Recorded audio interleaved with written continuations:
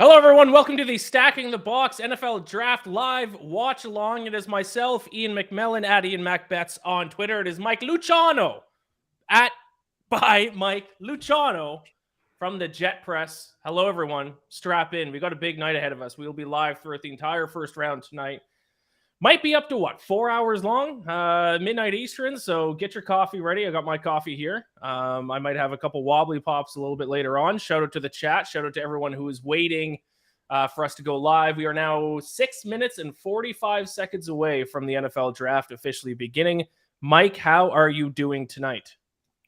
I'm feeling pretty fantastic. I got all my sugary stuff helping me stay up for God knows how long. And I'm excited because this is an unpredictable draft. I mean, some years, you see number one's already planned out, then 2, 3, 4, you get an idea. I have no idea what's going to happen tonight. We've seen 4 different names at number 2. We've heard all sorts of crazy trade ideas come out.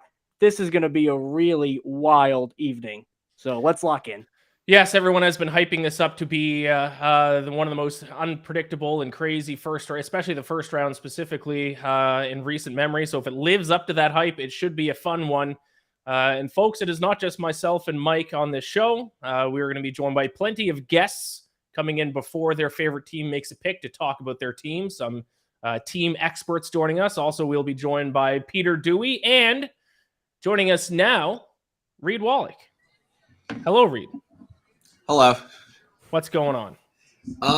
Well, let's see. The draft starts in 5 minutes. Second Yes. pick will be in about a half hour. So in about a half hour, I'm taking a bath on CJ Stroud going number 2 overall to the Texans, which is apparently happening. So that's not fun. But besides that, I love the draft. So, we'll see if we could mend some wounds in the next few hours and, pumped to, talk about the draft. Yes, so for those watching that don't know, myself and Reed, we are editors for BetSided, the betting portion of FanSided. So we come from a little bit of a betting background. The both of us have a ton of bets placed on the NFL draft, responsible bets, but bets nonetheless. I had 15 different bets placed. And I was talking to Reed earlier today, and he told me that he had a ton of bets placed on the player to go number 2 in the NFL draft. And he said the only guy that could get drafted number 2 that would hurt him, that would cause him to lose money, would be CJ Stroud. And for the past, how many weeks now? Wait, what? Yeah. And then Oda Blue, because the past couple of weeks, he has not been favored to go number 2 for at least a couple of weeks, right? And then even earlier today, not favored to go number 2. As someone who covers betting, this is not like a football conversation or anything like that. This is not trying to say CJ Stroud is going to be a bust or is going to be great, whatever. Strictly talking about reading the market and what's going on, because that's all I'm trying to do. I'm trying to make good bets on the NFL draft. The momentum was just absolutely towards CJ Stroud. Wasn't just going to not go number 1 overall. He was the favorite originally to go to the Panthers. He was going to slide, closer to 5, 6, 8 to the Falcons, maybe even 11 to the Titans. He graded poorly on the S2 test, which is like your reaction time and like how you process things. Really, nothing seemed to go his way. I don't know why the Texans would put up some sort of smokescreen on CJ Stroud. I mean, good for them. It seems like they pulled one of the best, keeping this to the chest. We've seen Paolo Banchero for the NBA draft, if people remember that last year, is another thing. But, late, this morning, people were saying it looks like it's going to be Will Anderson. And then as of an hour ago, CJ Stroud went from like plus 300. He was like slowly crawling up. And they went from plus 300 to minus 110 to minus 200 to minus infinity. And then the books took it off the board. So someone got word that CJ Stroud was going to. So we'll see if that's going to happen. But I think it's a formality at this point. The draft seems to start at 3 now with it going Bryce Young and CJ Stroud. So does it seem like, is it are the Texans going to take Stroud, or is someone else trading into that spot to take Stroud? It seems like Houston is going to be sticking at 2 and taking Stroud as their quarterback of the future, because the whole the sense around the Texans at in the past few weeks was they wanted Bryce Young the most, and they were very close to getting the number 1 pick with the Bears, trading up and getting Bryce Young. They didn't get him, so then they're like, okay, well then who's number 2 on their board? And it actually sounded like from multiple reports, Will Levis was actually the second quarterback 2 on their board behind Bryce Young. So Will Levis got some steam. Stroud not involved. There was rumors of his agent being an issue because it was Deshaun Watson's agent. There, obviously, D'Amico Ryans, the new head coach. The Texans also picked at 12. There was a myriad of reasons why the Texans would not take C.J. Stroud or a quarterback in general. And it seems like I saw Ben Solak for The Ringer. He does great work. He said, from all his indications, Will Levis was quarterback too. It seems like ownership may have stepped in and said, we want the Heisman Trophy finalist back-to-back years, the Ohio State quarterback, the prolific one. We want C.J. Stroud. And the owner, Cal McNair, I believe is his name, he was the one who said that. That's what Ben Solak said. So we'll see if that's right. I mean, it's been an uncertain draft. It's been a chaotic draft. And now, we're about to start in a minute. And it looks like we know who number 2 finally is. So we may know number 1, number 2, and I will say anyone who's tuning in to see Sterling and some of the rest of the Arrowhead Addict guys, they are actually at the NFL draft because it is in Kansas City. They might join us remotely at the very end of the show after the Chiefs pick. We will see, but they are there in person, so could not be on the show. 2 of us are in New York, myself and Reed are in New York. Mike, are you in New York as well? I'm in New Jersey, so New Jersey, about like an hour away from New York, so close enough. There you go. So we're all East Coast. We're all going to be up late. I got my coffee, and we are 1 minute out from the start of the NFL draft. We assume that Bryce Young is going to be the first overall pick. So not only are we going to have a ton of guests throughout the show, we are actually going to have some video clips of some interviews that we did with some of the prospects. One of the prospects that I believe is Sterling interviewed was Bryce Young, who's going number 1. So if we could tee up, we have a clip about Bryce Young talking about, I believe, his height, his size, because that was, of course, the number 1 concern about Bryce Young heading into this draft. It doesn't look like the Panthers care. It looks like they're going to take him first overall anyway. So right before this draft starts, why don't we start our show off with that clip with Bryce Young talking about his height. The question from the media has still been your size. What do you say to all the detractors? Was that towards me or towards Will? To you. Oh. I understand it. I think everyone's entitled to their own opinion. It's cool, but for me, I focus on what I can control. I focus on myself, and I know who I am. I'm confident in myself, and again, I only know one way how to play the position. Again, I don't really have anything to combat anything that people have to say. But again, I know who I am. I know what I can do, and I'm focused on being the best version of myself, so that I can give everything to the franchise that does take a chance on. There you go. A fellow short king, although he's actually taller than me. He's what, 5'10"? I'm 5'8 3/4, but I'll claim him amongst us shorties. By the way, Sterling, I don't want to, pass up saying that Sterling at the very start of the clip asking the question looks just fantastic over there. Yeah, sharp. Looking sharp. Got the mustache. I thought he was like mid to late 30s until a couple of weeks ago when I asked him on the show. Turns out he's younger than me. He looks great. He's looking sharp. So it is 8 o'clock Eastern, 8:01 Eastern. The NFL draft has started. I guess technically the Cardinals are now, or not the Panthers are now technically on the clock, but does the draft actually start? I always forget this. Right at 8. Are we going to have 15 minutes of talking heads before we actually get a pick? There's going to be a lot of back and forth, and I think this should happen. I think that should happen. Too much of it. And then Goodell's going to give a long speech where he's going to get booed mercilessly for reasons I don't understand, because I don't know why. Who's that serving? Is it just him? Because all he does is go out there and then get reamed by every single fan base.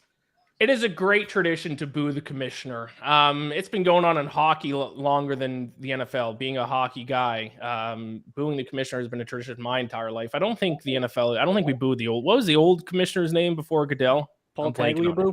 Yeah, I don't think people were booing him, were they? Tagliabue had some booable moments, but I think the overall scope of what Goodell has done has made him eminently more booable.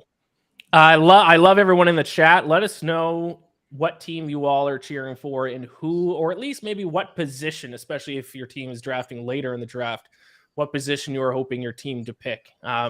Me being a Falcons fan, as you might be able to tell by both the helmet and the sweater that I'm wearing right now, it is the only time of the year there that it's fun to be the fan of a shitty team, because we finally get to pick a top player. The draft kind of revolves around talking about who the bad teams are going to pick at the very top. I am personally afraid that we're going to take Bijan Robinson. That's the whispers. That's the rumors. That's what the fan base, I don't know why, but that's who they want. I don't know if they're going to trade down to get Bijan Robinson. I don't know if they're going to take him at number 8. I hope they don't, and maybe they won't. But the Falcons have gone on record, their management, their executives over the past few years, ever since new executives and management has taken over, that they like to build a team in free agency and then in the draft take the best player available. We saw them do that already with Kyle Pitts a couple years ago. If they stick to that, we might just see Bijan Robinson go to the Falcons. If you look at the betting odds, the Falcons are the favorite for where Bijan Robinson is going to end up. I'm terrified of that. We have too many holes to take another running back, especially because we have Tyler Algier, 5th-round pick last year, rushed for 1,000 yards this past season. So that's kind of where my head's at. I'm hoping one of the top edge rushers fall to us, Tyree Wilson or Will Anderson. Probably not Will Anderson, maybe Tyree Wilson. We'll see. And maybe a cornerback like Christian Gonzalez or Devin Witherspoon. So that's kind of where my head's at. Chiefs need wide receivers, says NFL Edits. I think we move up to 19 for offensive line. There's going to be a run on deep players from Zach Shields. I assume that's Chiefs as well. I know Sterling talked about the Chiefs potentially moving up to get an offensive line. We talked about that over the past couple of weeks. Mike, you are a Jets fan. What are you hoping the Jets do? You got Aaron Rodgers. You got your quarterback. You got the defense from last year. What are you thinking for the New York Jets? They pick what?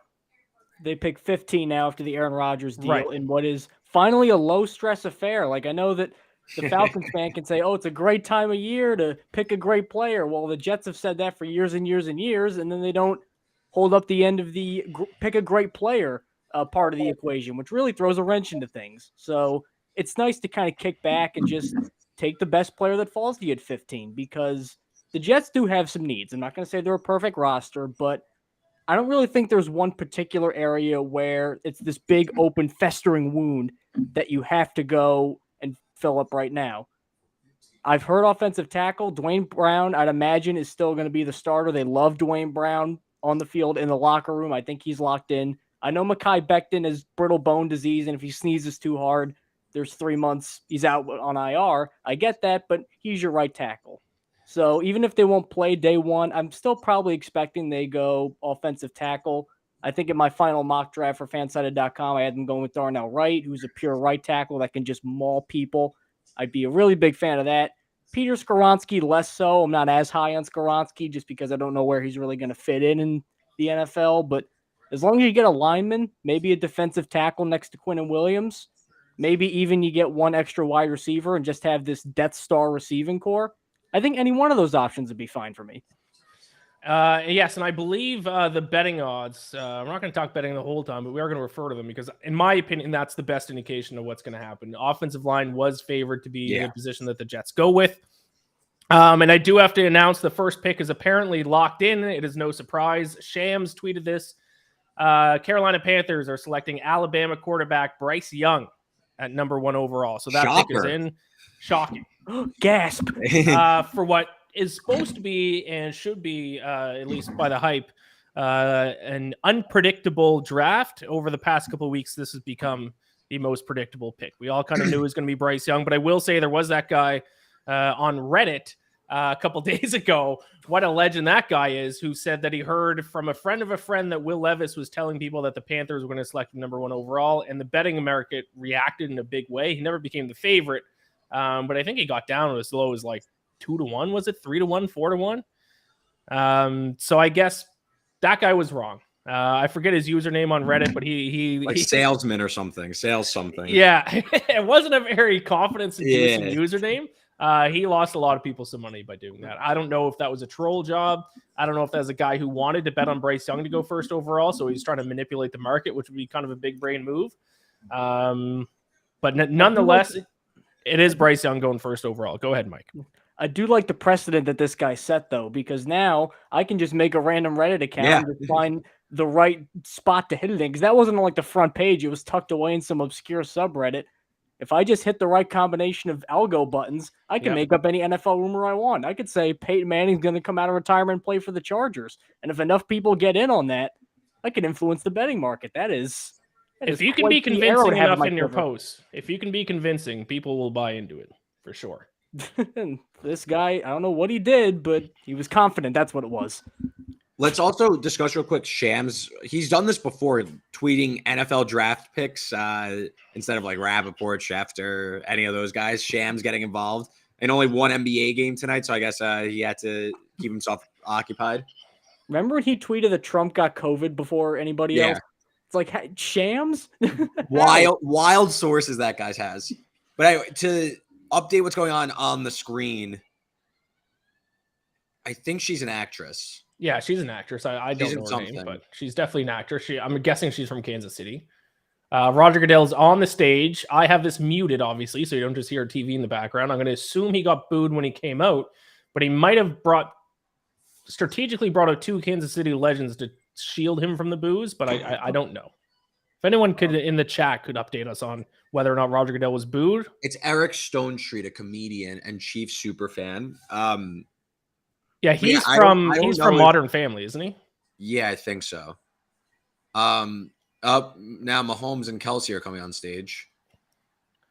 But I guess they're gonna say like this is like they're gonna announce like the Panthers are on the clock and all that, and then like are they gonna take all 15 minutes? Because that would be kind of obnoxious. Like, let's go. I agree. Your stream is way ahead of mine, Reed, so you're gonna have to keep me up there because you'll be like the what's going on the stream guy then. Yes. Heidi Gardner from SNL. Producer Richard says is the actress. So there you go. I'm assuming she's from Kansas City. They should bring out Jackson Mahomes. That's who I want to see. I thought the objective was to not get booed. Jackson. Yeah, but then the fans can boo Jackson instead of Roger. But then again, maybe Kansas City people like Jackson Mahomes. I don't know. Peter Dewey in the chat. Roger Goodell has more approval ratings than Adam in-season tournament silver these days. I fear. That's tough. Yeah. So second overall. So at this point, we think, based on have reports come out and said that too as well, Reed, that CJ Stroud is locked in to go number 2, or is that not just locked in? That's merely betting odds. But when they get completely taken off the board, something's going on. Yeah, I mean, when you go from plus 200 to minus 2,000, that would be if he doesn't go 2, I would be surprised. So there you go. So it's probably going to be 2. Well, we already know quarterback number 1 overall. Quarterback looks like number 2 overall. That leaves the Arizona Cardinals on the clock. Do they trade out of that spot? Do they try to do they take the best defensive player available? What do the Cardinals do in that spot? If I was the GM, like this is just if I had my druthers, I'm just staying put and taking Will Anderson. I think with Jonathan Gann, a defensive coach coming in, I don't think this is really the time to get in any sort of complicated sort of trade. Just go and lock in and get the best guy available right now. And Will Anderson, as a run defender, as a pass rusher, as a pure athlete, as a producer in the SEC where he's playing a bunch of professional tackles every single week, his numbers weren't just amazing. They were preposterous. I think he had 100 tackles his sophomore year at Alabama. So this is one of those guys who, even if he might not immediately make the Cardinals a better playoff contender right now, because I think they just have so many holes, this is one of those guys where you just take him and you know there's going to be Pro Bowls piling up and all-pro appearances piling up. I wouldn't overthink this. I'm just staying at 3, and I'm taking Will Anderson. There were some whispers that Tyree Wilson, the edge rusher from Texas Tech, was going to be the first defensive player taken. That is now flipped back. It seems like Will Anderson now is going to be the guy that's going to be the first defensive player taken. They're showing now on my screen the trade between the Bears and the Panthers, and for a split second, I thought that was a live trade that just happened. Imagine, never mind. Coming back. I was about to lose it. No. Panthers are now officially on the clock. On my screen, it's 9 minutes until they have to have the pick locked in. My stream's 30 seconds behind probably. So it's 8? Yeah, you're like about 30 seconds behind me. So I won't say anything, even though I guess a minute behind. Mine says 9:30 right now. Oh my God. Wow, Mike. Maybe refresh your stream. Are you guys? Well, I did just get rid of cable, and I'm whatever streaming service I'm using right now, man, it is chugging along. I will be the last person to ever be a cord cutter because I need as live as humanly possible. I need to be close to it. So I won't spoil anything though. I guess you could maybe see in the reflection. Maybe I'll. No, you're good. I mean, we already know who the pick is. So yeah, I'm on Hulu. By the way, the side story of this of this stream. I'm not going to talk. I'm going to try to talk about it as little as possible because I know this is all NFL here. My beloved Toronto Maple Leafs are playing the Lightning. It's 1-1 the start of the second period. Game 5. They win. They advance to the second round of the playoffs for the first time since 2004. Not going to dwell on it, but a little side story going on in the background here for me. I'm not watching the game, but I do got to check in on the score every now and then. They're showing highlights of Bryce Young. If they're going to take the whole 7.5 minutes still left, why don't we run one more Bryce Young clip? I believe we have another one. We have Bryce Young. Let's do Bryce Young and Will Anderson the first time that Nick Saban knew their names. We also had a clip of Bryce Young saying he doesn't know where he's going. Well, that's not relevant anymore because now even we know where Bryce Young is going. So if we can cue up the clip, Bryce Young, Will Anderson, on the first time Nick Saban knew their names. Freshman year, like he just used to be like 31 this, 31 that, 31 this, and then I guess I had been doing so good at practice. One day I walked past him, and he was like, "Hey, Will, how you doing?" And he just like shocked me because it was like, "Oh, you know my name," and then our relationship has been good ever since then. Yeah, actually, I remember when my graduation day was. We were on a team meeting going over. We're watching film, and he'll call out like the good, bad, and uglies. Whenever he calls everyone out, he calls everyone out just by their number, unless like you played well enough, he'll call you by your name. And it was the same thing. And he was like, yeah, and on this play, Bryce is dropping back and going left, and I was like he was talking, and we're always on like the same row, so he can't really see me. I was peripheral, so I was like, I looked over. I was like, I tapped like Jay Will, and it's like, bro, like that Rice, like, so yeah, I definitely remember that day too. There you go, beautiful stuff. Will Anderson looks like he's 35 years old. That's what I caught from that clip. You want to go look at someone that really is like that? Go and look at Ashawn Robinson when he was at the combine. Like, he's 22. I'm not joking. He looked like he was 47. I'm gonna look it up. It was like I don't believe this guy is like are the Panthers serious right here? Not to interrupt you, Mike, but like, what are we doing? 5 minutes. We already know it's Bryce Young. Like, come on. Ugh, this is. This happens. Make a statement. This happens every year. How it'd be nuts if they actually come out and do end up picking someone else, though. All this for the third best quarterback on my big board. You have Bryce Young as the third best quarterback on your big board. Who do you have above him? Stroud? Stroud 1, Richardson 2. Oh. I just think the problem with Bryce Young, because Bryce Young is the best, I think, like post-snap processor and probably playmaker. The thing, though, too, the height is not the problem with me. It's the weight, because I know he bulked up a little for the combine. But his playing weight was like mid-190s. And probably like a little bit under 200 pounds. And you got to go back to like Fran Tarkington to find guys with those sort of measurables that lasted for a long time as a starter. I mean, even Kyler Murray, who's a once-in-a-generation athlete that got picked top 10 in baseball and football, I mean, he's been banged up the last couple of years. So, like, the height is not a concern for me. We've seen Kyler and Russell Wilson and Drew Brees make it work. It's the frame. Like, can he bulk up and still be effective? If he does, it's Pro Bowls nonstop. So from a pure fundamentals perspective, do you think he's the top quarterback? If we're just talking skill, if we take size out of it, from a pure skill and ability and talent standpoint, would he be the top quarterback on your board? I really like Stroud just because I think he's just arm-wise, accuracy-wise, I think he's the best in the draft. In terms of pure tools, I think Richardson's got the best, and they're not above average. They're Cam Newton all-time outlier level size, speed, throwing arm. And I also think he played on a Florida team with Billy Napier that did him no favors with crappy schemes, crappy receivers, bad play calling. I think if you get him in a really good system, I think he's really going to flourish. I think he's probably going to be a better pro player than a college player. So, Mike, one question. What team would you realistically like Anthony Richardson to land? Like if you had like your number one team to player fit, which team do you think would suit Anthony Richardson the best? I honestly think Tennessee, just because even though the offensive line is not very good right now, you have Ryan Tannehill there, so you don't need to throw him in immediately and ruin him. I know there's been rumors, but Derrick Henry's still there, and I think Mike Vrabel's an exceptional coach. I know he's a defensive guy, but I think he's probably a top 10 coach in this league pretty firmly, and you don't always get that with a team that's in the top 11 picks, a guy of that quality. So Mhm. if I could just snap my fingers, I think Tennessee might be the best environment for him to sort of develop and germinate and kind of work out all the flaws in his game.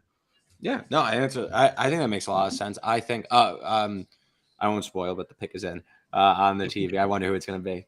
I think Spoiler, it's Jake Haener. First of all, that's my boy Jake Haener, Mike. Jake Haener, I hope he lands in the right situation because he is going to have and I'm hoping he gets the opportunity. He will flourish at the NFL level. He's my guy. I'm a college football head. That's what I do.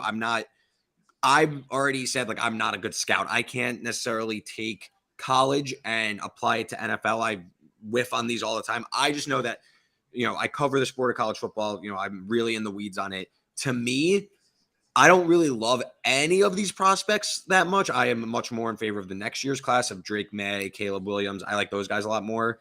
But to me, I think CJ Stroud, something that isn't being accounted for, and you didn't even bring this up, Mike, but I haven't seen that Georgia game was eye-opening, but I haven't seen someone like him where he hasn't shown an ability to be mobile and he has all these weapons and stuff. He just sits in the pocket and he has these all-pro receivers around him. Like, what happens when you go to presumably Houston and you need to kind of make everything happen? You're going to be behind a bad offensive line having to scramble and make plays on your own. We just didn't really see that at Ohio State with what I think is a pretty legitimate, defenses he went up against. Of course, he carved them up, but it's different when you're sitting in the pocket and you're making plays. You're just throwing to Marvin Harrison. You're, last year, 2 years ago, throwing to Jackson Smith-Njigba. It's a little bit different in the pros. That's why I'm a little concerned about CJ Stroud at the next level. Right, but I think doing that against Georgia specifically with a defense, that's fair. I'll I think that particularly, that's obviously still a big problem, is the mobility, the playmaking out of structure. It's definitely the worst of the Stroud, Young, Richardson tier, I would say. Mm-hmm. And I think it's probably a little bit worse than Levis too, but I think that at least showed that he can do it, and he can do it at a high level. You just need to find the right guy to coax it out of him. And you know what? San Francisco guy, very smart organization, bringing a bunch of his guys over to Houston. I think that might be a good spot for him. Yeah, listen, I would not be surprised. He has all the tools, and the same could be said for Anthony Richardson. No one's going to deny that Anthony Richardson is a freak athlete, and he could do anything on the field. It's on like the next level now in the coaching staff and obviously him to figure it out. I personally, though, I'm a little lower on these prospects. I do think, you made great points about Bryce Young's size. I think he's a special player, though, and I think he's going to find a way to succeed. I don't know if he'll be like a Hall of Famer, but I think he'll be a good pro. Like, I think he's worthy of being the number one pick, in my opinion. Bryce Young, by the way, officially selected. No surprise. We knew that already, and we knew it 15 minutes ago, but he's now walking on the stage. A nice, what color would that be? It's not beige. Like salmon? It's like a salmon suit, white t-shirt. And he's selected by the Carolina Panthers. Wait, what's he? Is that jacket fitted properly? It looks really big. It's a certain style. It's a certain style.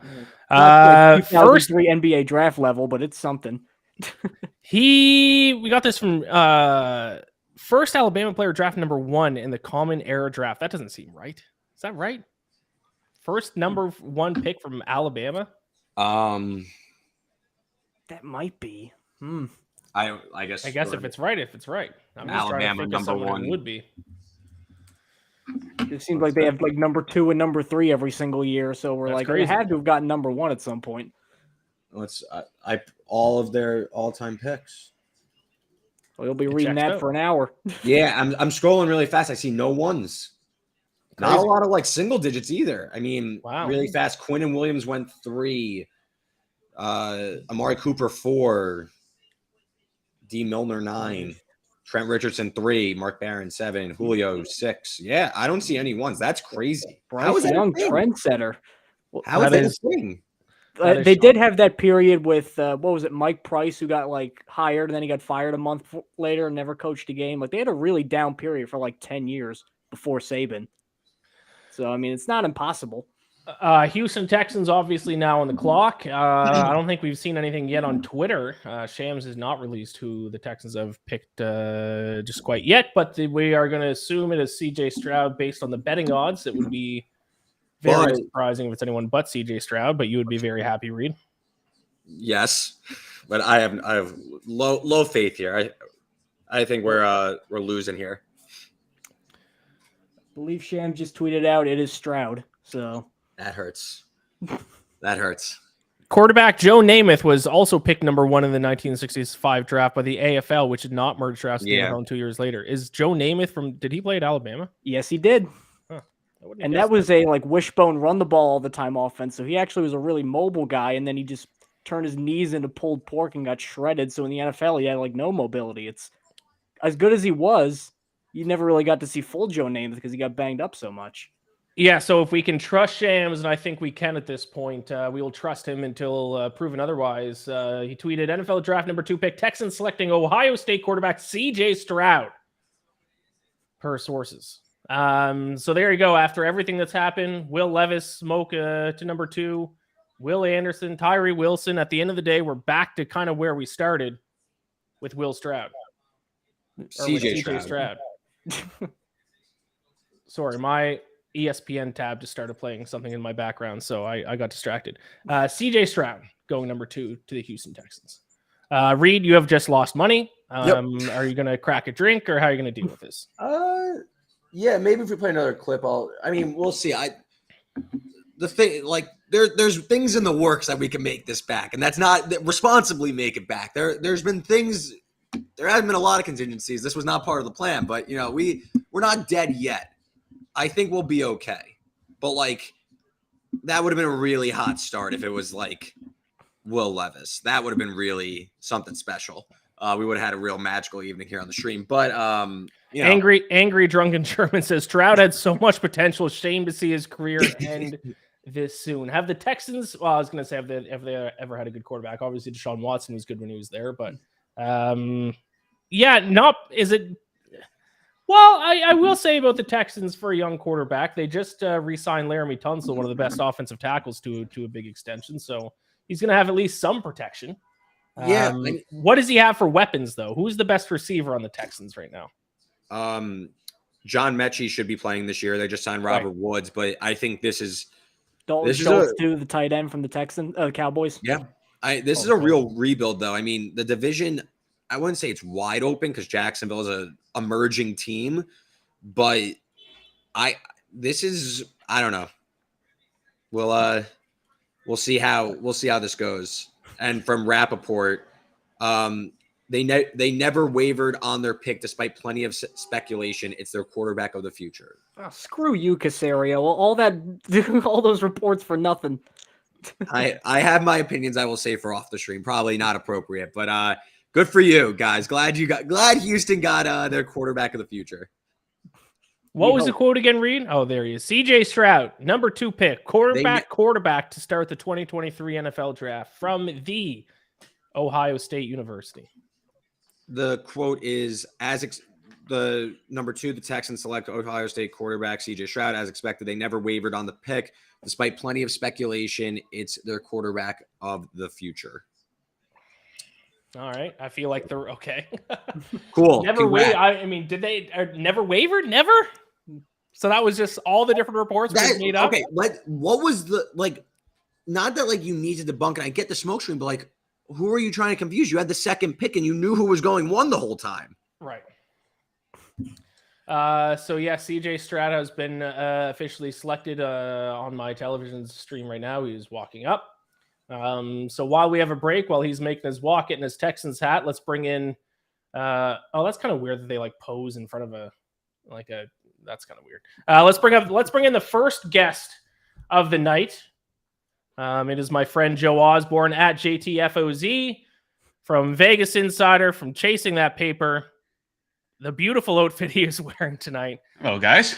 Joe, we know that you are a Miami Dolphins fan. Yeah. So no pressure tonight.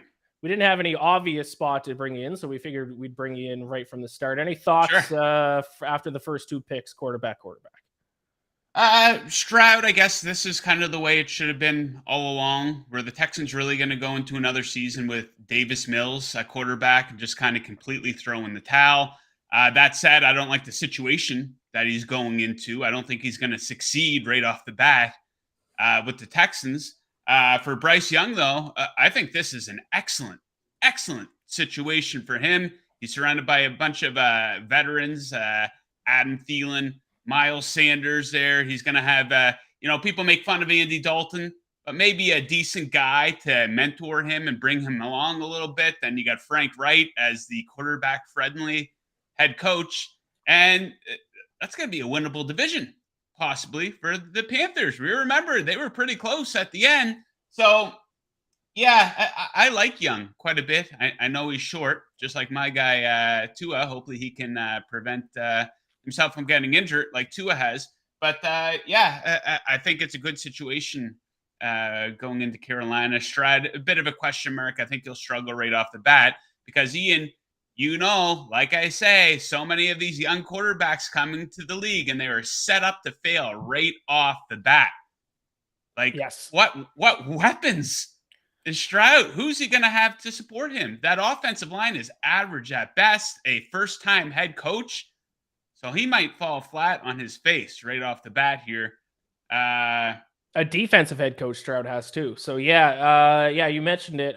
Young has some weapons here. Adam Thielen, Miles Sanders, a running back, DJ Chark, Hayden Hurst, a tight end. He has some weapons. The Panthers had probably around maybe if not top 10, just outside of top 10 defense last season. So they're going to be right in the thick of things in the NFC South, unfortunately. Still, I think behind the Falcons, in my opinion, but we will see about that. Joe, who do you think? Do you have any predictions for who the Cardinals are going to take here at number 3?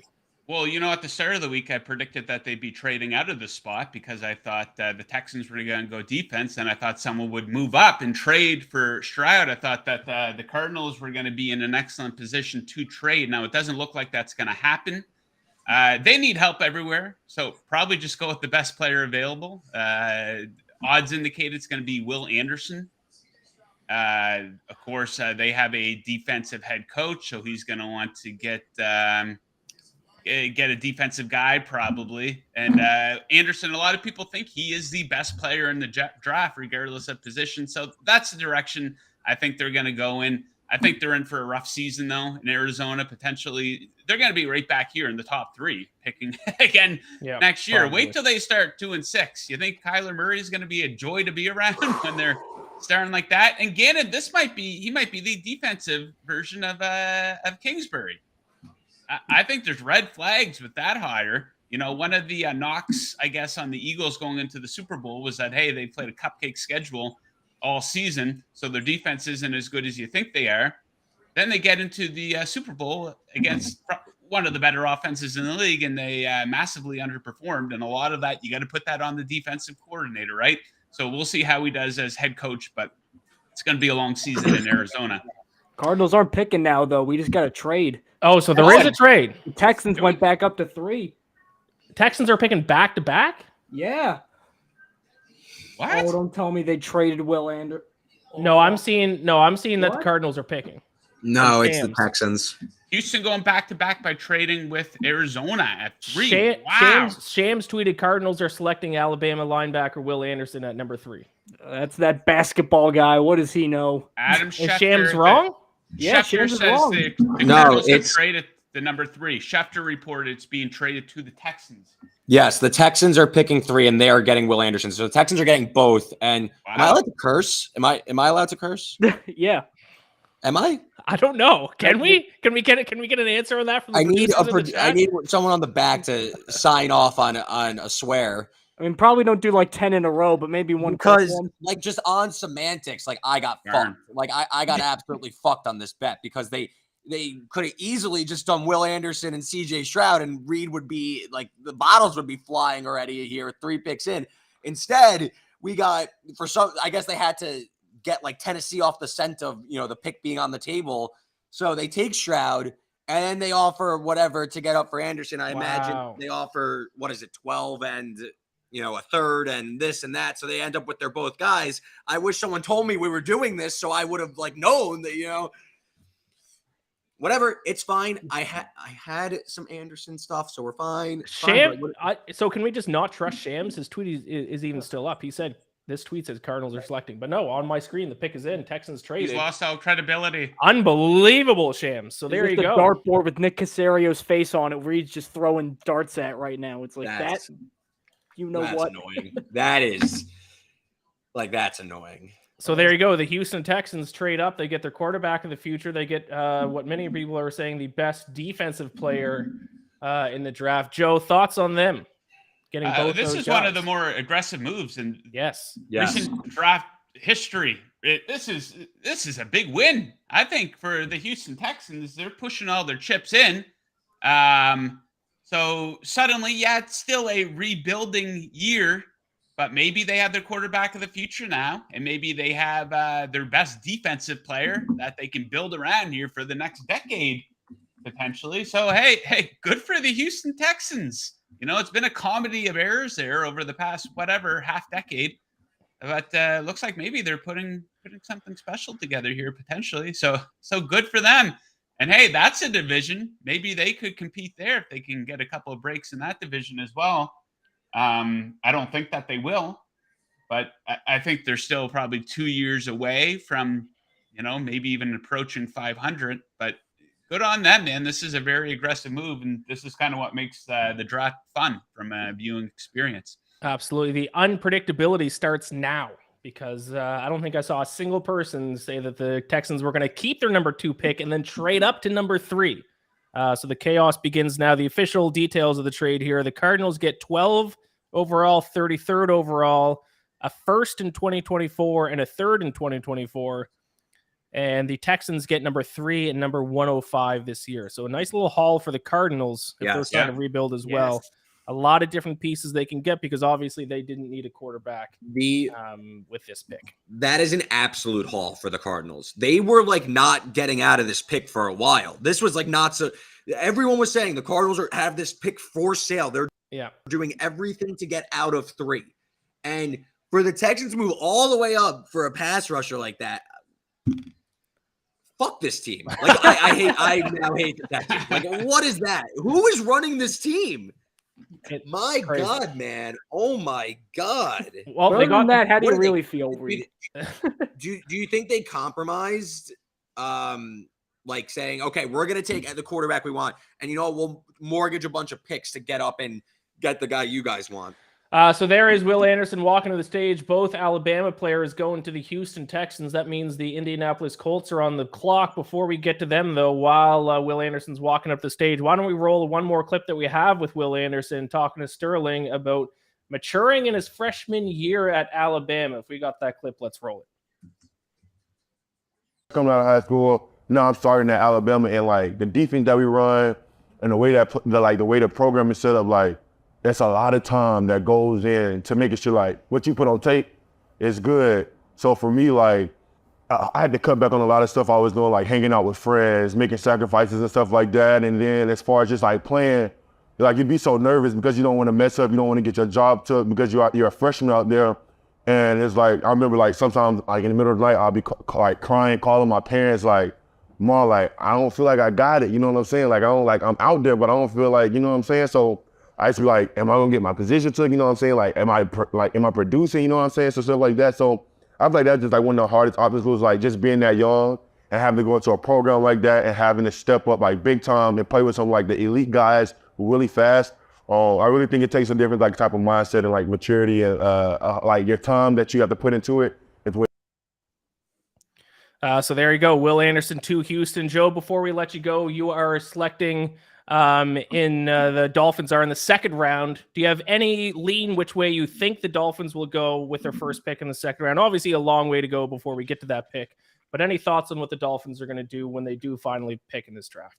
Well, in a perfect world, they'll trade up and grab Gibbs out of Alabama, but I don't think it's going to be a perfect world. That often isn't the way it works for the Miami Dolphins, but they got to find some sort of a diamond in the rough for the offensive line. I'm not going to pretend I'm some type of a college football offensive lineman expert and throw out any names here, but it's probably either going to be an offensive lineman or a tight end, but they have been linked, maybe trading into the back end of the first round to get Gibbs out of Alabama because the guys they have now, not exactly lead backs. So yeah, super sexy offense. Why not add the Alabama running back, the second best running back in the draft? Sure. And if they do look for a tight end, pretty tight end deep draft too. A couple that I think are both projected in the first round. So maybe if one of them can fall late to the first round as well. Thank you so much for joining us here, Joe. Where can people find your work? Vegas Insider. Follow me on Twitter, JTFOZ. I share all my work there, and I do my show, which Ian will be appearing on tomorrow, Chasing That Paper, at 11 Eastern on the Vegas Insider YouTube channel. So make sure you check us out tomorrow. Absolutely. Tomorrow morning, bright and early. No mailing it in, Ian. Yeah, I got a late night, so I'll do my No best. excuses. I'll do my best to bring it tomorrow morning. All right. Thank you so much, Joe. Take care and good luck to your Dolphins. All right. Good luck, guys. Have a good night. Awesome. Thank you. There we go. Alabama is the first college to produce the first offensive player drafted and first defensive player drafted in the same NFL draft since 1967. A little fun fact for the people out there. Now, here's another fun fact. Can you guess what school that was? No cheating. Honor system. Notre Dame. Incorrect. But you're in the right area of the country. I don't even know where Notre Dame is. I'm Canadian. Indiana? I don't know where Notre Dame is. It's in Indiana, but it's not there. It's close. I don't know. Reed, do you have a guess? Nebraska. I missed the question. I'm still stewing from this Texans nonsense. Alabama, well, our producer also hinted at Michigan State. They're the first. Alabama this year is the first school since Michigan State in 1967 to have the first offensive and defensive player taken in the same draft. That was Bubba Smith, the Pro Bowl defensive tackle, and Clinton Jones, who was a running back. They went to the Colts and the Vikings. There you go. The pick is in for the Indianapolis Colts, according to my television screen. I'm struggling to find what that pick is. Do you want me to announce it? Yeah, if you have it, announce it. It is Anthony Richardson. Whoa! Florida quarterback. Yeah, Will Levis taking a little bit of a tumble for Will here. Who was seen as the consensus pick to Indianapolis. So shocker for sure. So for a while, Will Levis was projected as the number 4 quarterback. He got all the way up to being the betting favorite to go number 2 overall in the draft. Now, not only does he drop deeper than 4, but he is now going to be the 3rd quarterback or 4th quarterback taken, maybe even the 5th. No. Oh, Will Levis. Will Levis. Sorry. Also, no big deal. This cashes my Anthony Richardson under 5.5 bet. So Very that's my nice. first cash Nicely bet of the done, night for that.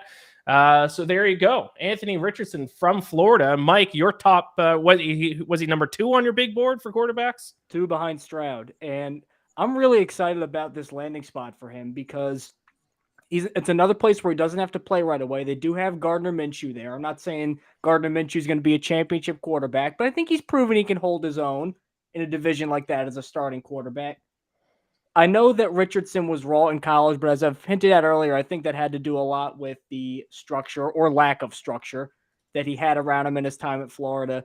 And if you're going to go out swinging, I mean, if you pick a guy who literally, based on relative athletic score, RAS, was the most athletic quarterback ever, if he doesn't work, you're going to go, well, how could we not have taken him? I mean, he's 245 pounds and he runs a 4.40.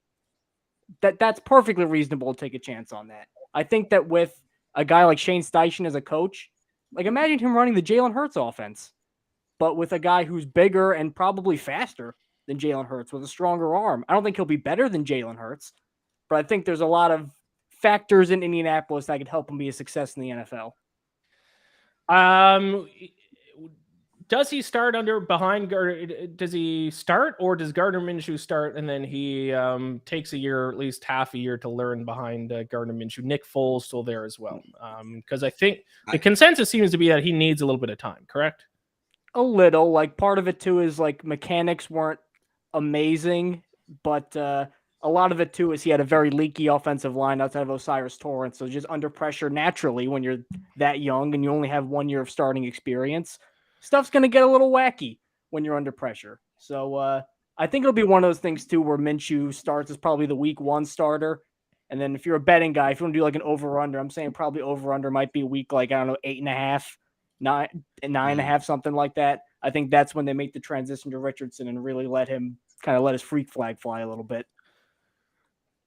Yeah, I think Richardson probably needs a little bit of time, but I agree with you, Mike.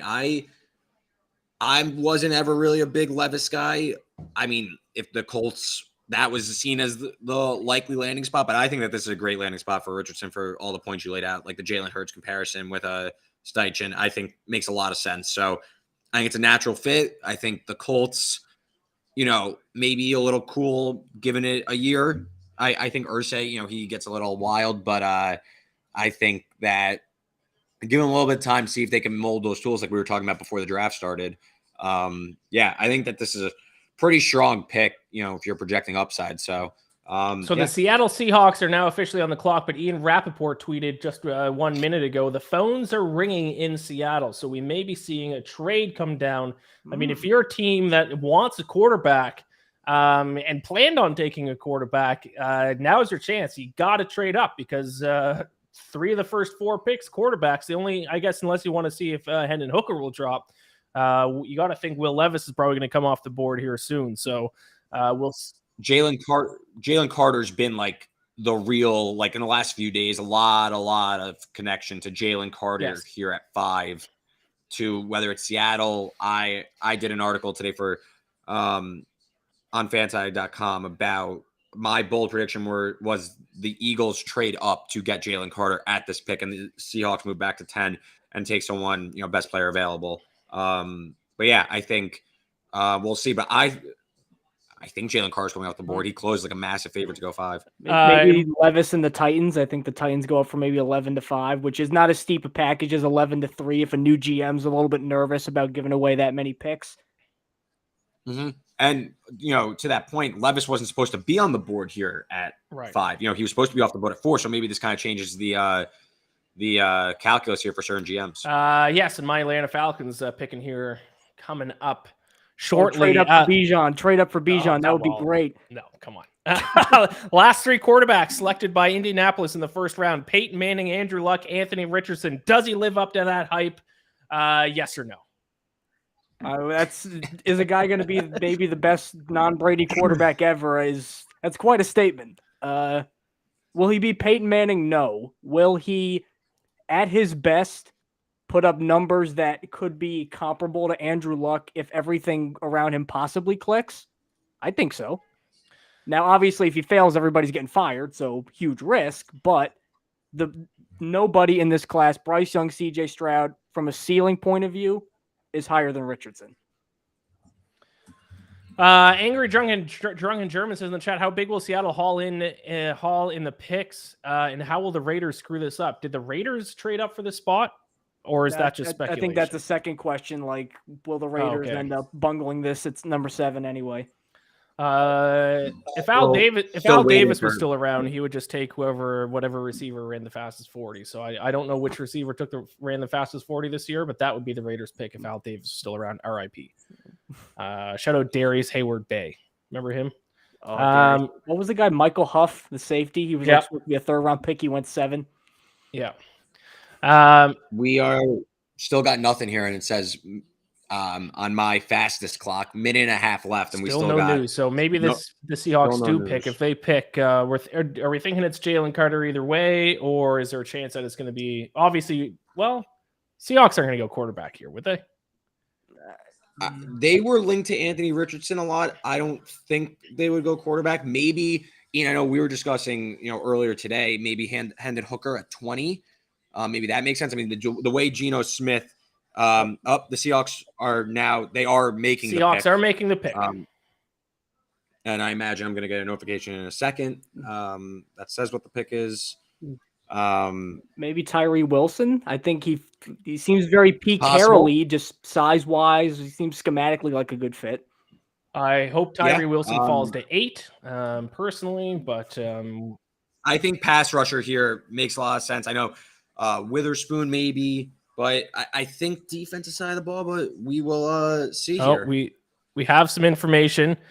Albert Breer says the Seahawks are taking cornerback Devin Witherspoon. Wow. Not first corner off the board already. Not a player that I don't think anyone had going to the Seahawks at number 5. Did you see anyone saying the Seahawks were going to take a corner? I saw a corner going to Detroit, obviously to Atlanta, but all the way at number 5, the Seahawks taking cornerback Devin Witherspoon from Illinois. I think they're trying to rebuild the Legion of Boom just because Yeah. as good as Tariq Woolen was, I mean, the other side of the field was pretty because they were moving the ball fairly easily against the Seahawks this year, and they weren't doing it against Tariq Woolen. They were doing it against everybody else. So hypothetically, this is a pretty good starting secondary. So you have Tariq Woolen on one side, you have Witherspoon on the other. Julian Love is kind of like a slot guy, safety hybrid, and then Jamal Adams and Quandre Diggs as your starting safeties. That is pretty fearsome, I gotta say. This is it. Yeah, that. Go ahead, Reed. I think I don't think Seattle could have done anything wrong here. So, best player available. Jalen Carter picked up a lot of steam there. I mean, Tyree Wilson taking a little bit of tumble after being projected to be inside the top, 2, top 3 even. So I think, maybe a little higher than, Witherspoon was like the consensus number 6 pick. So not like a crazy reach. He was going in this range, but I mean, that's a great pick. I mean, this, the way this board is breaking, I don't think anyone had like this exact situation panning out, but yeah, I love the pick. Witherspoon's a dog. Oh yes.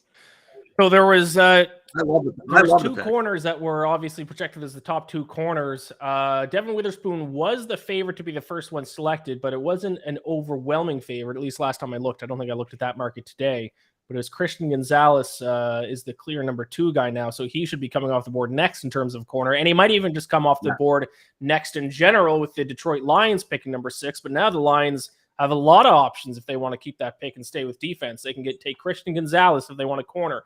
They can take Jalen Carter, still available. They can take Tyree Wilson, is still available. A lot of good defensive players left, so I'm assuming the Lions are going to keep this pick. They need a lot of help on defense, top 5 offense in terms of most metrics, bottom 5 defense last year. So they got to shore up this defense. They really got the outside of obviously Witherspoon here and Will Anderson. They have pick of the litter here, whichever position they want to go with. Yeah.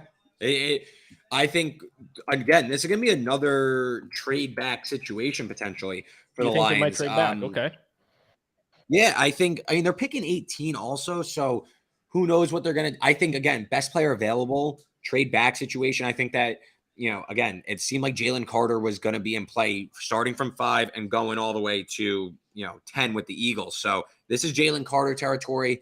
No offensive linemen yet have been picked. Not that the Lions would take one, but I think that this is definitely, I don't know, Mike, any lean here? I could see a lot of situations. I thought when CJ Stroud was dropping or projected to be dropping, I thought that this was a comfortable landing spot for him with Jared Goff not getting the extension, give him a year to develop behind. Maybe they go Will Levis, but I think, this one's got obviously maybe it's just a lot. Yeah, a lot of people think they are going to go corner because they traded Jeff Okudah to my Atlanta Falcons there last week or the week before. So corner is certainly a position in need. My prediction here is Christian Gonzalez. I did also talk to Brian Branch yesterday, the safety from Alabama, and I asked him. We don't have this clip, but I did ask him to name a player that he thought was going to have a successful NFL career, guy that wasn't on Alabama. And the guy that he mentioned, I thought he was going to go with an SEC player or someone that he played against.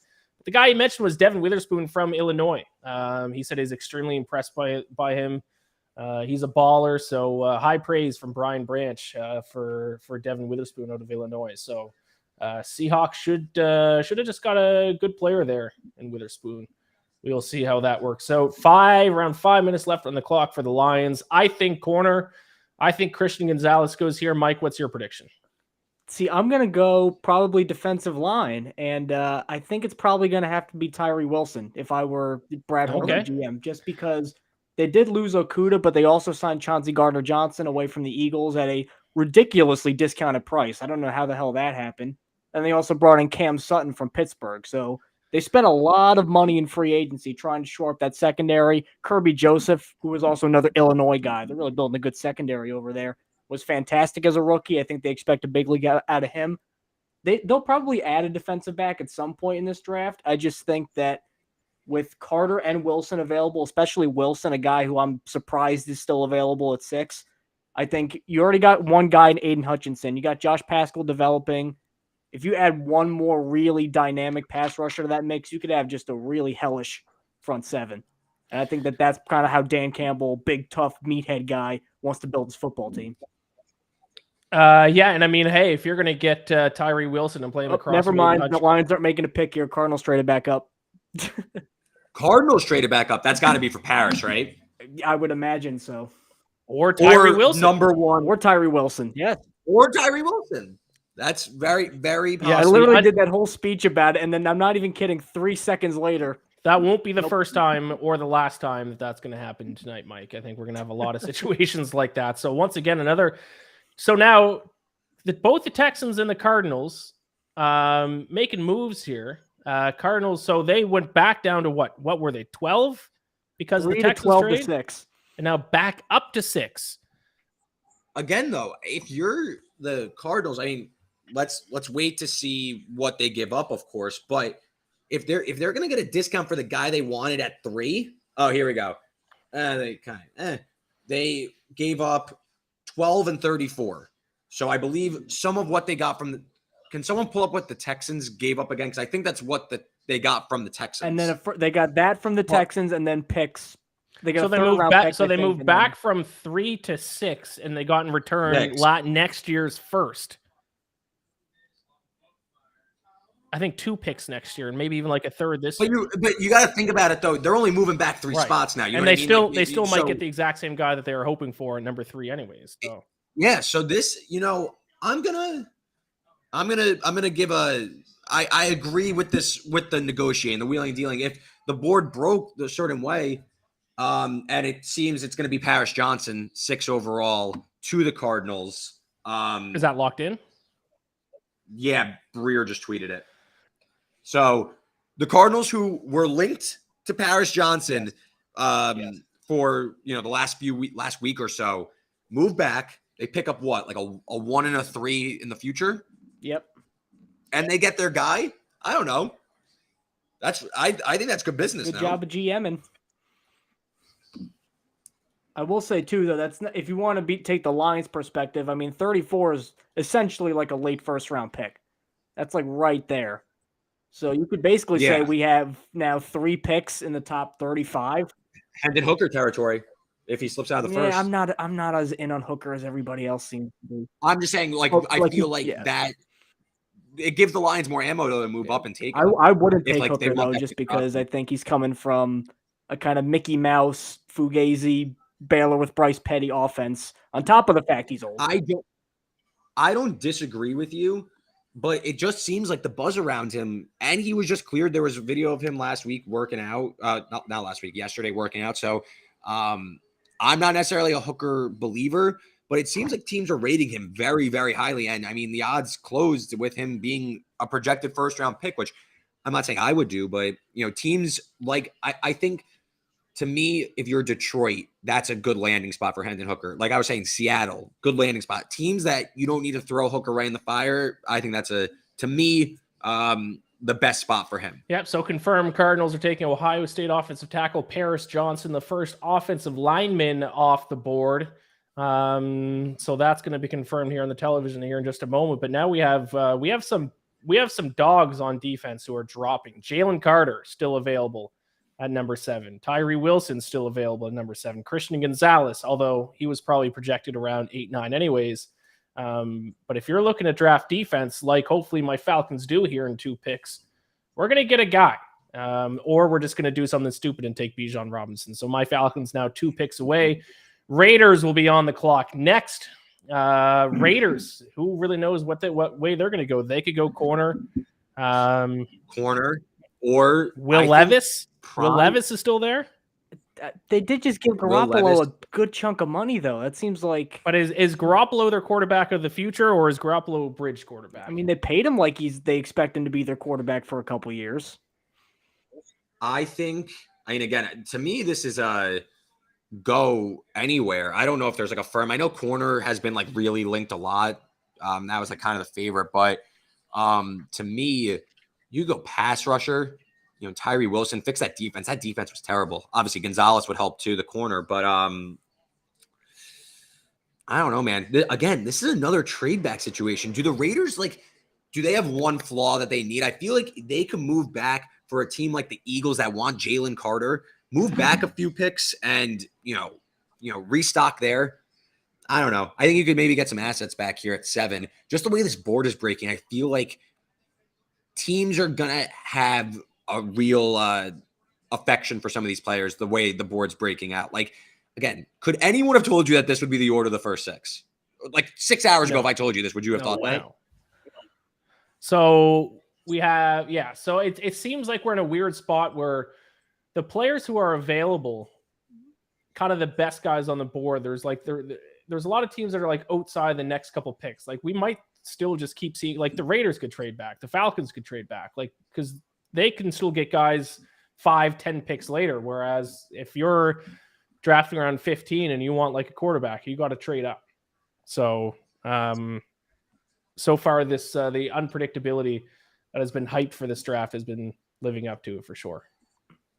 Paris Johnson, the first Ohio State offensive lineman to be drafted in the top 10 since Orlando Pace. Pretty good company, Orlando Pace, Hall of Famer. Oh, yep. Number 1 overall, I believe, to the Rams. That Yes. used to be the Jets pick. I think that was the year they thought Peyton Manning was coming out, and then he went back to school to spite the Jets, and then they had to trade back because of it. But, I mean, if he ends up half as good as Orlando Pace, that's an A-plus pick for the Cardinals right there. Yes. So the Cardinals have their offensive linemen. They have someone to protect Kyler Murray, who needs some protection because he's run into some injury issues the past couple of years. 6th overall, Paris Johnson. So now we have 2 Alabama players off the board. We got 2 Ohio State players off the board. And while we have a quick second here, let's bring in Peter Dewey to chat. There he is. At Peter Dewey, my friend, my coworker.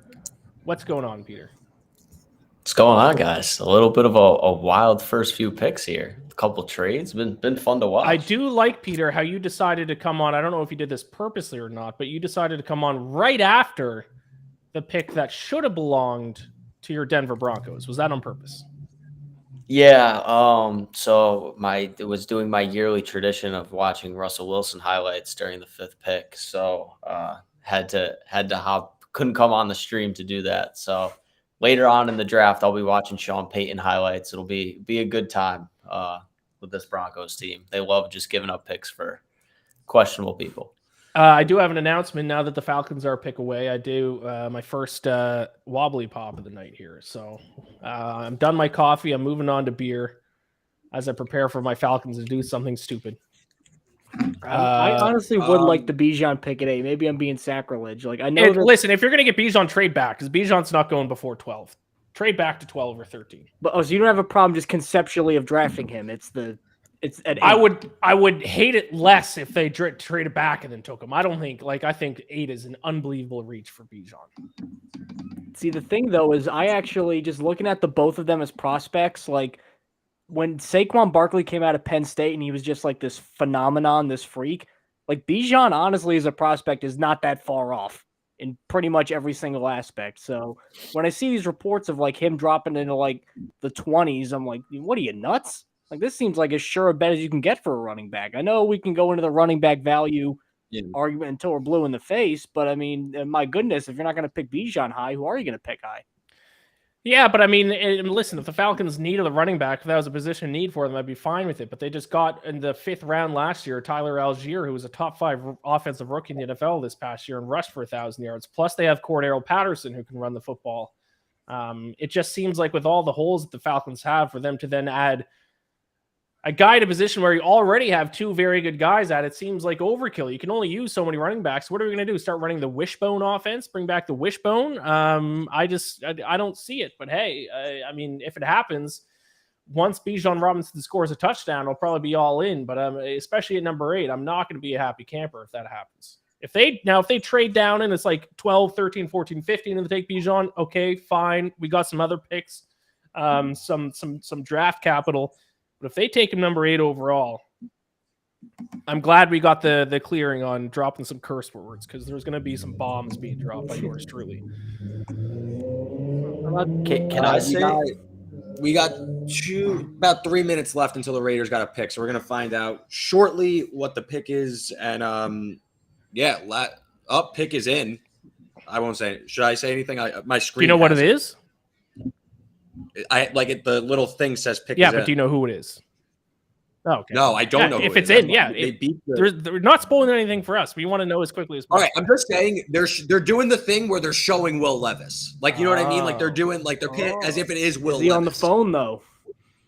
He's not on the phone though. Oh, he looks stressed though. Uh-oh. He does not look. Will Levis is like his eyes are going crazy like this. He's like, I don't know what's going on. We got it. It's Tyree Wilson. Okay, so the Tyree Wilson slide. I wanted him to fall to Atlanta. The Tyree Wilson slide has stopped. I really thought they'd go corner. I really thought it was Christian Gonzalez. Christian Gonzalez might go to Atlanta now, and I did tell him when I talked to Christian Gonzalez yesterday that if he gets drafted by Atlanta, when he goes up to on the stage to give us a dirty bird, is he going to do it? Probably not. But if he does, it's because of me. So that is if Christian Gonzalez gets picked by the Falcons in the next pick. But this whole time, ever since the end of the season, well, maybe not that early, but over the past month or two, I said I wanted Tyree Wilson to fall to Atlanta, and we almost got there. Another pick Atlanta could go with is Jalen Carter, who's still on the board. I would not like that. I don't like the things that have come out about Jalen Carter. I could see Atlanta. I could see Nolan Smith. Isn't it a little bit of a reach for Other Nolan Georgia- Smith at this point, or no? Not too much. He's like a mid-teens kind of guy. I don't think think they, it's they should go another tight end and just pair him with There we Kyle go. Pitts right There there. we go. Bro, Yeah. The all tight end offense. I think if the Falcons are staying put outside of Bijan, pass rusher is where they should go here. Whether it's Jalen Carter, Nolan Jalen Carter's Smith, an inside Lucas guy, though. Benton. Isn't he like more like a 3-tech? Yeah, Jalen Carter's more of a D tackle. No, I'm saying I apologize. Defensive line, they should be going. Yeah, I don't know if they need a defensive tackle though. Like they need an edge rusher is what they need. But I wouldn't be shocked if they go Jalen Carter.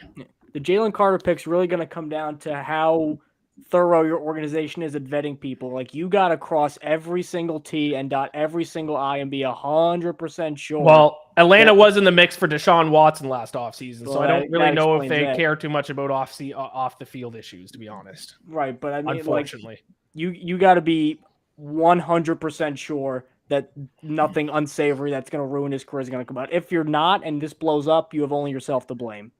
But if he ends up taking it, I mean, there are moments on his tape where it honestly reminded me a little bit of Ndamukong Suh out of Nebraska. It's that level of dominance. I mean, I remember before the Bears traded the first pick, I mean, I was seeing Jalen Carter at 1 pretty frequently. So I mean, it's just how thorough are you going to vet him? How comfortable is your organization with taking a guy like this? Certainly the talent is there for sure, and you would hope that they have vetted this guy and know more about him as a person more than we do. We're obviously not meeting with him, but Angry Drunken German says, so the Raiders didn't screw it up and have a solid pass rush now. So yes. Ooh, Tyree Wilson. Look at that. Look at that outfit. Ooh. How about the size of him? Oh, he's mad. He's a monster. How long are his arms? Like 7'4"? Like, my God. What was it? I think it was 86 inches. 6 inches. He So that fight is, wait, in the that is. UFC. Look at Oh him. God, I forgot. I can't do conversions. He is a monster. And I love that suit. Look at that. Showing off a little chest, got the sunglasses on. See, this is the guy I want. This guy's going to be a stud. He's still putting it together on the field. Like, he's still quite raw. And obviously, like, his numbers aren't super eye-popping at Texas Tech because he was getting doubled every play because he was the only guy they had.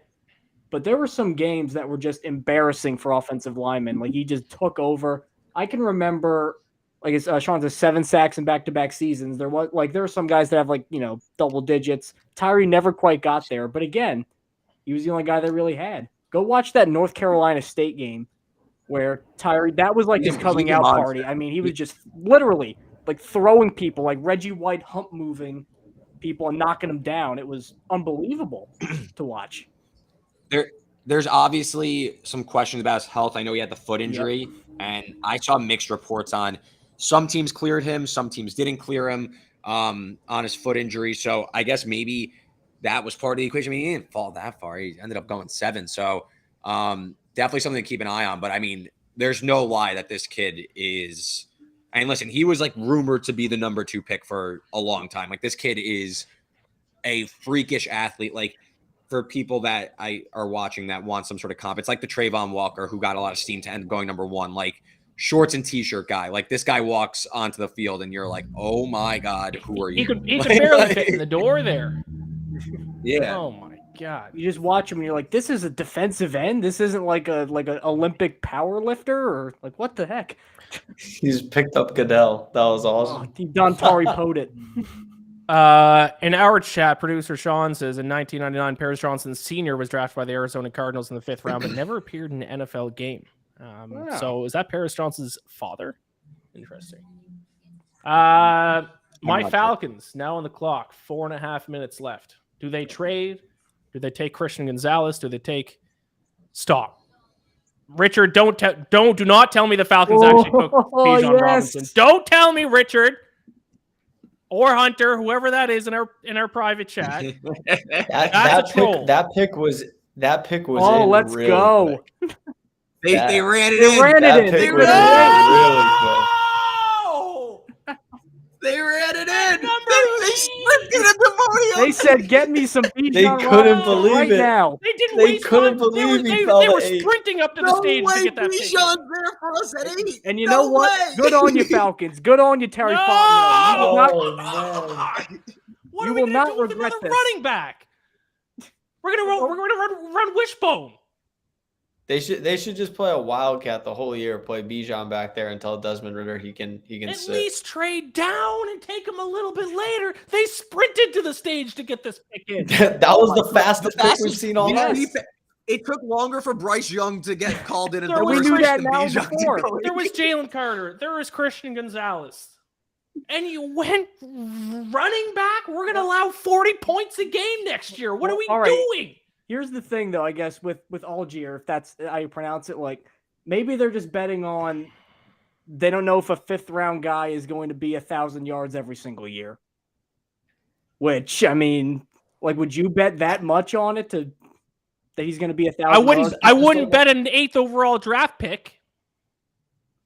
Well, at least take solace in the fact that, like, we can complain about positional value and things like that, but if you just wanted, like, highest guy on the board and you just wanted probably best chance of being a consistent starter for a long time, I mean, there's very few guys at any position, in my opinion, that are better than Bijan Robinson. And this is why I predicted the Falcons were going to take Bijan Robinson, because their management over the past 4 years has made it very clear. If you're a Falcons fan, you know this. They have said, we will build the team through free agency, which, to be fair, they have done a pretty decent job of that through the offseason.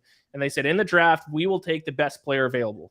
And I don't think there's much doubt that if you're just basing this off skill and talent alone, Bijan Robinson is the most talented and skilled player left in the draft. But it is 2023. We don't need 8 running backs. I agree with that last part, and I said this to Ian and Mike, I'm curious your thoughts on it. Yes, it is not necessarily prudent front office management and valuing of players, but Bijan Robinson is without a doubt the best running back prospect coming out in years. He's absolutely ridiculous. So I told Ian that come week 1, when he's carving it up, he will be happy that they took the pick. Maybe he won't like it when they do. They're stuck in like a franchise tag situation like the Giants are with Saquon, but I think he'll end up enjoying Bijan. I mean, especially too, like, hang on, just running backs too. Like, just you never know if just health wise one of them's gonna go. Like, you'd have like, okay, Ian has made his opinions very demonstrative. I got a Falcon shirt on underneath. Put the Leaf shirt on. Put the Leaf shirt on. I threw my Falcons hoodie off. I forgot my Falcons t-shirts on underneath, so I can't go tarps off completely here. But you know what? Chat can be the arbiter of truth here. Let's see what chat says. Do you think the Falcons picking Bijan Robinson at 8 was a good pick or not? Let's see what responses we get. G-Dub is in the chat asking if he's still mad Falcons took AJ Terrell over CeeDee Lamb. No, I'm not. AJ Terrell's I have an AJ Terrell jersey. But this is a little bit of a different situation, though, I think.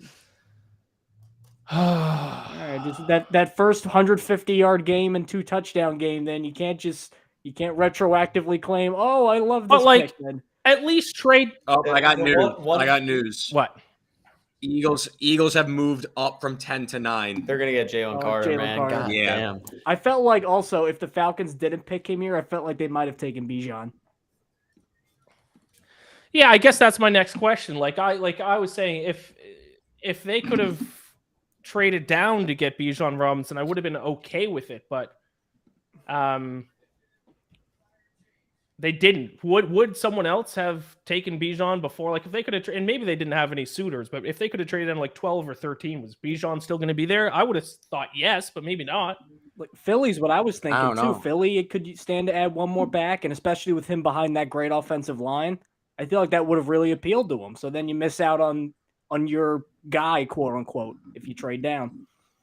Oh no, we miss out on our guy, and then we have to take an actual position that we need. Oh, what a shame that would be. It's gonna be fun when Bijan gets that first 150-yard 2-touchdown game and the Falcons lose 35-14. Yes, It's gonna be, correct. that's gonna be the problem. Or 35-34 on like a muff punt, as the Falcons Unbelievable. are wont to do. And to top it all off, my Maple Leafs are down 2-1 in the third period. God, can something go right for this guy, please? My neck just got stiff. Wow. Jalen Carter at 9 too, man. Wow. That's Philly fine. is You can see that Philly's coming gonna from a be mile away. scary. Philly's gonna be real scary. I'm Jordan shook. Davis. I'm shook, chat. Roots, I'm shook. This is a nightmare. Well, pick isn't officially in yet, but you got to It's gotta think be. this was. I'm Yeah, seeing it's I'm seeing Breer is tweeting they're taking Carter. Yeah, that's Okay, gotta so be right. Bears traded down, correct? Bears are now. We're at going to 10. have Joe Ostrowski on to talk about the Chicago Bears before their pick. I assume now we'll have him on later if he can join us when the Bears It's just pick. one pick. Is it though. just one pick? Oh, it's just swapping 9 and 10. Yeah. So we'll see if Joe Ostrowski comes on here shortly. So Jalen Carter goes number 9, it looks like. Is that 100% locked in, did you say, Reed? Yeah. There we go. So Jalen I Carter, haven't seen it locked in, but Peter, I think. I got. Yeah, Hunter dropped it in the chat. Yeah, sorry, Hunter, I didn't see that. I'm trying to get my emotions in check here. My apologies. So Jalen Carter, a guy who just a few months ago, some people said was the best player in the draft. Obviously, he had some off the field issues since the end of the season, including showing up to his pro day, 10 pounds, I think it was, overweight and not looking good. During some drills, there were some questions about his character, whether or not he was a hard worker and a good teammate. But at the end of the day, talent wins out. Someone's going to take him high, and it looks like it's the Eagles coming in with a number 9 pick. The Eagles now adding to an already beefed up defensive line. They are going to be a scary unit next season. Jordan Davis, Fletcher Cox, and Jalen Carter, and Josh Sweat, all in the same. And I know Brandon Graham's still not what he was, but he's still effective.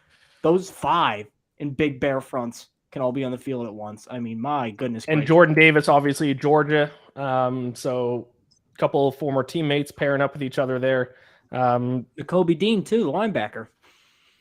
Scary, scary unit for any team to face next season. On my screen, it's still saying Eagles pick is in. We know it's Jalen Carter. They're still showing Bijan Robinson. I mean, I don't know.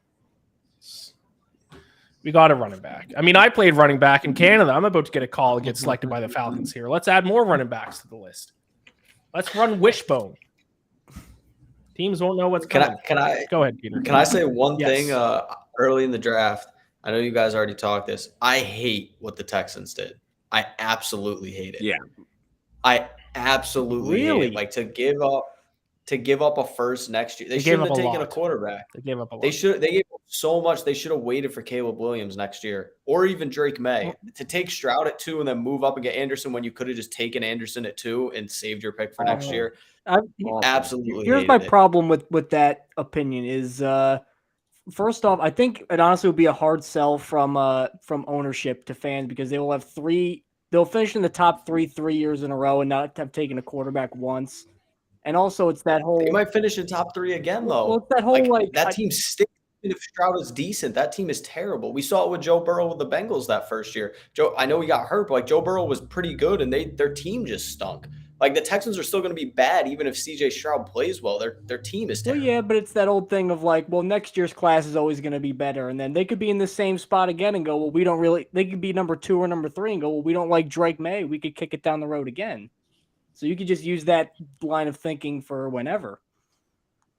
So I at least like getting the guy now. So I guess they just got to hope that Stroud is the guy, because next year you're already at a talent deficit with all the picks they gave up. They gave up so much to move up to that spot. I guess with the Watson trade, they thought everything else was just kind of gravy, like, a bunch of extra ancillary stuff. So I like being aggressive too. So in a weak division.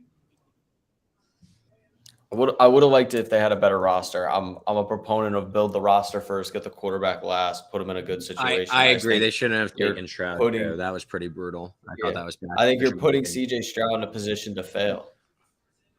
You're putting him in a position to fail. Like, and it's just, if he doesn't do well, like, it's not his fault. The roster is terrible. It's terrible. Outside of Laramie Tunsil, that offense is ugly to look at. So, Real quick question. I want to get your guys' opinion now because he's fallen a little bit. It seems like the team that might need a quarterback next is the Titans at 11. If they don't take Will Levis, where does he go? New England. Ooh. Been rumored that they were maybe looking to move up. Do they trade Mack and they take Will Levis? That's at 14. Or does he keep tumbling down and it becomes like Detroit at 18? Minnesota. Tampa at 19. Tampa 19. Houston's out of the quarterback picture now. Seattle 20. Seattle 20. I don't know. So Will Levis seems to be dropping where he was originally projected to kind of go a few months ago before all the news broke that he was climbing up. Some people said as high as number 2, or that guy on Reddit said as high as number 1. So who's on the clock? The Chicago Bears are not technically on the clock, or yes, technically, but not on our screen here because the Eagles haven't made their official selection yet, even though we know who it is. So who do the Bears take? I think if you're looking at the betting odds, I think an offensive lineman was the favorite to go to the Chicago Bears. They just made their pick. Darnell Wright. Darnell Wright, who was the number 2 offensive lineman, correct? No, he was number 3, wasn't he? It depends on where you Skoronski, look. right? Yeah. Him and Skoronski were kind of neck and neck. So the Eagles haven't even gone on the stage to officially make their pick, and we already know who the Bears are taking. This is like the second round of the NBA draft where like all the picks will be 10. made and then like they haven't announced 54 yet. So Bears are going offensive line, probably good. They have Justin Fields, young quarterback, and they had one of the highest sacked rates in the NFL last year. So offensive line seems like a pretty layup move for them. Is Darnell Wright the right guy, or do you think who'd you have ranked higher on your big board, Mike? Well, I had them taking Paris Johnson at 9, and I had Wright and Skoronski fairly even on my big board. I think Wright was a little bit ahead, but it might just come down to a team need thing. Do you need a pure right tackle like Wright, or kind of a guy who can kick inside like Skoronski? I'm a huge fan of this pick. I would have liked maybe a guy who could move over to left tackle a little bit. It seems like they're comfortable with what they have over there. But in terms of pure power and nastiness, it's hard to find a guy with a better combination of that in this draft. Now, he had a problem, as I explained on the Jet Press podcast. We kind of went in on a couple of the big offensive linemen. He had a weird issue with playing down to competition. Like on some of the games against the Cream Puffs and the group of 5 guys, he was kind of inconsistent. So you're like, what's going on here? Then he goes to play B.J. Ojulari from LSU, completely washes him out. And I thought he played the best of any offensive lineman against Will Anderson. I thought he handled Will Anderson very well. So I'm betting that Ryan Pohl saw that tape and he's like, all right, this is a guy we got to have for Justin Fields. Yeah, so there we have it. The draft is moving pretty quickly here. We've seen Jalen Carter walking up to the stage. We already know who the Bears are going to pick. So that means effectively the Tennessee Titans are next on the clock. And we have someone... Are they going to go quarterback? We have a Titans fan coming in. I'm very excited for this guest. This is my friendly rival, someone who I've argued with on Twitter the past couple of years when I've been calling the Titans overrated and frauds. But I respect her, especially as a Titans fan. Let's bring her in, Chelsea Messenger. Hello, Chelsea. Yeah, Nice to talk to you. what an introduction, right? Like my rival, I call her team Well- the worst names on Twitter. Great to be here, Ian. I am so happy you agreed to join us. You did, to be fair, you did go on record saying that you hated me a couple weeks ago or last week. Well, I was laughing. I know. Like, you know, I hate your takes on the Titans. That's Yes. what I'll say. And let's Fair be enough. honest, like you're a needler. You know that. That's Of your course. role. Like you're There's the Pat nothing I love Bev more than of stirring the gambling pot a little bit. Twitter. Yes, there's nothing I love more than stirring the pot, especially with fans of certain teams. And Titans fans were a team that took to it. I had a lot of Titans fans, you included, very mad at me a couple years ago. But it's a new offseason. The Titans, unless they get out and they're the number 1 seed again, I won't trash them. As long as they're not overrated, they're How fine. generous of you. But Chelsea, let's talk about the Titans because this draft is moving along here pretty quick. Picks are rolling in pretty quick. Where do you think the Titans go here at number 11? Or maybe even do they trade down, do you think?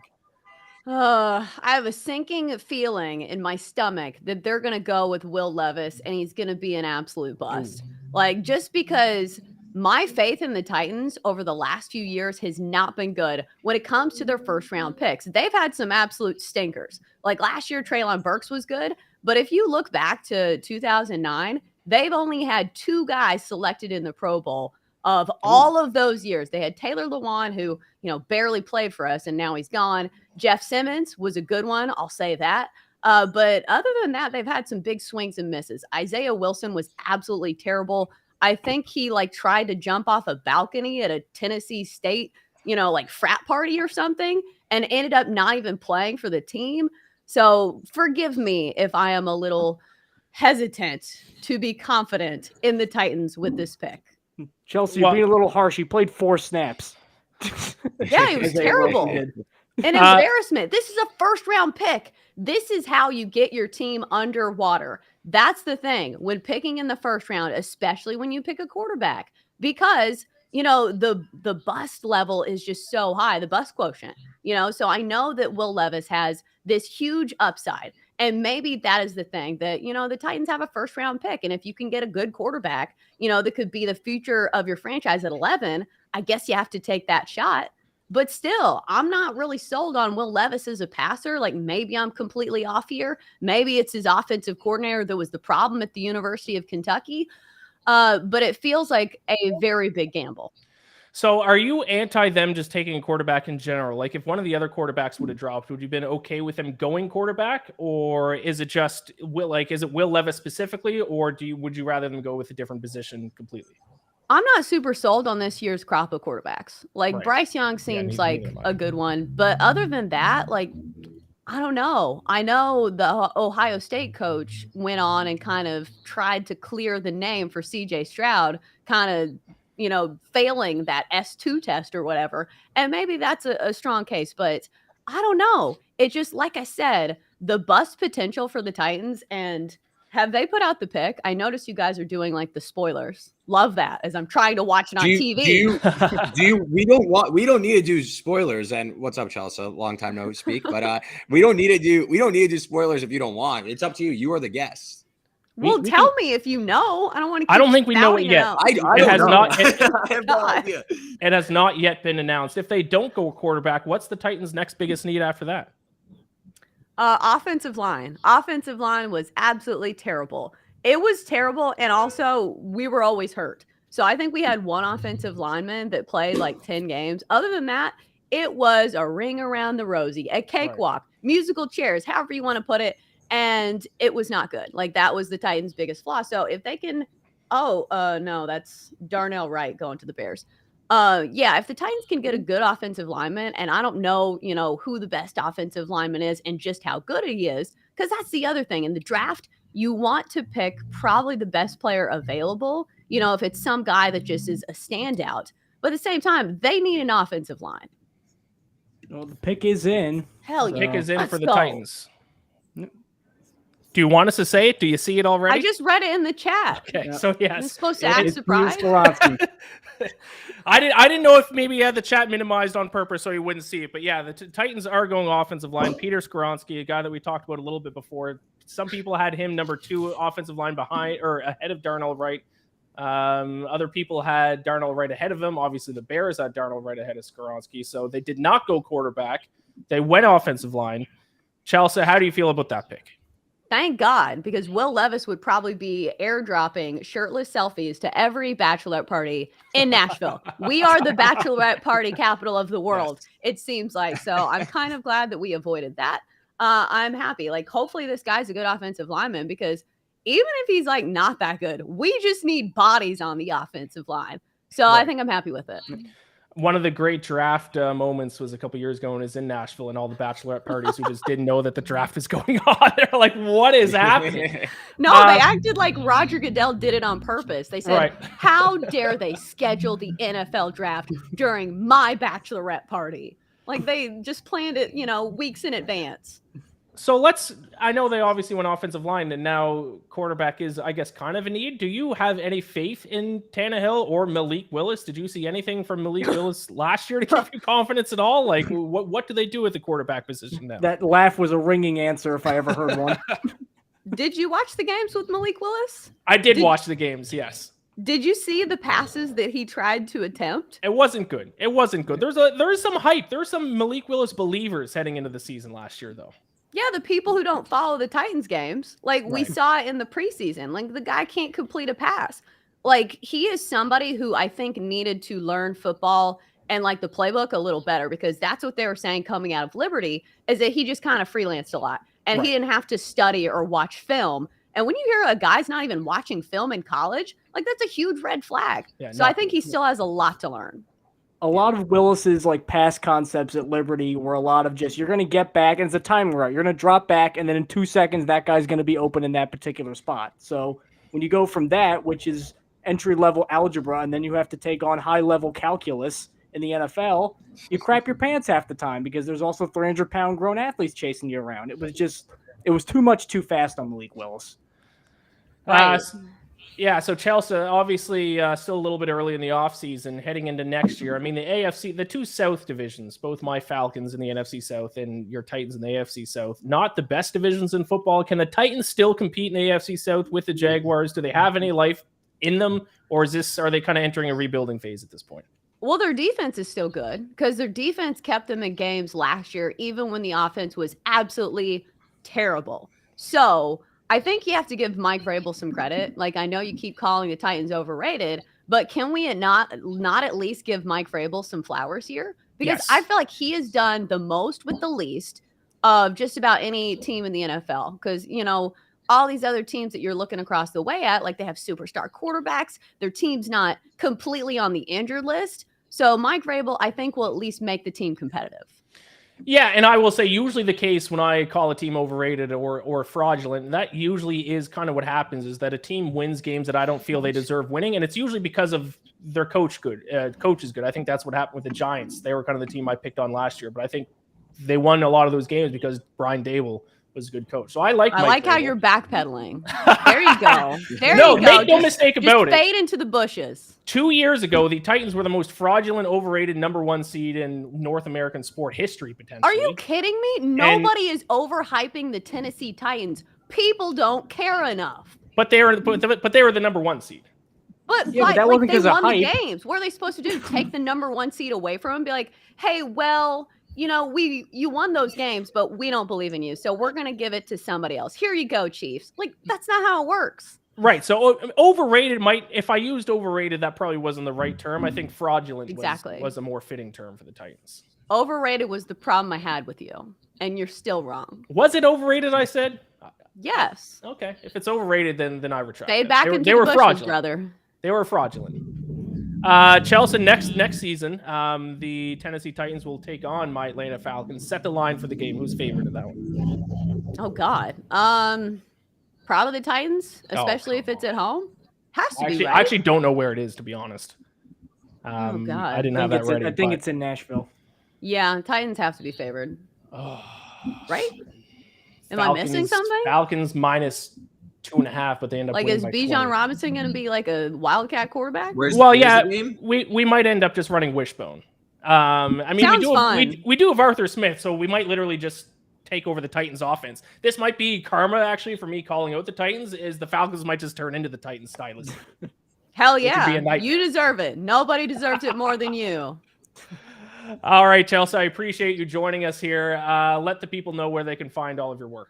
Yeah, I host a daily morning show on the BetQL network called The Daily Tip, 6 to 9 a.m. Eastern. If you don't wake up that early, just check us out on the free Odyssey app or just search The Daily Tip wherever you can get your podcasts. I'm also on Twitter at Chelsea Messenger. Thanks for having me. Perfect. Thanks a lot, Chelsea. Take care. Later, Chelsea. There you have it. I love it. I love a good friendly rivalry. I'm very excited for Titans against Falcons next year. That's going to get heated. All right, so where are we? So the Titans, we know the Titans are going Skoronski.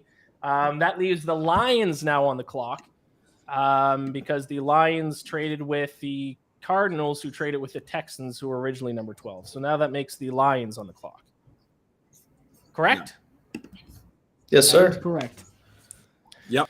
Any thoughts on where the Lions go now? I'll start I think- with you, Reed, first, and then I know you got to take the dog out, so maybe we'll get your thoughts on the Lions here, and then you can log off for a bit and then join me later. Pick just came down, and it's a stunner. Oh, God. Christian Gonzalez. Oh, I was going to say, I didn't see it. Okay, I was gonna say don't ruin it. Gonzalez. Let's have a prediction. Will Levis? No. Okay, it wasn't that bad, Peter. Dude, based on their roster, though, why? What'd they do? Oh, my God. What'd they do? NFL teams every year, man. What'd they do? Just Lions are nobody taking learns. Alabama running back Jahmyr Gibbs about 25 Nobody spots. learns, man. That's crazy. early. That's At insane. 12? At Dude, 12? what the hell? That's insane. That's No I way. believe we have Joe Ostrowski with us. So if we do, let's bring him in because we're going to talk about the Bears and who they picked, and also the NFC North opponent, the Lions, taking over the second running back at 12 overall. Joe, I didn't think Bijan Robinson would go this high, and now we have two running backs off the board at 12. Immediate thoughts about the Detroit Lions making this pick of Jahmyr Gibbs? Enjoy the Detroit Lions as your NFC North favorite, folks. Enjoy all of that. Oh, my goodness. That is idiotic. I'm happy that I laid off the under 1.5 running backs because I knew there was going to be a team that stupid. I was thinking back half of the first round, not the front end. But, man, I mean, this division's wide open for anybody that wants it. Is that not an unbelievable reach? Like, were there It's were ridiculous. there other teams that were gonna take Gibbs in the next 10 picks? Like, could they not have traded back or done anything else than taking him at number 12? This actually makes me feel better about the Bijan They're Robinson picking at pick. 18. So they Yeah. pick again at 18. They're picking at 18. Well, I saw a lot of That's crazy. The earliest mocks that I saw was him to Detroit at 18. There's their other spot. Like, who was going to jump them? What was the concern? This has been the most shocking pick so far. The whole night has been, right? Like, every mock is blown up. It has lived up to the hype of being the most unpredictable draft in recent memory. By the way, Joe, I didn't give you a very good intro here. At Joe Ostrowski on Twitter, BetQL Daily, weekdays 8 to 11. Are you on right after Chelsea? Because or is it the same? Because we just had Chelsea on, and that was the rivalry. I thought we were going to talk to you first. I was going to let you know that my rival was going to be on the show. Yeah, that was my fault. I couldn't find the Bears traded back, and then I wasn't worried about it. Then I couldn't find the email. That's on me. How'd that go? Did you guys duke it out, or we duked it out a little bit? It's my favorite rivalry Yes. in sports betting Twitter. It is. It's just a little bit better during the football season, but I'm a big fan. I got a little soft and I backpedaled a little bit on my Titans take from a couple years ago. She was saying I was calling the Titans overrated. From my memory, I was calling them fraudulent because two very different things. You would call them straight up frauds every time they lost. Right, frauds is what I said. Right, Yeah, Chelsea was very adamant that I called them overrated, which I don't think I did. Frauds is way worse, right? Right, and her thing is they can't be overrated because nobody actually thinks they're good. And I was like, well, I'm glad you're on my side because I was calling them fraudulent because fraudulent is different from overrated. They were the worst number 1 seed in my memory of a sports fan. That's fair. Yeah, I don't. This is nuts. You want to talk about the Bears? Yes, let's talk about the Bears. Yeah. Okay. Darnell Wright, offensive lineman. I think the Bears, if you're looking at the betting odds, that was the betting favor for what position they were going to take. How do you feel about that overall, and how do you feel about them taking Darnell Wright, over Skoronski, or however you pronounce the other guy's name. I'm going to mispronounce it every time I say it. Yeah. There's a couple things here. I guess you have to dial it back because I'm just going to give you the perspective of Chicago and Bears fans. Yes. So now moving forward, every week the comparison is going to be, should the Bears have drafted Bryce Young instead of making that trade and moving on from Justin Fields? So that's going to be the comparison one, since they decided to pass on that and take Carolina's one next year, and of course DJ Moore. The decision at 9 to move back a spot. Now the comparison is going to be, should you have just sat there and taken Jalen Carter? Was a 4th rounder next year worth it? Darnell Wright instead of Jalen Carter. So that's going to be questioned forever for the rest of their careers too. Darnell Wright over Skoronski. There are some people that projected him more interior. So I actually do understand that. A lot of people I respect, with their offensive line evaluations, they were saying that Wright is the best tackle in this draft, and he played against the best hogs, in the country, in the SEC. So I don't have a problem with it. I was saying right to 9 overall if the Bears would have sat there, and I would have been fine with it. So I'm good with it. Skoronski's a Northwestern guy, Polish last name, so a lot of dumb Bears fans wanted him because they watched his Big Ten career. Right. But no, if you have him projected as the best tackle in this draft, or one of, because maybe you like Paris Johnson a little bit more, the offensive line is horrendous. You need to protect Justin Fields. All the sacks that he took last year, it's another way to help Fields. I have no issue with Wright. I'm cool with it. I do just got to say, because it just showed up on my screen here, it just showed the Lions war room when they got Jahmyr Gibbs, and they were celebrating like they just won the Super Bowl. Am I missing something? College man will jump in here. Gibbs is unbelievable. He's without a doubt he's an unreal prospect. Yes, but it's still you're taking a running back, and we were just talking about Bijan Robinson and why you probably shouldn't be taking a running back that high, even if the talent is so tantalizing. Jahmyr Gibbs, in my opinion, is he's a running back 1 level player. I just don't know if I take him that high. The only sort of spin I could see on it is after the Lions traded back with the Cardinals, I believe I saw they had 5 or 6 picks in the next 40 picks. So they could almost just say, screw it, we want our guy. Yeah, maybe that's part of the spin on this, but I think that's an incredible reach in my opinion. They also have DeAndre Swift, and they just David Montgomery. What are you? Is it going to be a 3? I have no idea. Yeah. I will say I think he's a guy that this comparison's been made a lot, and I don't think he's going to be that good. But you have seen a lot of Alvin Kamara comparisons, like a diet Alvin Kamara, and if you get if you get a guy 75% approximating that, that's a good use of a number 12 pick. Gibbs Rookie of the Year. Joe, is Justin Fields the guy in Chicago? Yes or no? I don't think the Bears know. I haven't seen him get it done from the pocket yet. With his legs, he can be, but also as much as he uses his legs, or he's been forced to so far, that's like the Jalen Hurts conversation too. And he obviously took it to the next level. Are you going to be able to stay healthy for an entire season? That's the question. And it's a legitimate question. Now, I think his role is going to change a little bit when you bring in DJ Moore. We'll see if Claypool ends up panning out. They're going to try and surround him with better weapons, but I'm excited. As of right now, as pathetic as this statement is, he might go down as the best quarterback in Bears history, but it doesn't mean he's any good in this era.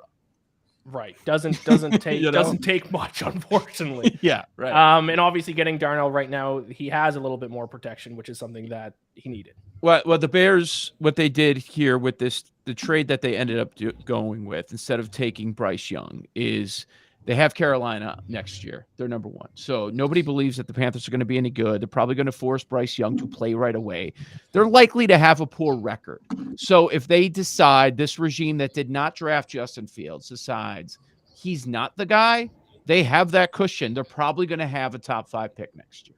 Right. In a draft class that has probably better quarterbacks, people think, than what we're being offered this year. 100%. 100%. So Justin Fields doesn't have to be the guy right now. This is... People think they're going to take a jump. Yes, from last year, from being the worst record, they'll be better, but they're not going to be, I don't think, in the mix for contending for anything. I hesitated to say playoffs because the NFC is just so horrendous. I mean, there's going to be a couple bad teams that probably make the playoffs. Yeah, I mean, the NFC North probably wide open too. Aaron Rodgers out of Green Bay. We'll see what Jordan Love does. Vikings fraudulent last year. The Lions just made a questionable decision with their top pick. Can the Bears compete in that division? Green Bay just made a controversial pick too. Okay, so let's talk about it. Let's talk with the other NFC North team here, Joe. Before we let you go, what's the pick? I missed it. Or yeah, what's the pick? Lucas Van Ness. Lucas Van Ness, the pass rusher, the edge rusher from Iowa, a guy who I thought the Falcons might trade back and get. That's a little bit earlier. That seemed to be reach, I think, from where most mock drafts had Lucas Van Ness going. Everybody had him taking the receiver here at 13. Yeah, I did too. I thought that was going to be a spite move after not taking a receiver in the first round. I thought it was going to be in Aaron Rodgers' time here. Yeah. I thought it was going to be Michael Mayer from the tight end from Notre Dame. Yeah. A lot of people had tight end there, and that's an interesting one because Mayer all of a sudden jumped Kincaid in a lot of markets over the last couple of weeks. The other day on my show, Brian Baldinger was making fun of me because after the Rodgers trade, I think it's legitimate. Like, that's how wide open this division is. I said, listen, Cousins, Fields, unproven, Goff. If Love is good, the Packers are the long shot right now in the North. They got Christian Watson. He looked pretty damn good to me. There's nobody that scares me in that division. So, I think anybody can win it, and I'm probably going to take the value. And this does have a Packers pick written all over it with Van Ness. This one doesn't surprise me at all. They do need to improve that defense. He seems like a guy that'll thrive in Wisconsin. Oh yeah, no question about it. So 7.5 juice to the under. I don't think it's crazy if you're going to make an argument that the Packers can go over on the win total this year at all. So what's your prediction for where the Bears land in the NFC North at the end of next season? Bears get better. Man, still trying to figure it out. Everybody's going to be fading the Vikings. Everybody. Right. But they have so much more talent than the rest of the division.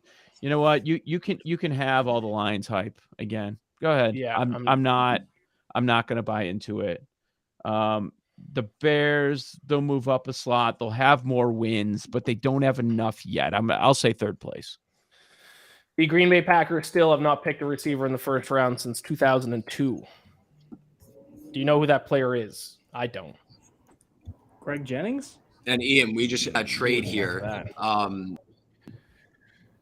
The Pats were supposed to be on the clock, but they just traded back with the Steelers, so I think it's 14-17. So the Steelers are up to 14? I think the Steelers picked 17. So I think I think this is going to be Christian Gonzalez, in my opinion. All right. They've been linked to he's still on the board. We will see. Joe, we will let you go. Thank you so much for joining us. Appreciate your insight not only on the Chicago Bears, but on the NFC North as a whole. The NFC is going to be something else this year for sure. Thank you so much for joining us. Let people know where they can find your work. Will Levis hasn't gone yet, has he? Will Levis hasn't either. No. Jesus, this is wild. Follow me on Twitter at Joe Ostrowski, BetQL Daily, 9 a.m. to noon Eastern on the BetQL network. You'll find Ian there talking about his tattoo bets from time to time. Yes, I'm due for a tattoo bet here shortly. Thank you so much, Joe. I appreciate it. Take care. Hey, thanks, guys. Enjoy the rest of the draft. Thanks, Joe. All right, so we're up to the Pittsburgh Steelers are now in the draft. Yes, Christian Gonzalez, he seems to be, that would be the obvious pick here, wouldn't it? Him and Will Levis would be the best players. No, I'm not even going to say Will Levis. Christian Gonzalez has to be the best player left on the board. Is that correct? Right, but Joey Porter Jr. still available. Okay, that might be two. But Christian Gonzalez is higher ranked than him. I mean, I don't know. Something about it. I don't know. Joey Porter's kid going to the Steelers. I don't know. Reed, you're going to take a quick break. You're going to join me later for the back half or the last 10 or so picks of this draft. So we will let you go and we will talk to you shortly. Later, guys. I'll be back soon. See you later, Reed. We are going to try to get our Pittsburgh Steelers guest on the line here now that they have traded up. Tommy J. Guy. I am likely mispronouncing his last name. From the Still Curtain, Tommy, how's it going? How bad did I butcher I'm your doing last great. name? I'm doing great. Jagai, you're good. You're good. All right. So the Steelers have traded up. Looks like 2.5 minutes left on the clock. I don't think if the pick has been announced, where do you think they go? Is it Christian Gonzalez? Is it somewhere else? I think this has got to be for Broderick Jones. This is my guess. The Steelers have been super interested in the tackles throughout the pre-draft process. You kind of pick up the breadcrumbs here, and they had a dinner meeting with Paris Johnson. Obviously, he was going to be gone, or would have required a trade up to get. Tackles getting wiped off the board. I think they got a little bit nervous. They move up a couple spots here. I'm guessing it's for Broderick Jones. He's only one of two players this year that checked that they had the trifecta for the Steelers in terms of the Mike Tomlin and Omar Khan combine or pro day meeting, the pre-draft visits, and a meeting at the combine. And so those are the things that we look for when we try to predict the Steelers pick. He's been a hot pick for the Steelers all along. Him and Joey Porter have been the most two frequently mocked players to the Steelers throughout the pre-draft process. So I love Gonzalez. I have Gonzalez 5th overall on my board. I do think they go with Broderick Jones here, if I had to guess. And again, Porter could be the pick there. It's obviously one that's been in connection with the Steelers all along, but I'm thinking Broderick. Yeah, and maybe they did that because they thought the Jets were going to take him at 15. Is that why you think they could have possibly traded up to make sure that they got their guy in this spot? 100%. I think the Jets were planning on taking a tackle as well. I don't know if everybody thought that Darnell Wright was going to go as high as what he did, and I think that would have been the ideal tackle for the Jets, plug and play on that right side over there. But I do think that that New York probably would have taken the offensive tackle there had they been given the chance. There was a chance now maybe where they go with someone like JSN or whatever to give Aaron Rodgers another weapon there. But I think the Steelers were kind of err on the side of caution. Again, it's been offensive tackle through the whole pre-draft scouting trail. And I think that the board lines up so much better when you look at it this way, because Steelers have 2 picks in the second round, incredibly deep cornerback class. They have had visits with some of the second round cornerbacks like Tyreek Stevenson, Julius Brents, Darius Rush. So there's a lot of interest in those type of guys too. I know Porter's been the popular pick all along. I don't think anybody expected Christian Gonzalez to be here at this point. So I'm all for that as well. I just think that the pick is in, Tommy, and it is Broderick Jones. So okay. Yes, your guess was correct. They're going offensive tackle, likely making the trade with the Patriots to make sure they were able to get him with the Jets, possibly going offensive line, offensive tackle at number 15. So Broderick Jones, out of Georgia, selected by the Pittsburgh Steelers, 14th overall. Are you happy with that pick, Tommy? Yeah, I'm definitely well pleased with this. I did have Christian Gonzalez higher on my draft board overall. I think that he's probably a safer prospect, and I think he could be a premier corner in the NFL. But if you hit on a left tackle, I mean, that's just as valuable as anything besides having a franchise quarterback, obviously. So I think the upside is all there for Broderick. I do think it's a little bit of bust potential, only has the 1 year of starting experience. But he's come from a great football program, 5-star recruit. He played behind Andrew Thomas and then just Jamari Sallier just the previous year. And so I think that there's a ton of upside in this pick. The Steelers have not taken a tackle in the first round in 26 years. It was long overdue. So I'm pleased that they got a player like Broderick Jones finally. There we go. Yeah, should be a great offensive lineman for them. By the way, if anyone's paying attention to the side story I brought up at the very start of the draft, the Leafs lost, and now I have to go to Game 6. So I'm in shambles. The Leafs lost. Falcons took Bijan Robinson. I'm hurting over here, my friends. Broderick Jones off the board. Where do you think what's their next pick? It's the second round. Yeah, Steelers pick at 32. That's going to be a valuable selection. They've never held that first pick in the second round before. So I do think that they try to look to trade back from that spot. They only have 3 selections on day 3 of the draft to 4th, and then 2 picks at the tail end in the 7th round. So I think they try to trade back, recoup some value if they stand pat at that pick. I think they could go interior defensive line, most likely cornerback, some of the positions they're targeting. And it looks like they're also looking for even another offensive lineman. So. All right. I love it, Tommy. Thank you so much for joining us. Good luck to your Steelers this season, and enjoy Broderick Jones. All right. Will do. Thanks for having me on. Thank you. Take care. All right. Next up, New York Jets. We don't have to bring in a guest for the New York Jets because he's been with us the whole show here. Luch, talk to us about the Jets. Geez, you even got the Luch nickname. You did your research. Well, I'm kind of stunned that the consensus top 4 all went off the board before the Jets. So At this point, if I had my druthers, I think I would either number one, I think I would trade down because you can recoup some of the Aaron Rodgers cost. They do definitely need a defensive lineman, maybe multiple, because Robert Saleh, more than any coach in the league, rotates linemen. It pisses Quentin Williams off, and he still does it. That's how committed he is to that. They lost Nathan Shepard in free agency. They've lost other backups in free agency. John Franklin Myers is okay, but not astounding. I could really see an interior defensive lineman here, maybe like an edge rusher that can kind of vacillate in between both. I'd be happy with either of those. Smith-Njigba, I could definitely see, even though I don't think he'd give you a great year one return. You could just have a top three of Lazard, Garrett Wilson, Lazard, and then Smith-Njigba, which is at the pick your poison. So I'd be on board with that. If not that, I could probably. I think that honestly might be. Is there an offensive lineman left, or is there, or with Broderick going, are they kind of screwed? There's a little bit of a gap. There's like a firm tier 2 where there's guys like Anton Harrison, DeJuan Jones, a guy who could maybe kick inside like a Cody Mock. I was really high on John Michael Schmitz from Minnesota, who's like the consensus best center in the class, but they just re-signed Conor McGregor. They re-signed Connor McGovern to a 1-year deal. And he was their starting center last year. So I'd imagine that he's probably going to be the starting center again. So I think that knocks Schmitz out of the conversation until maybe like the second round if he falls. Really wide open. And that's why I think this pick might take a while. I think they might try and wiggle down out of it maybe into the early 20s or something like that. Maybe get a Levis team on the line and see if they want to trade up for Levis. I was going to say, we've had a lot of quick pick-ins over the last like 7 to 8 picks. So it's kind of nice to see somebody take their time. It seems like everybody else kind of had their board already figured out before. Joe Douglas is a man of the people, man. He aims to please. So. Gives us a second to kind of catch our breath here. Now, if Broderick Jones, if he didn't go right before the Jets, do you think that would have been the pick that the Jets would have went with? I'm pretty sure that was the pick that I've seen mocked to the Jets, both pre-Rodgers and post-Rodgers trade the most. But I think they probably would have taken him, even though they might not have given them a ton of year one production because he's a little raw. They have Dwayne Brown and Mekhi Becton, so you wouldn't need to just rush him into things. I'm not as high in him as everybody else just because I think that the flaws are very noticeable. But I just think it made so much sense for him to be a Jet. But he's a Steeler, so onward and upward. So let's just quickly touch on, while we're waiting for the pick to come in here, some players that have dropped. Will Levis, still available on the board. Not many people thought he was going to last this long. This is actually the time people thought Hendon Hooker might be taken around here. And Will Levis still on the board. So if anyone's looking for a quarterback, there is still a top prospect available there.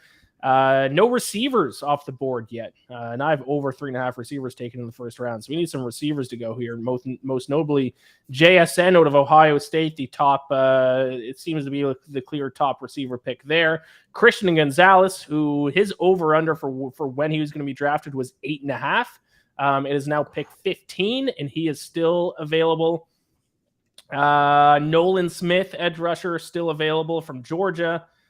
And those are pretty much the top guys who have dropped a little bit at this point. So the Jets, we don't really have a feel for where they're going to go. Could really do anything here.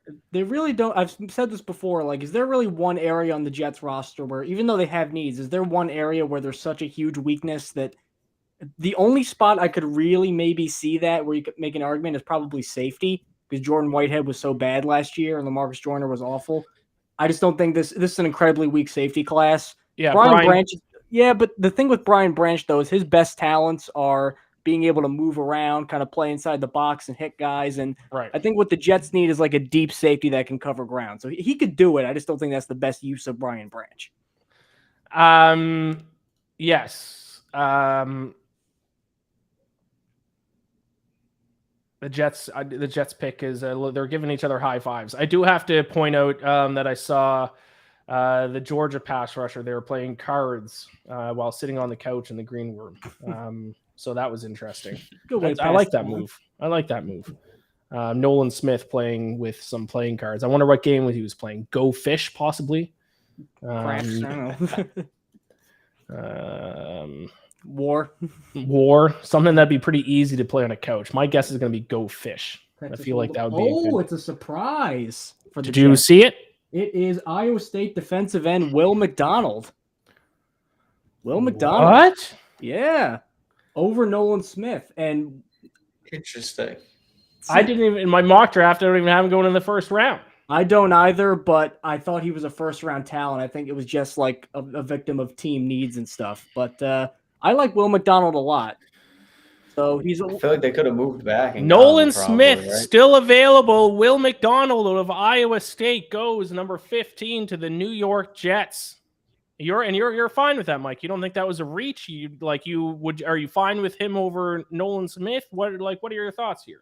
Well, I thought Nolan Smith was a little better, but the Jets are probably placing an emphasis on his college production because although Nolan Smith was a top recruit, he really didn't like blow it away at Georgia, so you're really betting on his traits. Will McDonald was kind of banged up a little bit last year, so he only had 5 sacks, but before that, he had 10.5 and 11.5 in back-to-back seasons. So Will McDonald's a guy who can be extremely productive. I think that he's a little bit light in the pants right now. I think he's listed at 236. So he's pretty much just a pass rush specialist. Like he's not great once guys get kind of locked in on him, but this dude just flies off the line, super bendy. And I got to give bendy. Yep, I got to give some credit to a scout that I saw online where he compared him to Dwight Freeney. And I honestly think like he's not going to be as good as Dwight Freeney, but you know what? There's a lot of Freeney-esque traits in there. The spin move is really good. He's got a pretty good refined technique. He's not going to start, I think, right away. But also, if you look at this defensive line really quick, because they're going to eventually sign Quinn Williams, then you get Will McDonald and Jermaine Johnson coming at you from either side with that great secondary.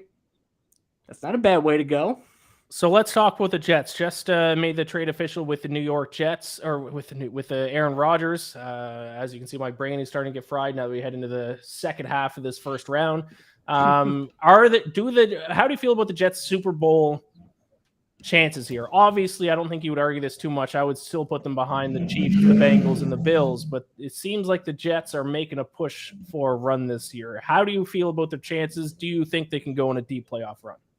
Well, I think at best you can't really argue they're anything better than the third best team in the AFC. And that's through no fault of their own. I just think Kansas City and Cincinnati are just that loaded and that deep 1-53. Beyond that, though, as good as Buffalo seems, I think Buffalo's shown you in the playoffs the last couple of years. You can beat them in the playoffs if you get them on the wrong day. They have some flaws that you can't really cover up in one off season. You also have Baltimore, who great Lamar Jackson signed, but they still don't have a ton of receivers. I don't love their secondary at this point. I know Kyle Hamilton's great, but as a collective unit, I'm not really sure about it. Chargers, Justin Herbert's obviously going to be great, but we know the whole history with chargering and parts of that defense. It's one of those where, you got to prove me otherwise kind of thing. Jacksonville's good, but I still think they're a year away. I don't think they're like a Super Bowl team right now. I think the Jets are very firmly in that sort of second tier, that Buffalo, I think San Francisco's in there in the NFC. I think that's kind of where they're at with Aaron Rodgers. So are you telling me the New York Jets will win the AFC East this upcoming season? It's really a coin flip because I think a lot of it depends, too, on how they perform against Miami. And with what Tua's health being what it is, you just really can't bank on anything. But I think the Jets right now, if you had to put me down, gun to my head, and say, give me a record, I think I'd probably say they win 11 games. Wow. All right. Now, is that good enough to win the division? I don't know, but is it good enough for the top wildcard spot? I think so. And then once you get into the playoffs, anything can happen. Does anyone with volume know who that kid was that just announced the Jets pick? That was, I believe it was a Make-A-Wish Foundation thing. I believe. Probably. Yep. The bendiest player in the draft, one defensive coordinator. What does bendiest mean, Mike? Bendiest basically just means that you can sort of contort your body in a way where you hear this a lot with rigidity, where they're not really very free flowing and they can get locked up and don't really have a great bag of tricks. McDonald has the ability to really twist himself in a way that he can get past offensive tackles. Now, I still think that he's still got to pack on some weight right now, but if you just wanted a pure pass rush specialist, I would have taken Nolan Smith, but it's at that point where they're very similar on my board. I'm not really going to pitch a fit about it. So next on the clock, the Washington Commanders are on the clock. The pick is in. We have our first terrible pick. Oh, Yeah. I don't know why. Unless somebody must know something about Christian Gonzalez because they're taking Emmanuel Forbes here. I don't get it. Christian Gonzalez was Christian Gonzalez. I thought everybody had him top 10, and now he's not even the corner here. Who is Emmanuel Forbes? Is that a corner from Mississippi State? Corner from Mississippi State. Yeah. I have Christian Gonzalez, then I have Deontay Banks, and then Joey Porter Jr. So they took what at least I thought. In my mock draft, I had him going 69th overall to the Rams. That's just I don't know. I don't get that one. Here are the Washington good things. Commanders. The good news is he has insanely good ball skills. Very good at causing turnovers. And I like his length. I think he had his last year too. He was just locking people down. Here's the issue. Do what he weighed in at the combine? 166 pounds. Oh my God. That is 166 pounds in the 8th grade. That is way too light for starting NFL quarter. Now, again, he could add weight. I'm not saying it's impossible to do that, but 166 at an official weigh-in is really bony. Like, you could even look up pictures of him. You could see that he looks like a guy that's that skinny. So Christian Gonzalez still on the board. Will Levis, especially the Commanders. I mean, who's their quarterback? They didn't want to go Will Levis. It's gonna be Brissett and Howell. I guess. I don't mind. I don't mind Brissett as the veteran. I thought, honestly, he gave the Browns a better chance to win last year than Deshaun Watson did. But I think it's almost a vote of confidence in Sam Howell. They just must not. I think here, if you're taking a quarterback, if you don't love Will Levis, I wouldn't take him. I think the same thing with Hendon Hooker. Like, if you don't love him, there's no reason to just take a quarterback to take a quarterback. Like, if you don't love him, roll the guys you have now, and maybe next year you end up in that spot. I am shocked they didn't take Christian Gonzalez, though. I wonder if they know something about him, like, or if everybody does, because this is a free fall at this point. Like, why is he falling? It's not even Christian Gonzalez. There is, at least in my opinion, like at least 2 corners past Christian Gonzalez that I would have gone with over this guy. Also true. Wow, shocking. This draft is living up to the hype of the unpredictability. So there you go. So that means the Patriots, who traded back from 14 to 17, they are now on the clock. Do we have any idea where the Patriots are going to go now? Might it be Smith-Njigba time? Or do they just take the best corner who fell to them, which might be Gonzalez? Yep. I was going to say Gonzalez just because he fell back to you, which is kind of lucky, but they could use the number 1 receiver.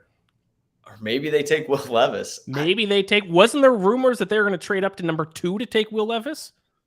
This could be the ultimate. We needed more time to trade Mac Jones, and so we moved back because we knew nobody else was going to take Will Levis. Like, is that could be? I just don't know who trades for Mac Jones now either.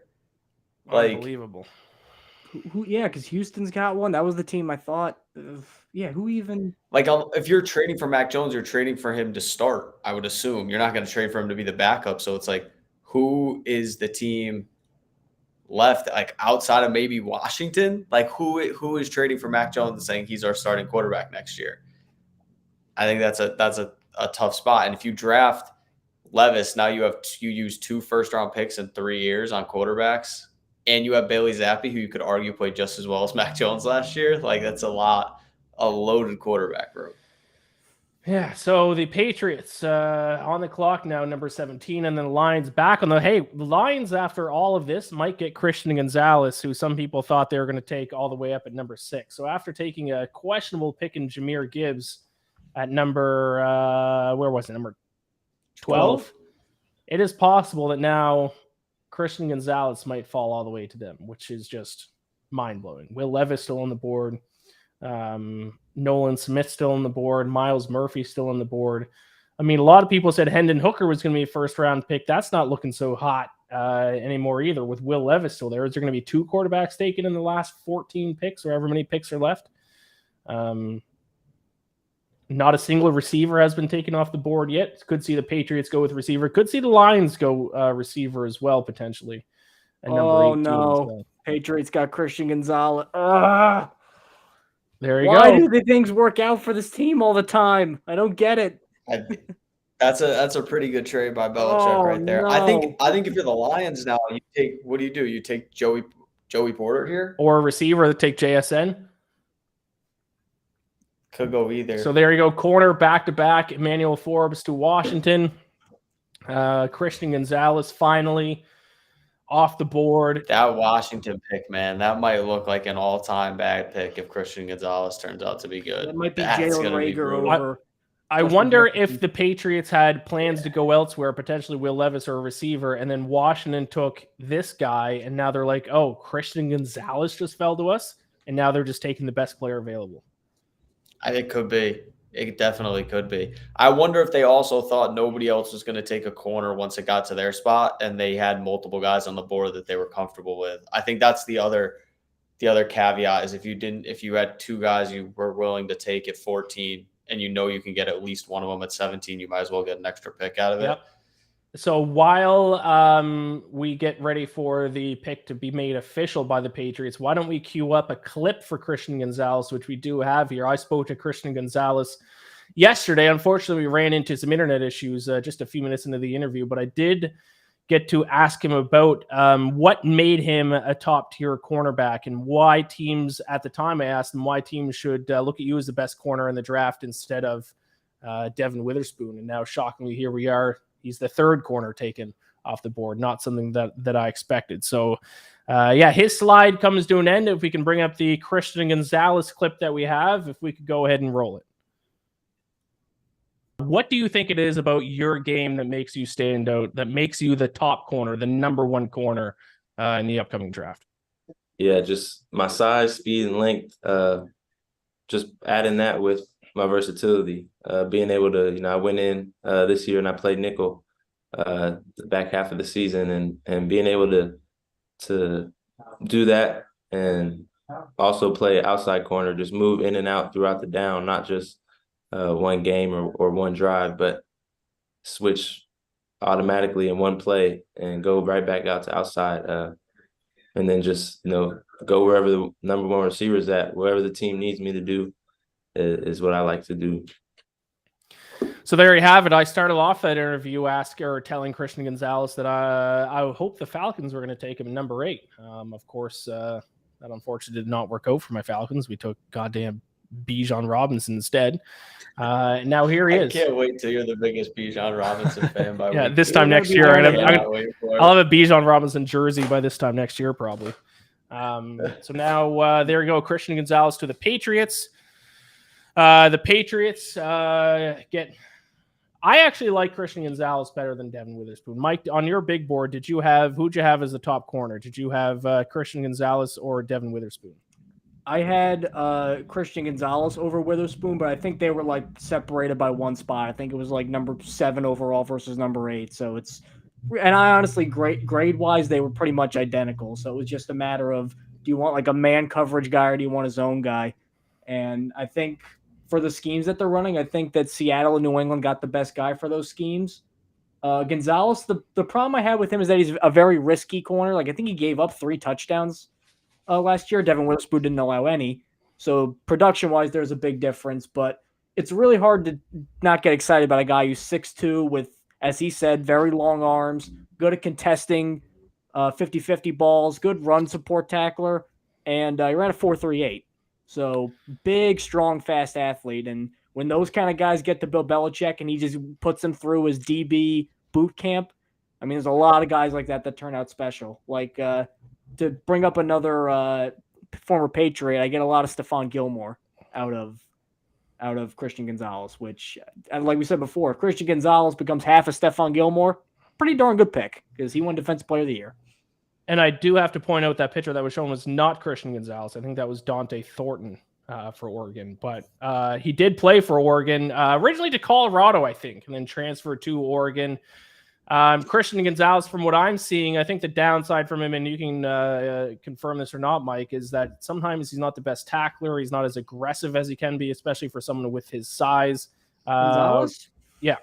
Yeah, I mean, there was some of that. I mean, he's not going to be like, part of what made Witherspoon great was that he's just a ferocious tackler and he just slams into people and he plays. Which Gonzalez isn't quite. I mean, he does. It's definitely something that he needs to, I think, work on. But there was enough good run support stuff on tape where I'm surprised that it apparently affected teams, because I'm surprised that he was still available at 17. But I don't think it's too big of an issue. And I'm just looking at my screen. Boy, Will Levis, man, is poor Will Levis. Oh, his mom's hugging him. And where does Will Levis, like, what's the next possible landing spot for Will? It seems like there's always a quarterback every year that just falls way off the board. I think Tampa Bay at 19 makes a lot of sense. Tampa Bay, great. I think that makes a lot of sense. I wouldn't do that if you I have was Tampa, Mayfield though, there because, for a year. Like, I know I was complaining about the whole like wait till next year things, but Tampa does seem like a team that could effectively just bottom out and get a guy like a Caleb Williams or a Drake May. This seems like the perfect time to just kind of like move on to the next regime. So just roll with Baker Mayfield and then see what he does. But I mean, in terms of teams who need a quarterback, of the ones that are left, really, I could just see Tampa Bay, Seattle, and then Minnesota. Beyond that, I'm not really sure that Levis might get picked in the first round. I mean, who would have thought that? I think unless like a Tennessee or a Washington tries to move back in or something. I think the hopes, or at least my personal hopes, because I bet on it, of 5 quarterbacks being selected in the first round seem all but dead at this point. And actually, we saw the betting market move earlier today to where people were pounding the under 4.5 quarterbacks selected in the first round. So sports bettors seem to know even more than NFL insiders sometimes. So there you have it. Still no receivers off the board as well. We are now to pick 18. Okay, no receiver off the board. Lions pick is in. It is Jack Campbell from Iowa, linebacker, first linebacker off the board. First linebacker off the board, Jack Campbell. So the Lions do not go, well, I guess Christian Gonzalez is off, but they didn't go wide receiver. They didn't go with a different corner. They went with Jack Campbell in what many people think is a weak draft class for linebackers. The linebackers are kind of becoming the running backs of the defense. But Jack Campbell, I think, from what I know, and Mike, you can confirm this or not, Jack Campbell was listed as the clear top linebacker prospect in the draft class. Is that correct? Not for me. He wasn't. He was my number 2. Drew Sanders from Arkansas was number 1. But it's one of those things where I've seen Jack Campbell number 1. I've seen Drew Sanders number 1. I've even seen Trenton Simpson number 1 on some boards, even though he's kind of slipped a little bit. The thing with Campbell, though, is watching his film, he just seems like a classic Iowa linebacker, big, strong, vocal guy, stop the run, like a total Dan Campbell player. Like if Dan Campbell, he was a tight end. If Dan Campbell played linebacker, he'd play a lot like Jack Campbell. Then he goes to the combine and he just absolutely lights it up and puts some historic numbers up, I believe. So on a scale of 1 to 10, 10 being the highest ever for all linebackers since the 80s, he graded out at 9.98. He ran a 4.65 at 249 pounds and had a 38-inch vertical. So I did not expect those numbers from Jack Campbell, which is good and bad because that could either mean that there's potential there where you can get that out of him, but it also means it might just be like a combine warrior, looks good in his underwear thing that doesn't always translate to film. But right. If he really takes off with the Lions, because I'd imagine they'd throw him in right now, I think he could honestly be a defensive rookie of the year front runner because he has a great nose for the ball. He can just pile up tackles very easily. Now, we can talk on this a little bit later, but with the next team on the clock, the Tampa Bay Buccaneers, I want to get in our next guest here because with how quickly picks are coming in, we want to make sure we can talk to him before the pick is made. Bring in Josh Hill from the Pewter Plank, noted Tampa Bay Buccaneers fan at JDAV Hill on Twitter. Josh, does Will Levis go right here to your Tampa Bay Buccaneers? God, I hope not. I was looking to come on, Ian, and bust you up for the Bijan Robinson pick. I was like, this is great. The Falcons, what a joke. And I spoke this into existence. It can't be. They can't get tempted by him. Nolan Smith is still there. You can take him. We just talked about the kid out of Ohio State, the wide receiver. You can take him. Don't take Will Levis. Don't do it. If you're going to take a quarterback, take Hendon Hooker. But you would rather Hendon Hooker over Will Levis. No. And I don't want Hendon Hooker. So that's how badly I don't want Will Levis. I want no quarterback at 18. Don't do it. It's rough. You don't buy any of the arguments about, well, because one thing, you could like Will Levis or not like Will Levis. One thing that is indisputable is that offensive line, to be very diplomatic, was dog shit. And there were a lot of things working against him. So, I mean, trait-wise, there are a lot of things that Tampa could like, especially because they do have Baker Mayfield. So they're not doing something where they have to throw him right out immediately and just ruin the guy. So if Jason Light is really set on him, I think there's a way that he could be a success with the Bucs, because I think with all that veteran talent that they have, if they don't want to just rebuild, there's enough there with guys like Tristan Wirfs and all that where Levis could have a pretty good environment to develop. Well, the thing that I was hoping for was that one of those tackles would get there. And you still have Anton Harrison, who's on the board, so like you could go with him. So Will Levis, honestly, what does Will Levis give you that Kyle Trask doesn't, in terms of just like, let's ride this out? I would rather see a year of Baker Mayfield and Kyle Trask. The upshot is, if Kyle Trask beats Baker Mayfield's washed, whatever. You've got a year of Kyle Trask to figure out if he's the guy to then actually build around. Then, if you determine that he's not the guy after a season of seeing him in live action, go to the draft next year. Take your guy next season. Don't do it right now. Ride it out with Baker. Ride it out with Kyle Trask. See what you have.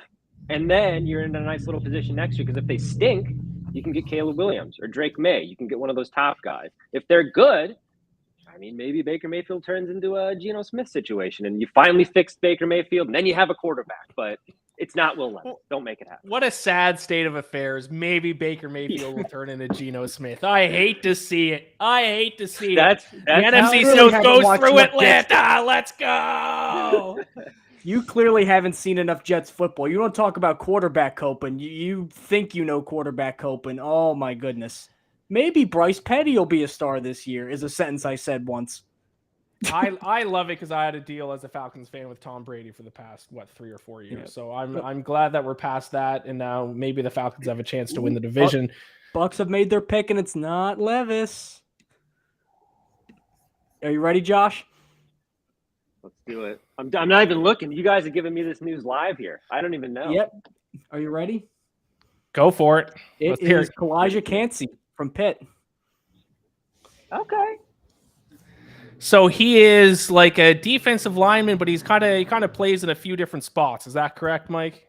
Kind of interior, but Here's the problem I have with Kancey. I'm a little lower on him than the consensus. Kalijah Kancey's 6'1", 280-ish for a defensive tackle, and he did move around a lot, but most of his snaps were defensive tackle. Also, athletic-wise, this guy is a freaking monster. Like, he's built like Hercules. He's just this big, giant, strong guy who runs people over. So I've obviously seen people say, oh, well, the Aaron Donald comparisons, because Aaron Donald went to Pitt and all that. It's like, well, yeah, but there's only one Aaron Donald, so you don't want to pick. But at the same time, this guy is going to play 120% every single snap, and he's going to get some sacks. So Tampa going D-line, Josh Hill, your thoughts? I like it. I mean, look, it's a Todd Bowles defense. So if there's nobody on the offensive side that we're looking at, like obviously Will Levis, thank God we didn't do that. I'm surprised they didn't take the Ohio State kid, maybe just because you don't know. Mike Evans, what's going to happen with him next year? He's probably going to leave. Chris Godwin's only under contract until 2024, I think. So you can reload with a guy that you probably weren't expecting to be there at 19. But outside of Vita Vea on the defensive line, there's not a whole lot going on, you know? And now you've got Bryce Young's in the division, Desmond Ridder. Bijan Robinson is in the division. Bijan Robinson, you know, and then Derek Carr, everything that they got going on in New Orleans. So it's the Buccaneers, as great as Tom Brady was that year, they won that Super Bowl because they absolutely beat the living crap out of the Chiefs on defense. That was a defensive Super Bowl win. And that's how they're going to continue this thing. Or if we were just talking about if they're going to tread water with Baker and with Kyle Trask in the sad state that is, the way you're going to be competitive is defensively, so that you can make up for any mistakes that Baker might make or the offense might make by having that smothering defense, or at least getting back to what they were. Because for the first half of last season, that defense was a top defense in the league. And then it fell off when everybody realized nobody actually cared about playing football. So if you can get back to doing that, I think all of a sudden you've got something cooking in the NFC South, which, you know, as Ian knows, you know, the four of us could probably get on a team and win that division. So it's not terribly competitive. Josh, you scared of Bijan with the Falcons? Because that was a pick that it caused a lot of consternation with Ian when that pick went down. You afraid of him? the fact that I was happy about it should tell you all that you need to know. Well, that's why like, the all right. Buccaneers went with Cansey. They went with Cansey because they're like, listen, our division has Bijan Robinson in it now. We got to find a guy that can stop him. They're hedging their bets. They're like, we got to stop this guy. What are we going to do? Look, the Falcons. Look, they got a pretty good offense. As a Bucs fan, I'm not thrilled about the fact that you've got Kyle Pitts and Drake London, and now you've got Bijan Robinson back there. And if Ritter becomes a guy who's actually good, I mean, he just needs to be decent to get by with that offense. All of a sudden, you've got, I think, New Orleans with Derek Carr probably tops by default at this point. And then you've got Atlanta, because that offense is really good. Who knows what happens with Carolina? Maybe they have a surprise season with Bryce Young if he's the guy who actually ends up being the starter on day one. And then the Bucs are the wild card because it's Kyle Trask could be leading that team out of the tunnel on Sundays in front of 5 fans. So it is. And you and your friend are 2 of them. I got to know. We got some defensive linemen that have completely fallen off the board here. Nolan Smith still available, hasn't been drafted. Mm-hmm. Miles Murphy out of Clemson still hasn't been drafted. So to see Cansey go above those 2 guys is certainly interesting. But hey, he's from Pitt, which is where Aaron Donald went. So maybe some comparisons there. I think the size is kind of working against him, even though Will McDonald is the same size and the Jets took him. I don't think everybody is kind of falling over themselves for a 235-pound edge rusher. I think that might be, and he never really like dominated at Georgia the way people thought he would. So they don't know how much of it is just like a raw mound of clay and how much of it's going to be tangible production. Right. My 2 cents. Josh, before we get you out of here, what do you think the Buccaneers need to do the rest of their draft here? What other holes do they got to fill by the time Sunday comes around? Well, we talked about Anton Harrison as a guy who's kind of still available, falling down the board. Maybe they trade up tomorrow if he's still there to get him. But you got to fix that offensive line. Like that's a disaster. You're moving Tristan Wirfs over to left tackle to make up for Donovan Smith, who, I mean, that guy's still holding somebody somewhere. They're still throwing flags on that guy. So you got to fix that offensive line because look, regardless, those quarterbacks this year, they're sacrificial lambs. Like nobody's going to build an offensive line to defend Baker Mayfield or Kyle Trask. But if you can grab a guy now and you're thinking about next year, you're thinking about grabbing either a free agent to build around or you're grabbing a guy next year at the top of the draft, you got to fix that offensive line. And I would say replenishing the secondary too. There's some good safeties on day 2 that you could go out and get. Jordan Battle, maybe a guy that you can get. Robinson, the kid out of Florida State. Drafting the local kid's always good. So safety, secondary, replenish some of those guys that left, fix that offensive line. And then I'll see you guys next year when we're talking about a quarterback because it's not going to be Baker Mayfield or Kyle Trask. I'll tell you that right now. All right, beautiful. Thank you so much for joining us, Josh. Let people know where they can find your work. All right, Pewter Plank at JDaveHill on Twitter. We're going to be complaining all season long. Let's go. Or dunking on the Falcons. You never know. We'll see. The NFC South goes through Atlanta. All right. Thanks a lot, Josh. Man. Take care. Thanks a lot, Josh. See you guys. All right. So the Seattle Seahawks are on the clock as of right now, number 20th overall. I don't think they have made a pick just quite yet, but with how rapid this draft is moving, we're going to go ahead and bring in our next guest here for the next pick, which is the Chargers at 21. So let's bring in Jason Reed at Eat Your Reedies from the Bolt Beat. Jason, how's it going? What are your thoughts on the draft so far? It's been a little crazy, not what I expected. We do these mock drafts for weeks and months, and you expect certain prospects to be there at 21, certain prospects definitely not going to be there. And then the draft reminds you how we sometimes don't know anything. And then there's a bunch of prospects there at 21. So it's been, as every year, surprising.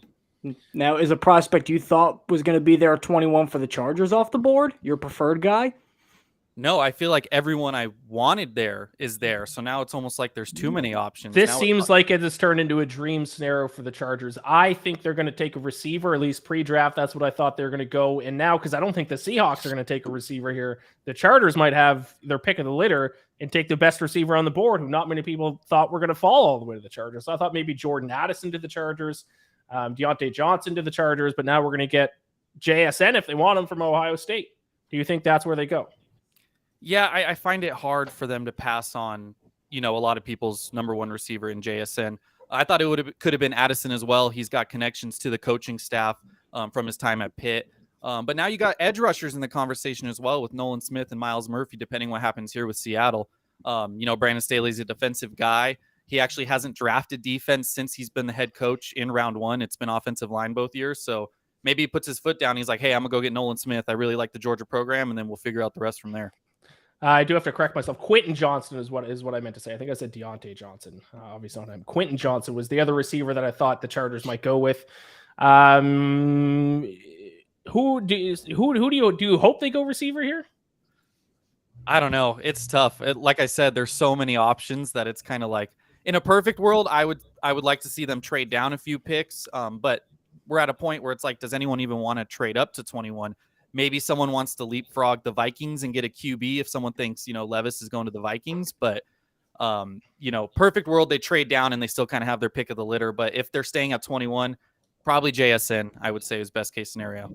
Now, the Chargers not on the clock yet. We still got the Seahawks, so we're going to talk about their pick here now. Peter, let me hear your thoughts. Where do you think the Seahawks go here at number 20? Because some people were even saying that the Seahawks would go quarterback with their first pick, because they signed Geno Smith to that deal that's effectively kind of a one-year deal. So they might look for a project quarterback to sit behind Geno Smith. Do they go quarterback, Peter? Where do you think the Seahawks might go here? If they go quarterback, I think you have to go Levis over Hooker just for the age factor. Yes. I don't think they do, though. I just think you made the playoffs with Geno last year, and I think if they were in love with Levis, they might have moved up just to be safe to make sure they could get him. I don't think there's anybody really right now who's in love with Will Levis the way these last few picks have gone. I wouldn't hate defense for Seattle. They kind of need to improve their run defense. I wouldn't mind them getting someone on that line. I like the Witherspoon pick for them. Kind of reminds me of a Legion of Boom type of guy to bring back. But that would be my concern. I know they brought in Draymond Jones in free agency. I think that's a pretty good signing. But that would be, especially in that division, I assume the Rams are still going to try and figure out a way to run the ball with Matt Stafford's arm being up in the air. And then the 49ers, we all know they're going to run the football. So that would be probably where I go. But if they do go quarterback, I could see the argument for Levis. I just think it's kind of you're kind of punting a pick. Like, you made the playoffs last year. He's not going to play this year if everything goes right. Like, if Will Levis had to play this year for the Seahawks, it's a loss because it means Geno was so terrible that contract, or he got hurt, which both ways it's a bad sign for the Seahawks. Mike, what are your thoughts on what the Seahawks are going to do here? Well, the pick is in for the Seahawks. Do we have it? We have it. It is Jackson Smith-Njigba. Oh, no. So there we go. The Chargers' dreams were pumped up and dashed in 90 seconds. He is going to Seattle. One of the rare picks I've called right in my mock draft, Smith-Njigba to Seattle at 20. So there you go. So the Seahawks went with the Falcons strategy, which is screw need. Let's just take the best player available. So now they have a wide receiver core of Tyler Lockett, DK Metcalf, and JSN. Not a bad receiver. They needed a receiver too, because if you look at the receivers on Seattle behind Lockett and Metcalf, for a team that just runs a lot of 3-receiver, 4-receiver sets, there's really not a lot. I mean, what, Dwayne Eskridge? How many are we going to try to talk ourselves into Dwayne Eskridge again? No, that's a good point. So, I mean, I'm not really surprised that they went receiver here, especially because he's a guy who he's going to Shane Waldron's offense, and Shane Waldron being a McVay guy, he seems like a guy who would thrive in a McVay adjacent offense. So the Chargers just got what happens to me in fantasy football all the time. Just got sniped. The guy that they were probably have been targeting now for a while, never thought would have fell to them. Now gets sniped by the Seahawks. Jason, thoughts on that? Yeah, that's just how it happens. That's the Chargers way. Yeah, that seems to be the Chargers' luck. No, but, like I said, there's several other options that make sense for them. And just with Brandon Staley being the head coach, being a defensive guy, being on the record of how much he loves the Georgia program, I just don't see how it's not Nolan Smith here. But, hey, I don't know. I said JSN 90 seconds ago and I was wrong. So let's see how wrong it could be again. Especially with Khalil Mack potentially hitting free agency very soon. They need to have kind of a post-Mack plan as a pass rush. Yeah, absolutely. So, would you be all right if they did still go with receiver, but went with one of the other receivers still on the board? And if they do that, which receiver would you want to see them take?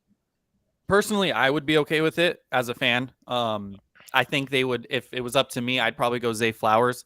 I think he fits what this offense needs. You know, he adds some special teams value. They don't have a returner on the roster. Adds some of that kind of, you know, deep field threat that the team just doesn't have right now. I've been calling him extremely rich man's DeAndre Carter because that's the player they lost in free agency this year. So I'd probably go that direction. But again, kind of knowing how this team kind of thinks and operates, I'd be very surprised if it's not Smith. But who knows? You know, they could just surprise us all, and who knows? Maybe they'll go back up QB or something crazy. It's the Chargers. Terry Bailey asked in the chat a few minutes ago. Want to get to this question now because this is fitting with the Chargers might take Nolan Smith. And Mike, maybe you can touch on this. Is Nolan Smith's size going against him? Asked Terry Bailey. Well, I kind of touched on that a little bit earlier where it didn't work against Will McDonald because the Jets took him at 15 and he's basically got a similar body type. And I thought I was okay with the Will McDonald pick. I would have preferred Nolan Smith if they went that route, but McDonald's going to be a good pass rusher. I've also hinted at this before. I think the lack of production is really irking some GMs because it's obviously you're drafting for traits and you're drafting for the future. But I think on a loaded defense where pretty much everybody else has produced and Nolan Smith was not an underachiever, but I think he was a slightly above average defensive end. I think that there are some questions about, is this guy just a combine freak who puts up all sorts of great numbers, and then when you get him on the field, he's a little bit more limited. So I think that's where the discussion is. Now, obviously, I don't think he's going to be 235 pounds for the rest of his career. I think the Chargers could probably make him add weight. And I still think even if he loses a little bit of a step, he'll still be a 4.4 speed guy and a very explosive pass rusher, even if he bulks up a little bit. So I think part of it, too, is you got to really trust your nutritional staff, too, about can we get him to 245 and can he still be the same guy that we fell in love with in the pre-draft process? I'm going to throw another curveball for the Chargers coming up. Maybe Nolan Smith, maybe a receiver. But what about one position that has not been selected yet in this draft? You still do have your pick of the litter here. But a position that is reportedly a pretty deep position for this draft, and that is tight end. Position that the Chargers, I guess I always think of the Chargers always having a great tight end. Maybe just because the Antonio Gates day, but you still have Luke Musgrave, Dalton Kincaid, Michael Mayer, one of those three guys. I think Michael Mayer seems to be the guy who's projected to go first with the tight ends. Any thoughts on them going with tight end, Jason? So heading into the draft, that was actually the position I kind of staked my claim in. I did our podcast appearance for the Charger Chat podcast with the Fansided Network, and I said tight end. It's the way the draft is going to fall. A tight end's going to fall into their lap, and that's the direction they're going to go. That being said, I didn't, that prediction wasn't with only one receiver going in the top 20 and not no edge rushers, but edge rushers falling to the Chargers at 21. So I think it's definitely conceivable. It is a need. Gerald Everett's only got one more year under contract, and the depth behind him isn't great. Kellen Moore loves his two tight end offenses, and this would give them an instant guy to run with Gerald Everett in the offense. So I definitely think it's a possibility, either going Meyer or Kincaid.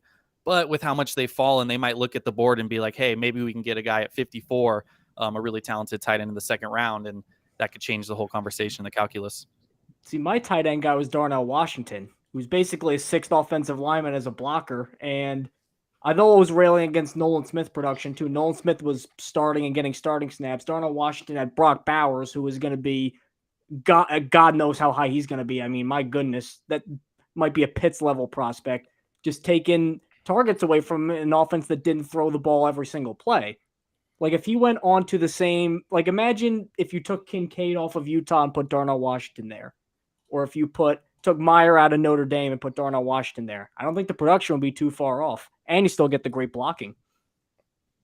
Oh, Chargers have made the pick, or their pick is in. Let's give it a second here. Let's get the Seahawks player off the stage, and then we will announce the pick here for the draft. I'm excited. Really quick, Mike, without spoiling it, with the pick in, who's your top tight end on your board? Michael Mayer, but Darnell Washington was a firm number 2. I actually had Kincaid going to the Chargers in my mock because I think there's a lot of links there. Former University of San Diego player before he transferred to Utah. I think Kincaid's obviously older. And I think some of the numbers he put up were inflated by like 2 giant games, like against USC too, where he just ran for 1 billion yards. But I will say this, because I don't want to say the name yet. All the tight ends would have been really good. It is not a tight end. It is not a tight end. It is not a tight end. I will announce the pick now.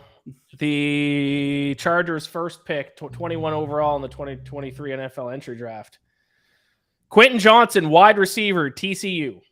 So they do go wide receiver. They're probably kicking themselves that they didn't get JSN, but they do get obviously was their number 2 receiver on their board. I mean, I don't think they would have had JSN as their number 2 and Quentin Johnson as their number 1. But Quentin Johnston from TCU just played a national title game, does go to Los Angeles. Jason, your thoughts on that? I think this confirms that they would have went JSN if the Seahawks didn't pick him with 20. Like you said, I don't think they had Johnston above JSN, number 1 on their board, receiver wise.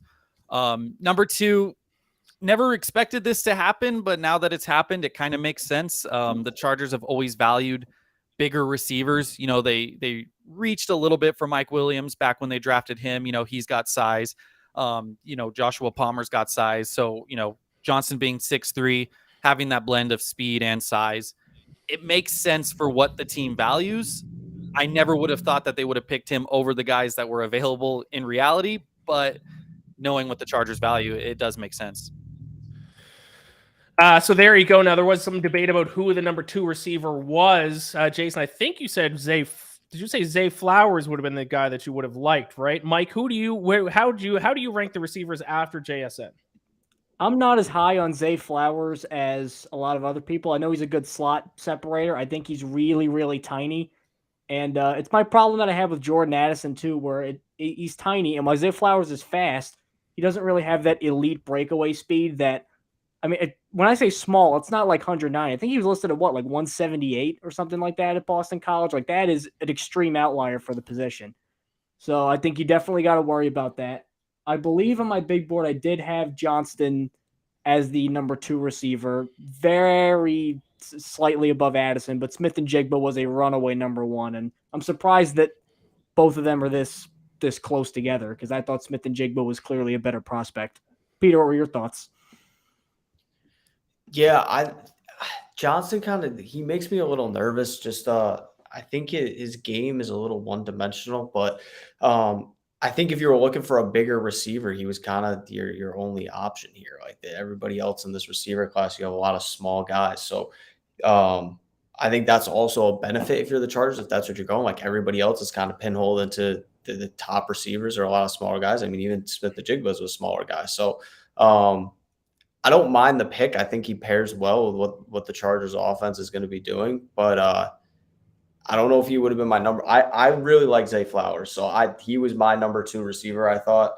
I just don't know if you were going for a bigger receiver. Obviously, Zay Flowers does not fit that bill at all. So I get if that's what they're going for, this pick makes a ton of sense. All right, Jason, before I let you go, where do you hope the Chargers go later on in the draft? What other holes are you looking for them to plug before the draft is over? Heading into the draft, I always thought the first 3 picks in any order would have been receiver, tight end, edge. So in theory, day 2, they should get an edge rusher, a tight end, depending who falls in whatever order they want to go. And then later in the draft, they're just looking for depth. They still need someone that can return kicks. They need offensive line depth. The starting line's good for the first time in a decade, but there's no depth. And then Brandon Staley loves defensive backs, so I'm sure he'll reach for 2 or 3 athletic backs that are projects and take 3 years. All right, I love it. Thank you for joining us. That is Jason Reed at Eat Your Reedies. Yes, great, sir. Twitter name there. Let the people know where else they can find your work. Yeah, Chargers coverage over at boltbeat.com. If you're a Lakers fan, NBA playoffs, check us out on Lake Show Life. And then for my bad takes on sports, like Ian said, eat your Reedies. I love it. Thank you so much, Jason. Take care. Good luck to your Chargers. Thanks for hopping on, Jason. Of course. Thanks, guys. Yep. All right, so now with the Chargers pick, next up we got the Baltimore Ravens, the Minnesota Vikings, Jaguars, Giants, Cowboys, Bills, Bengals, Saints, Eagles, Chiefs. So we are kind of in the final stretch here.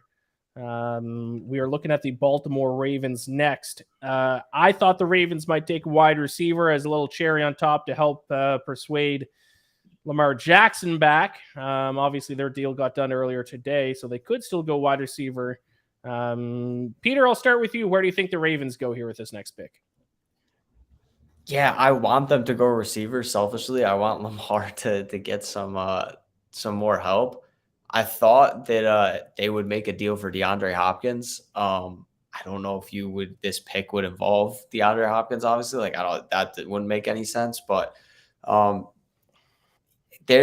the Ravens are a weird team because like they made the Roquan Smith deal last year, so I wouldn't say like they need anything necessarily up front. I just think they need playmakers. So whether that turns into if it turns into you want to go 2 tight ends with Mark Andrews, sure. I would get Lamar Jackson as many weapons as possible because we watched last year. Mark Andrews got dinged up early in the season. Rashad Bateman goes down for the year. They're playing with a makeshift team out there. And if one of their concerns why they took so long for this Lamar deal is that Lamar might get hurt, well, you brought back Tyler Huntley. Why wouldn't you want to give him the best weapons possible if he has to make a few starts this year? I just think that's the direction they should be going because they really haven't invested strongly into it since they drafted Lamar. Yeah, I agree. Let's go, especially with the amount of guys left now. I think it might come down to who their number 2 is for receiver on the board. Like if Zay Flowers was their number 2, or Jordan Addison was their number 2, I think this would be a great spot to select him with those guys still available. Peter, you have been here with me for a while. Thank you for joining us. It is late. Go get some sleep, rest up for this weekend because your New York Knicks are in the second round of the NBA playoffs. Big one. Really, really big one. So possibly going to be a game 1. We'll see. But yeah, very, very excited for You're that. going to miss the me and Reed Nets Cope session that we're going to have later. Yes. And Peter and I will be live on the Baseball Insiders tomorrow. We'll be talking about this weekend series between the New York Mets and the Atlanta Braves and NL East battle. So be sure to tune in for that. I believe that'll be at 4 p.m. Eastern, if my memory is correct.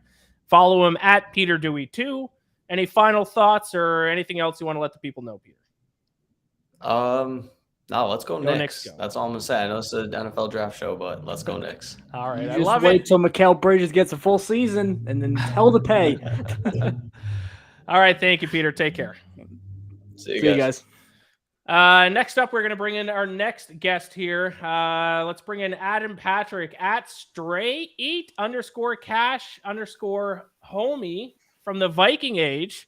The Vikings will be on the clock after the Baltimore Ravens here. Adam, thank you for joining us. What are your thoughts on the NFL draft so far and what has been has lived up to the hype of being extremely unpredictable so far?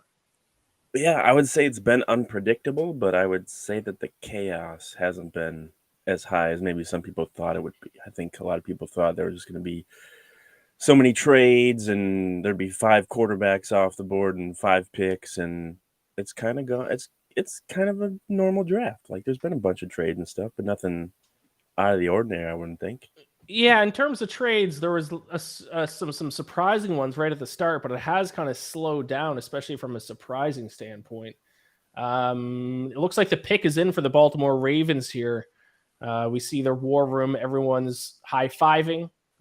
They seem to be happy with their pick. Obviously, Adam, we're going to get your thoughts on the Vikings here in a moment, but let's see if we can find out what this Ravens pick is. Zay Flowers. There you go. The pick is in. It is Zay Flowers. As we kind of mentioned, we thought they were going to go wide receiver potentially, and I mentioned if their number 2 wide receiver on their board, assuming JSN was their number 1 receiver still on the board, then they were probably going to go that direction. Maybe that was the case. So Zay Flowers off the board from Boston College, wide receiver, and that means that of the top 4 receivers that were kind of projected to go, Jordan Addison seems to be the odd man out, still the one that's left there out of the top guys. Mike, any thoughts about Zay Flowers here going to Baltimore? Do you like it? I didn't get your thoughts before they picked about where you thought they should go. Do you think the wide receiver is the right call? What are your overall thoughts here about Zay Flowers to Baltimore? Well, wide receivers is the right call, definitely. I've been on the record. I'm not as big a fan of Flowers as the consensus is. I just think he's a very limited player, not from production-wise. He can get you close to 1,000 yards, I think, pretty regularly. He's got above average speed, but not elite. I just think that you can't really do too much with him from a schematic point of view, and that's something that I would really stick in my mind as a general manager making a first-round pick. But I don't have a problem with getting more speed for Lamar Jackson. There you go. I wonder if today, before they flocked in that deal, they told Lamar Jackson they'd go get him another weapon. I wonder if that was part of the guarantee. Has to be. Real quick, Adam, having read some of your stuff, I've seen that you're probably a little more on the anti-Kirk Cousins slant than a lot of the other Vikings voices I've heard, that you're a little more critical of them. So, I mean, the question has to be asked now with Kirk Cousins still there, but also with Will Levis having slid this far. You've mentioned potentially trading up for a quarterback. Is this Will Levis time now for the Vikings? It very well could be. His offensive coordinator, I believe, not this past season, but the year before, worked with the Rams when Kevin O'Connell was there. So those two are very familiar. It's very easy for him to tell Kevin O'Connell, what Will Levis can do well and what he can't do well, and if there's some things that he can work on. So, yeah, totally, I can see that. And just about every notable mock draft that has been out recently has had them taking Hendon Hooker from Tennessee. So if they're going to go quarterback, they've got two of the guys that they've been connected to. If they don't go quarterback, I wouldn't be surprised if they trade back because they don't have a second-round pick. And it looks like there's been there's a run on receivers right now. So it looks like some teams, if they want a receiver, the Vikings would be a spot to trade up and get that. But yeah, Kirk Cousins got 1 year left on his deal. They didn't extend him. They converted his contract to just move it farther in the future. And basically they're taking the steps to move on. Now he can still come back. He could still play out of his mind next year, and they could bring him back. But the steps are in place for Kirk Cousins to be replaced in the near future. So if it was your call and you wanted to go quarterback here, which of the two would you rather go? You rather go Hendon Hooker or Will Levis? I'd go Will Levis because I think the Vikings are more familiar with. He's more familiar with what the Vikings want to do on offense. Right. And Hendon Hooker, there's a lot of questions about him in the offense that he was in Tennessee, whether that was just a super simple offense that made it easier for pretty much everyone involved. And, and he's also coming off an ACL. Will Levis is not. They're both probably going to sit for a year no matter what. But Hendon Hooker's coming off that ACL. So he's got injury questions. Plus, when he starts, he's going to be like 26 and a half. Right, a little bit older. Yeah. So he's going to be that. You could say that doesn't matter though, because quarterbacks play for like 15 seasons. Right. If you're good now, anyway, so it doesn't mean a whole lot, and maybe it used to be. But I don't know.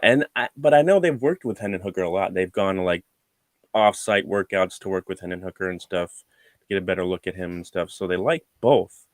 And some people like Hendon Hooker better than Will Levis too. Like he's up higher on some people's boards than Will Levis. So I don't know, man. It's up in the air. But I would say the chances are pretty high that either one of them is going to be the pick right now. Now, if they don't go quarterback, I've seen a lot of mocks and honestly just a lot of people who have seen Vikings games last year say that they pretty much need to add a defensive back, particularly a cornerback at some point, very high. So I believe in my mock, I had Deonte Banks at 23. There's still a ton of good corners available. Joey Porter Jr., I don't know how the hell he lasted until 23.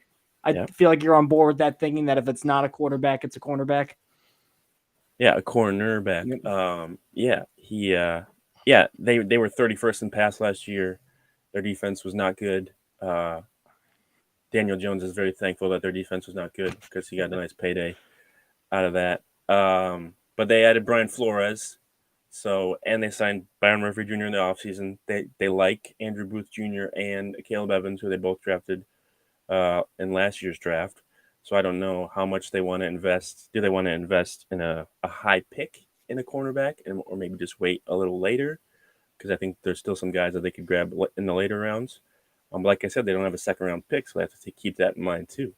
But yeah, I could see a cornerback. I could see a defensive lineman, because they run a 3-4, so maybe like a Brian Breezy of Clemson. They could go after him.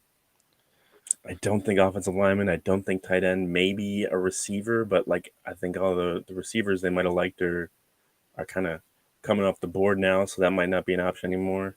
Not running back, because Bijan Robinson was really the only one worth a first-round pick, except according to the Lions, who think that Gibbs is worth number 12 pick. So yeah, quarterback, cornerback. I did hear Brian Banks maybe of Alabama, because he can play both corner and safety and kind of be that hybrid. So he could be an option too as well. But yeah, cornerback, safety, defensive lineman, or quarterback, or trade back. So we'll see. You While think we're they go waiting for running the back at some point in the draft, though, because of all the Dalvin Cook rumors. Possibly, but this class is deep. I know this running back class is deep, so I don't think they're in an urge to get somebody. I know they met with a bunch of people, but they've got Alexander Madison. They drafted Ty Chandler last year. They do have Kene Nwangwu as well. So I think they'll add someone, but I don't think it's not going to be right now. One, there's nobody really worth drafting in the first round at this point, unless you're the Lions again. But yeah, the Dalvin Cook thing, he's gone. He's not coming back. He knows he's not coming back. He's going to be released or traded, so he's gone. His agent knows he's gone, which I think it's funny that Zay Flowers went before the Vikings pick because he has the same agent as Dalvin Cook. So Zay Flowers probably wasn't going anywhere near, or the Vikings weren't going anywhere near Zay Flowers because they just probably done dealing with Dalvin Cook's agent. But yeah, he's gone, and I think they'd rather just save on that running back position rather than maybe invest in someone because they like Madison and he's okay. And they didn't pay him a lot. I think they're paying like 2 years, $8 million. That's not a lot. So yeah, we'll see. We'll see about that. While we're waiting for the pick to come in, just going to quickly bring back Reed Wallach. Reed joining us after taking his dog out, and he has a drink with him, I hear. So Reed is ready to go. Adam, I do want to ask another question about the Vikings here while we're waiting for the pick or the potential trade. Yeah. Probably too late for a trade, but we'll see. Why do I root for them? Yes. Well, I'm a Falcons fan. I feel like the Falcons pick is in. Pick is in. Do we have the pick? Pick is in. It is, drum roll, Jordan Addison. Oh, really? Wow, wide receiver. Okay. So that's 3 straight wide receivers off the board. I cashed my over 4 straight. Four straight. Yeah. 4 straight wide receivers off the board. I cashed my over 3.5 wide receivers taken in the first round. I'm happy about that because that looks in trouble for a while. But obviously, Adam, we got to hear your thoughts. After all this, they just go wide receiver. Adam Thielen gone. I guess they're replacing him. Thoughts on them taking Jordan Addison?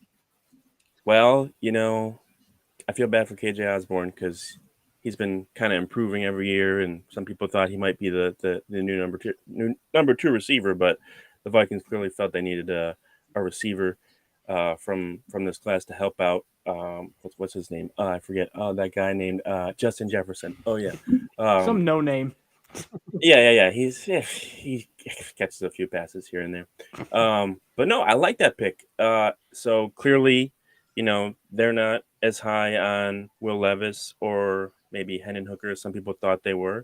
They saw the need at receiver. They feel a need. This is a rare thing. I feel like where a lot of teams are like, don't draft for need, but this is a pretty big need for the Vikings. So I like the pick because Jordan Addison, he didn't do so hot last year at USC as he did the year before at Pitt, but he also played in less games. He had less targets, so I think that might have been a factor. But I like this pick. I like it a lot. Does the huge drop off in production scare you? Because it wasn't just like a little bit. Like he had 1,500, or I think 1,600 yards and 17 touchdowns at his last year at Pitt with Kenny Pickett. Then he goes to super freak mega prospect Caleb Williams, and it went all the way down to 875 yards and 8 touchdowns. So that's almost a 50% reduction. And he also didn't test very well early on in his process. He was a little slower in the speed times than I thought he'd be. But do those things concern you, or do you think that Addison's tape is good enough to warrant a pick here? I think if he's going in the first round, then I think that he's good enough. The Vikings don't need him to be their number one receiver. Obviously, like I said, they have Justin Jefferson and they also have TJ Hawkinson.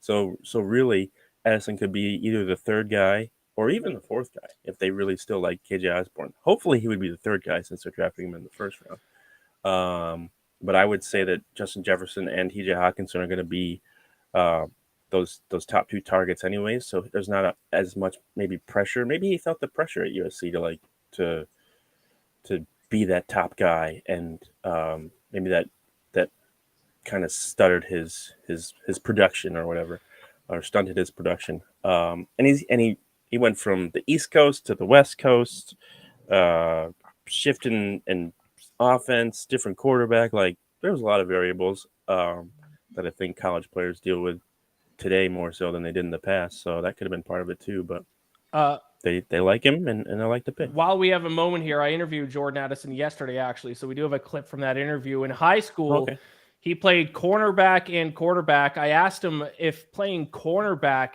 helped him give an advantage. But once I actually listened back to it and listened to his answer, I think he heard me say quarterback based on his answer. But regardless, he played all over the field in high school, and he gave an answer. Maybe you'll be the judge if you think he heard me say quarterback instead of corner. But regardless, we have a clip. Let's roll that Jordan Addison clip from my interview with him yesterday. I understand that you played a little bit of cornerback as well in high school. Does that give you a little bit of an advantage, you think? Yes. I'll just say it developed my mind in a different way to be able to, see coverages differently and, develop that quarterback mindset when they're going through their progressions. So it helped me know whether if I'm the first read, I need to run my route this way, all the way to the last read where I got time so I can run my route a certain way. So it just helped me break down that thought process a little bit different. He heard me say quarterback, didn't he? He heard you. Well, he did play He did play both quarterback and cornerback, so the question and answer works regardless. All right. But there you have it. He's in high school. He played several positions, offense and defense. So if there is a positive to say about Jordan Addison, maybe him playing several positions will give him a little bit of a mental edge, possibly. So there you have it. That was my question with Jordan Addison yesterday. And I just want to say this one thing too. The Vikings have been making a lot of moves where they want to run the ball more. They want to get more physical. So again, he's not going to have a lot of pressure on him to, be the top guy and come up with all the plays because they're going to be focusing a little bit more on running the ball efficiently is what they've been saying. So there you go. The Giants on the clock here. Adam, thank you so much for joining us. Very quick last question before we let you go. What are they going to do the rest of the draft here, the Vikings? Are they going to somehow are they going to get one of the quarterbacks? Maybe. I don't think they have a second round pick though, do they? So what are your thoughts for the rest of the draft here for them? They don't. I think if one of them if like Hendon Hooker keeps falling in the second round, maybe they try and trade back in the second round to get him. I know they like Dorian Thompson-Robinson a lot, and he's more projected to be fifth or sixth round, so they could wait for him too. He's not like insert immediately and be a franchise quarterback, but he could be someone that they possibly develop. But yeah, keep an eye on that, and then just defense because their defense was terrible last year. All right, awesome. Thank you, Adam, for joining us. Let the people know where they can find your work. Just go check out thevikingage.com. Check out the Viking Age podcast, wherever you get your podcasts, and follow the Viking Age on Twitter and Facebook. All right, there you go. Thank you so much, Adam, for joining us. Yes, the Giants traded up. They swapped picks with the Jacksonville Jaguars. So we're going to go from one Adam to the other. We're going to bring noted Giants fan, noted New York fan in general, Adam Weinrib now in. What's Giants up, are traded. He's wearing his New York gear. He's got his Giants hat, his Knicks shirt. The Giants have traded up to number 24. What are your thoughts on that, Adam? Where are they going to go here with this pick? I assume they're going to go with Kevin Durant because he regrets not coming to the Knicks. But if not KD, then look, they needed a wide receiver. They needed talent for Daniel Jones. We're still doing that experiment, that $190 million experiment. And every top wideout was available, and then a run on top wideouts resulted in them being selected all in a row before the Giants pick. So you've never seen anything like it, except for you've seen everything like it every year because the Giants never get what they want.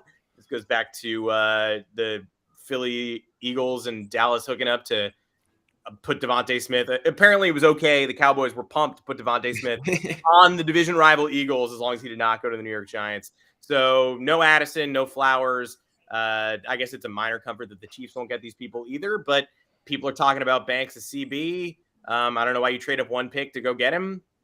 The ESPN board for a while had the Giants at 24 and 25, and I was like, oh my God, let's go. But we have one pick, and it's not who I want. I wanted any of those wide receivers, and they were all stolen out from under me. Well, I will let you know the pick is in, and the Giants are selecting 24th overall, cornerback Deonte Banks, Maryland. So I'm a Deonte Banks stan from college, but again, as I've said multiple times on the stream, I'm not necessarily good at knowing the difference between a good college player and a good NFL player. But that being said, I don't know if missing the wide receiver run, that's kind of bad forecasting on how the board was going to go, because that was always the run on wide receivers was going in the top 20. Yeah. Like right there. That was like known weeks ago, months ago, everyone knew. So little strange that Giants didn't move up there, but moving up one pick, they gave up, I think it was like, what was it, 160, 250, like a fourth and a fifth to go up one spot. I don't know if the Jags were that in on corners, but I do know I do think Banks is being talked about like 16 to the Commanders. So moving up, I guess, is a little strange, but the pick itself, if you could try and forget that you gave up a fourth and a fifth. Fifth and a seventh, my bad. I'm sorry. Fifth and a seventh, like fifth and a seventh. I don't know. It's not like life or death. I like Banks though. Yeah. If that's any consolation, I think he honestly could come in and help the Giants immediately. The team could use some secondary help anyway, so I think it helps. Moving up one pick, I'd like to hear about why, but you guys just take over, because a little over 3 hours into this, I finally have to pee, so I will be back in 30 seconds. You guys keep talking Giants. I'll take over with Deonte Banks talk, because if you are a Deonte Banks optimist, you'll point to that game against Michigan where he just locked shit down for the entire game. Big, strong, physical guy. Like if you prioritize length and jamming guys at the line of scrimmage in your defensive scheme, which it looks like Wink Martindale does with how aggressive he is, this is a good fit. Now, if I have my druthers, I'm taking Joey Porter if you have your mind dead set on a cornerback, just because that's how the board fell. And if I'm the Giants, I know that they probably wanted a receiver. They probably wanted maybe an offensive lineman, maybe on the interior. Perhaps all their guys are gone. I don't really have an issue with Banks conceptually. I think that he was a little high variance in terms of game to game, which you never really want to spend a first-round pick on a guy who's too high variance, but the highs are very high. And if they think Wink Martindale, who's done some good work with defensive backs in Baltimore, can get the highs out of him consistently, not a bad idea for Joe Schoen. I don't know why they thought the Jaguars were locked in on a cornerback, especially because the Jaguars just traded down again. But there we go. Not a horrible pick for the Giants, I got to say. Let's go. The official stamp of not a horrible pick. Where plate guy loves it. They're showing it. Mike, where'd you have him on your big board? I actually don't have my big board up. I had him going 23 to the Vikings in my mock as Cody Williams. Cody Williams is here. I picked the wrong point. There we go. Howdy, fellas. Yep. So, Adam, you can go and tell us where to find all your stuff. I'll let you take the wheel here. I'm at Adam Weinerb on Twitter. I probably won't have anything snarky to say about this pick. I'm still waiting on Aaron Judge's hip MRI. So if you care about baseball injuries or the New York Knicks, come follow me. But in the meantime, yeah, Banks, great pick. Cornerbacks feel like the bustiest pick. And so I hope this isn't one of those. Prince Mukamara, we out.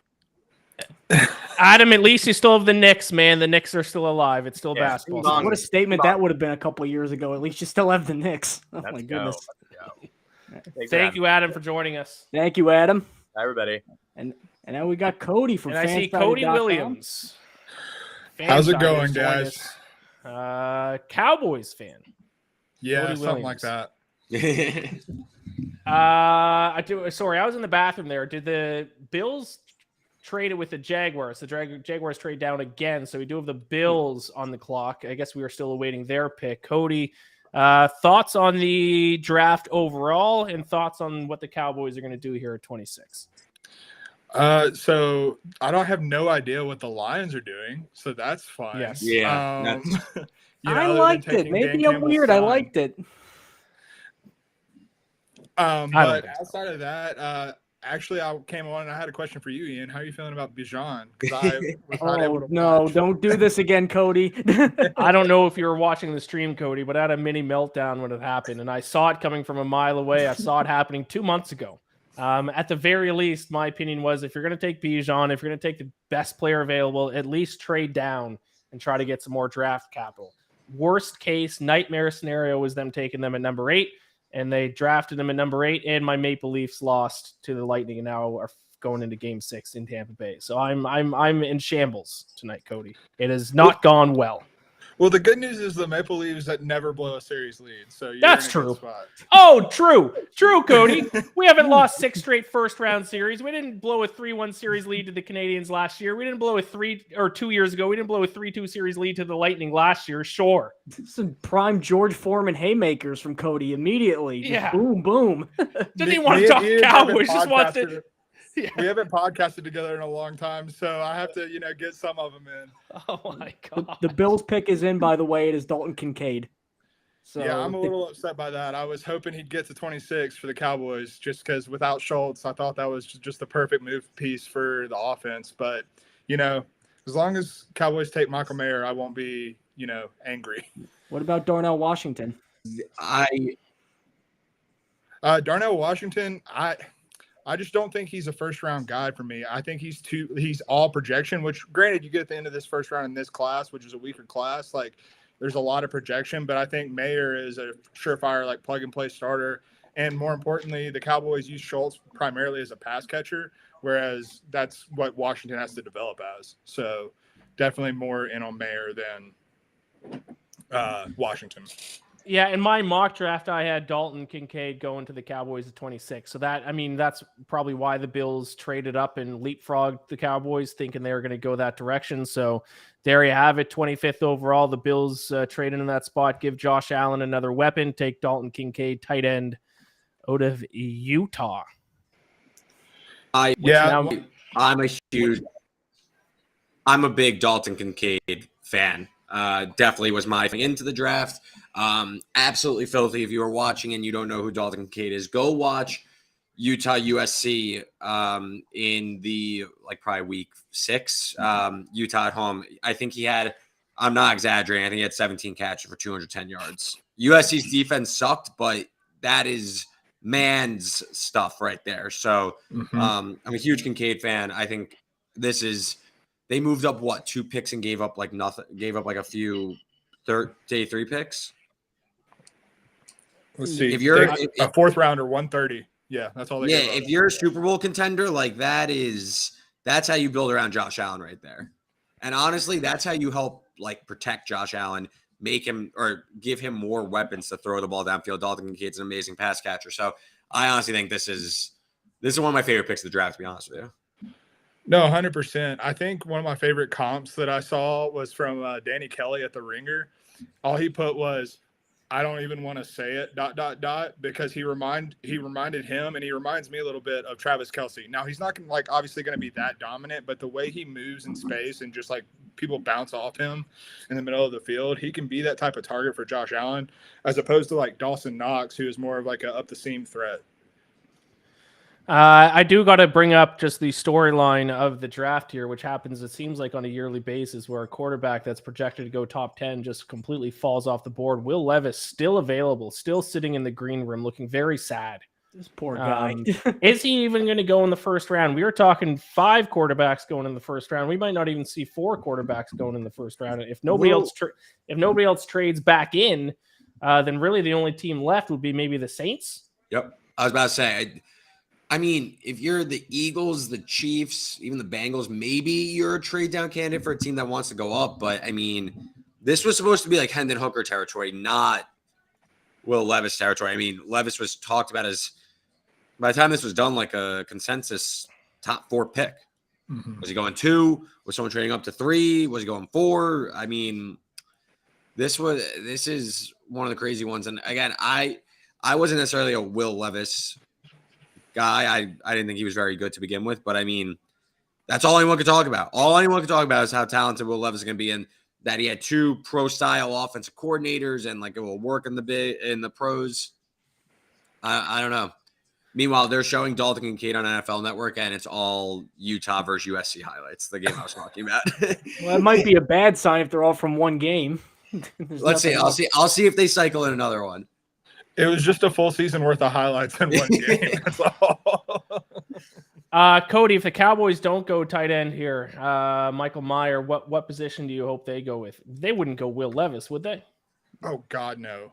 I mean, yes, they would, because it's Jerry Jones and he's just a loose cannon. But I will give Will McClay and Jerry Jones this. They have nailed the majority of their first round picks over the past decade. But I think my target would probably be someone like Mazi Smith out of Michigan. We need explosiveness on the defensive line, consistency on the defensive line, and he's all upside, but I think he's the type of presence that if he hits could really change the defensive front for the Cowboys. So you think, I mean, yeah, Nolan Smith is still available, isn't he? Yeah. That's another guy. Talk about Will Levis. Nolan Smith still. Some people had Nolan Smith going number 8 to the Falcons. Listen, he's that good. He's that good. I'm shocked that Nolan Smith is still on the board. I thought plenty of teams could have got in on him. Yeah, so I think has anyone else fallen big time outside of Will Levis? Miles Murphy, edge rusher out of Clemson. Oh, still yeah, available. you're right. I had Murphy going 12 to the Texans. Yeah, right, Murphy's still there. I'm not a Murphy guy though. I'm glad. I mean, I'm not glad. I don't want any of these kids to fail, but like, you know, Screw Miles Murphy. I like being right, and I was low on Miles Murphy. Anton Harrison, is that where the Chiefs were gonna potentially go? Is he the next best tackle on the board? I think maybe Anton Harrison or DeJuan DeJuan Jones, probably. Oh, okay. Yep. Cowboys, are they going to pick here? 4 minutes left on the clock. Cody, what are your general thoughts about the Cowboys heading into next season? The NFC obviously pretty weak, especially with Aaron Rodgers out. It's the Eagles, and then it might even be the Cowboys, obviously the 49ers, but we got to see what's going to happen at quarterback for them. Obviously the Atlanta Falcons are going to be a big contender in the NFC, but what do you think about your Cowboys? I couldn't even say it with a straight face. What do you think about your Cowboys next season? So, I mean, the Cowboys, I really hate the fact that I'm a Cowboys fan most days of my life, just because like this is a roster that should be able to contend for a Super Bowl. It's just it's a fact of the matter is Mike McCarthy's their head coach.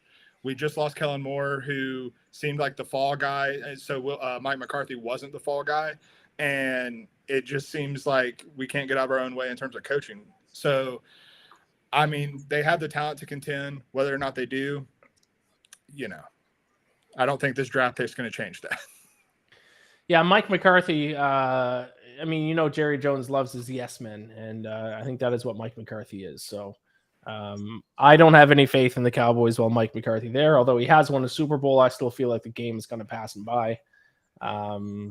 They just showed Michael Mayer there. At least the ESPN feed showed him. He wasn't talking on the phone. We'll see. Watch the ESPN feed? I would say I'm an NFL No, Network guy. I'm an ESPN guy. Oh, that's tragic. I'm not the biggest Rich Eisen guy in the world. Yeah, but you get DJ. That's all you need. Yeah, that's true. I mean, I have Hulu, and this is what Hulu gave me. I don't even know if I had the NFL Network option, to be honest. So you do, because I am also watching on Hulu. Okay, so there you go. I just clicked the first one I saw, to be completely honest. I mean, it's obviously on mute anyway, so it doesn't really matter. But they keep showing Michael Mayer highlights. Is that going to be who they're going to go with? NFL comparison: Jason Witten. Well, there you go. Yeah, I mean, I saw a report, or someone on some Cowboys beat writer said that both the Chiefs and the Raiders tried to trade up with the Cowboys, and the Cowboys turned them down. So I'm guessing with Kincaid and Meyer both being on the board in their range, they wanted to stay put and take one of them. That would be my guess. I don't know for sure, but I wonder if the delay here for the Cowboys is Kincaid as their guy. Now with them getting sniped with Kincaid, now they're kind of not really sure what they want to do here in this spot. Minute left on the clock, still no decision, especially strange given how quick most of these picks have come in throughout the draft. They're showing Michael Mayer again, not on the phone. They just showed the Cowboys draft room on the NFL Network, and no one was on the phone either. It's not a good sign. Generally, with a minute left, you got to be on the phone to someone, whether it's a trade or you're putting in your pick. Oh, yeah, there's the Cowboys war room. Jerry Jones looks like he has no idea what he wants to do. They look like they're in panic mode right now. Levis would get, you know, they're clapping. They are now clapping. They're making a selection. Oh, big high fives. I don't get why sometimes when teams make a selection, their war room acts like they won the Super Bowl. We wanted to do cry, like they be hyped about it.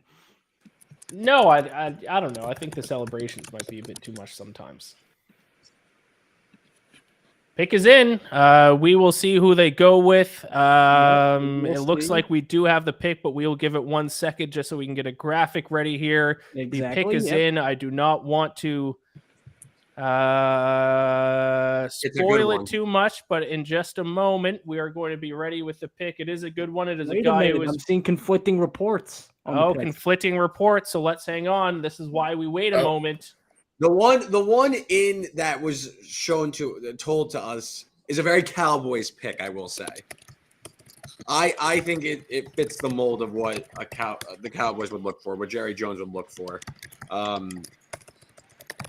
That the other pick mentioned also makes a lot of sense. Does. Both picks are very Cowboys-like, and I think are both good picks. I understand completely how there was a mix-up also, because I guarantee you someone just said the last name. Yeah. So there you go. Mix-up was because there was two people the same last name, not to spoil it, but the last name of this pick is Smith. Now, which Smith is it going to be? Who knows? I don't see anything. It's gonna be. This is a dilemma. I was gonna say a source off, but Breer tweeted both of them. So, Which one did he delete? Did he delete? Oh yeah. Should I say it? Let's give it one quick moment here. Let's wait for our the back end to get all queued up. It is between one of two Smiths. It is either Nolan Smith or Maisie Smith. Place your bets. You think it's now we have a Maisie off? I don't know. I thought it was Maisie. Mike says I it's defer to Maisie. you, Mike. You're the one with the big board. Either way, that's the pick. Well, they're announcing it now anyway, so I think we're good to say it. It is Maisie Smith, a defensive tackle from Michigan. Absolute freak out. Like absolutely insane. Yeah, this is a good pick. So Cody, Breer initially your tweeted thoughts? Nolan Smith, but someone definitely just said Smith to the Cowboys, and it was Massey. But no, I'm hyped for this because right now, like the Cowboys starting defensive tackles would have been Osa Odigizua and some combination of like Neville Gallimore and Jonathan Hankins, and now we have, like Reed said, a complete freak. Like he tests out of the like he's an athletic freak, and he's kind of in the same vein as they play different positions a little bit, but I kind of comped it mentally to Rashawn Gary, where, you know, all this talent and physical talent, and he just never totally put it together at Michigan, but with the right NFL development and strength program to really harness that, I think he can be like an absolute stud, and he's perfect for what the Cowboys need in the interior.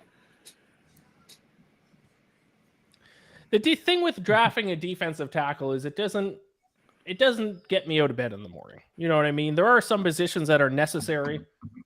It's like a running back. That was too easy. Yeah, that was. Like, I threw up the alley-oop for you on that one. 20 years ago, a running back would get me out of bed. Sure. But I mean, yeah, defensive tackle, a very important position. Defensive tackle has been a position that teams in recent years have helped them win Super Bowls, but not the flashiest position in the world. I remember the year the Falcons drafted 2 offensive linemen. I kind of felt similar. Cody, how do you feel about that? Are you okay with them not taking maybe the flashiest player in the world, but yet a necessary one and a guy who will be a cornerstone of this defense? 100%, because I think like it might not be the flashiest, but at the same time, it fills a major need, and it does so with a potentially premium player in a range where, you know, there's no sure things or no, like it's all upside basically from this point of the draft through the start of day 2.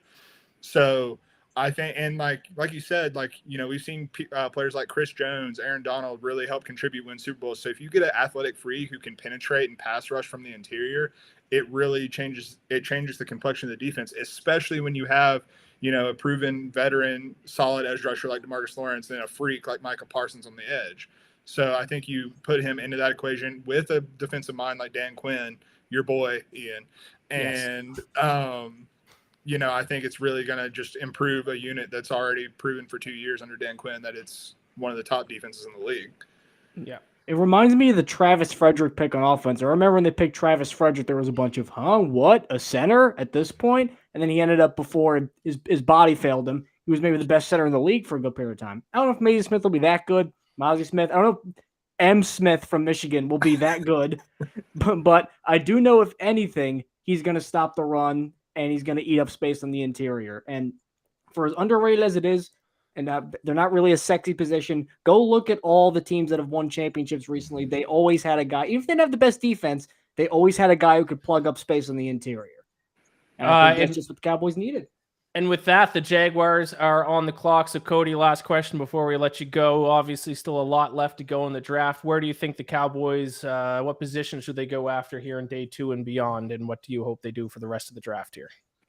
So day 2, I do think they still need to target tight end. Mayer's obviously not going to be there anymore, but someone like Sam Laporta out of Iowa or Tucker Kraft from South Dakota State. I'm a big Tucker Kraft guy. Not a big Luke Musgrave guy. I know some people are, but that's just not the injury stuff worries me with him. Tight end. And then I would like to see them dip into the receiver pool. I don't know if they're going to, but Brandon Cooks is going to be great for 2023, but he's a short-term fix to a shallow position group. So finding, more options there, because I'm not high. I wasn't high on Jalen Tolbert last year as a day 2 pick. So, I would like to see them add to the receiver room on day 2.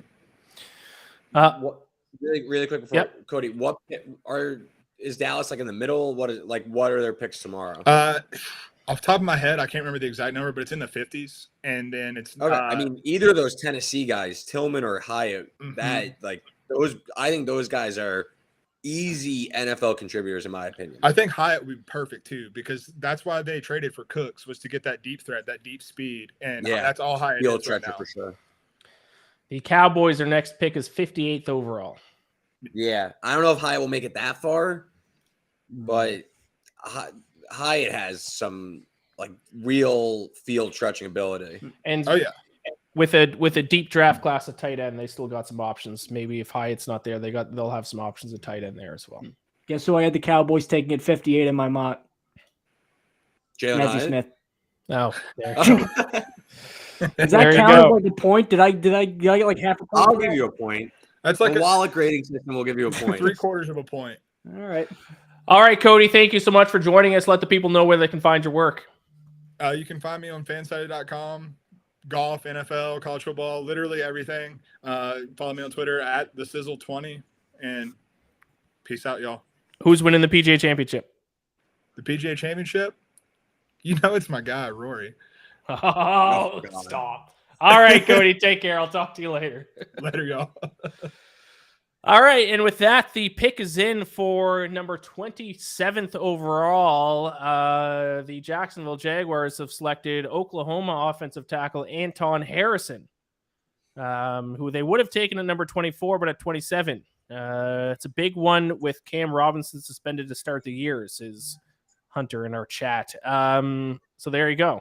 Anton Harrison. I thought that in my mock draft, I had him going 31 to the Chiefs. Didn't quite fall to them there. TJ in the chat says just thought the Chiefs don't draft a running back. I'll be happy. Now that the Chiefs are just a couple picks away, some more Chiefs fans coming back into the chat here as we prepare for that pick. But thoughts for this pick? I mean, I've seen a lot of buzz that Harrison was going to be a first-round pick, but back to the Chiefs, the way the board is breaking, I could definitely see them trading out. Oh, yeah. That would be a bummer because it's in Kansas City. There have been Kansas City Chiefs fans there sitting there all night waiting. They're almost not allowed to. So Ian, we've been talking, and I know this from the scope of Sterling and his coverage of the Chiefs. He was talking receiver. The receivers that were discussed for first round, maybe they take one, but like a Jalen Hyatt type, but the ones that were discussed, they're off the board now. He mentioned trading up for an offensive lineman. Maybe they just take an offensive lineman at 31, or a team feels the need that they like Will Levis or Hendon Hooker, or they want a fifth-year option on someone, and they move into the first round and get that person. I personally just think the way the board is breaking, NFL Network has like the big board up. I know it would be crazy if Kansas City took Darnell Washington to cap off the first, get like just an absolute freak next to Travis Kelce on the line at tight end. I changed my mind. That's what I'm now rooting for. Well, I want them to take Darnell and Washington. get the succession plan for when he retires. Yeah, exactly. I'm now in on Darnell Washington to the Chiefs. Let's see if TJ in the chat says Chiefs going edge, and there are a couple of edge rushers still left. This is now outside of Will Levis. This is now the position that it's kind of a couple guys dropped. Not only Nolan Smith, but we got Miles Murphy still available from Clemson. We got some guys who are projected to be in the top half of the first round still available here. Number 28, the Bengals pick is already in. We're flying now. We don't know what it is yet, but I'm just seeing here on my TV. The pick is in. The Bengals. Could this be a spot where they go safety? Could they go with Brian Branch possibly from Alabama? Who do I have the Bengals going in my mock draft? I had the Bengals taking Brian Branch. So in my mock draft, there you go. Great minds think alike. I Branch also. There we go. So we are rooting for Brian Branch here to Cincinnati. I'm also rooting for him because I interviewed him yesterday, and that is the last clip that we have to play. So we got to play that clip at some point. It would feel natural if we could play it right here with the Bengals making the selection. And it looks like the pick is in. So we will get to it in just a moment here. It looks like it is possibly not Brian Branch, though. So maybe I can just see. I have lost like a handful, many a bet tonight. It has not been the best for me. I have Bengals defensive line, and I believe edge as well. I think that counts, right? That counts. Edge and defensive line, same thing, right? Okay, I have that plus 750 for the Bengals. I would love some Nolan Smith or either of the Clemson guys here, and we could just scrap we could scrap some back here, end on a high note here. I don't know what the pick is. Do you guys know? We do know what the pick is. Don't look in the chat then, Reed, because if you look in the chat. I haven't looked I swear to God, I have no Close your idea. eyes. I'm watching it right now. The Cincinnati Bengals have selected defensive end Miles Murphy from Clemson. He's the winner finally. There we go. Moral victories. Look at that face. Look at that. There we go. So Look at that, I was just Miles. talking about defensive linemen that have dropped. Miles Murphy. Did Nolan Smith smoke a bong and get caught on video with a video release before the draft? Because Nolan Smith, who many people thought were going to go to number 8 to Atlanta, still on the board. Miles Murphy, another edge rusher, has come off. Now, people thought Miles Murphy was a high pick as well. So maybe those two guys are kind of a little bit interchangeable. This might result in Nolan Smith coming off the board shortly, maybe to Kansas City. But there you go, Miles Murphy. Reed cashes in on that pick. Listen, there haven't been that 750. many, so we gotta take it where we can get it. Strange pick, man. I think this is more just a value pick because they have Sam Hubbard and they have Trey Hendrickson. I know they both Hendrickson's been banged up lately, but I mean those two guys. I'm not saying Sam Hubbard's elite, but he seems very firmly entrenched as a starter. Well, So, sometimes you'll see this happen, right? When guys who are graded very high drop because teams are looking in other directions. At some point, even if a team doesn't need that position, sometimes they're like, "Listen, Miles Murphy has fallen to us. Would be stupid not to take him." So that could be the case here. Sometimes you just got to take the best player available.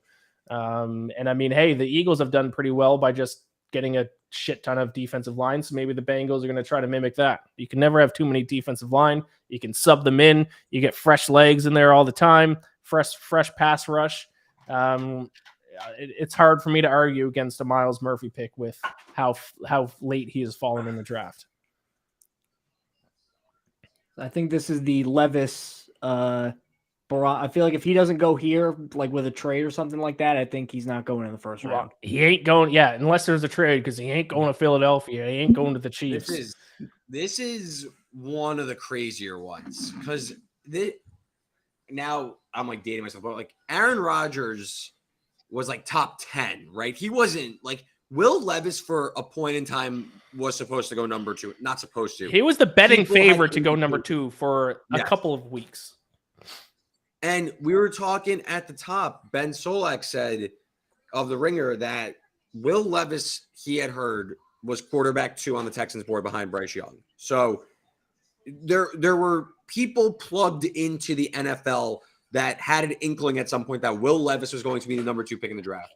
He's now very, very, very likely to not go in the top 31. So that's one of the bigger slides I've ever seen.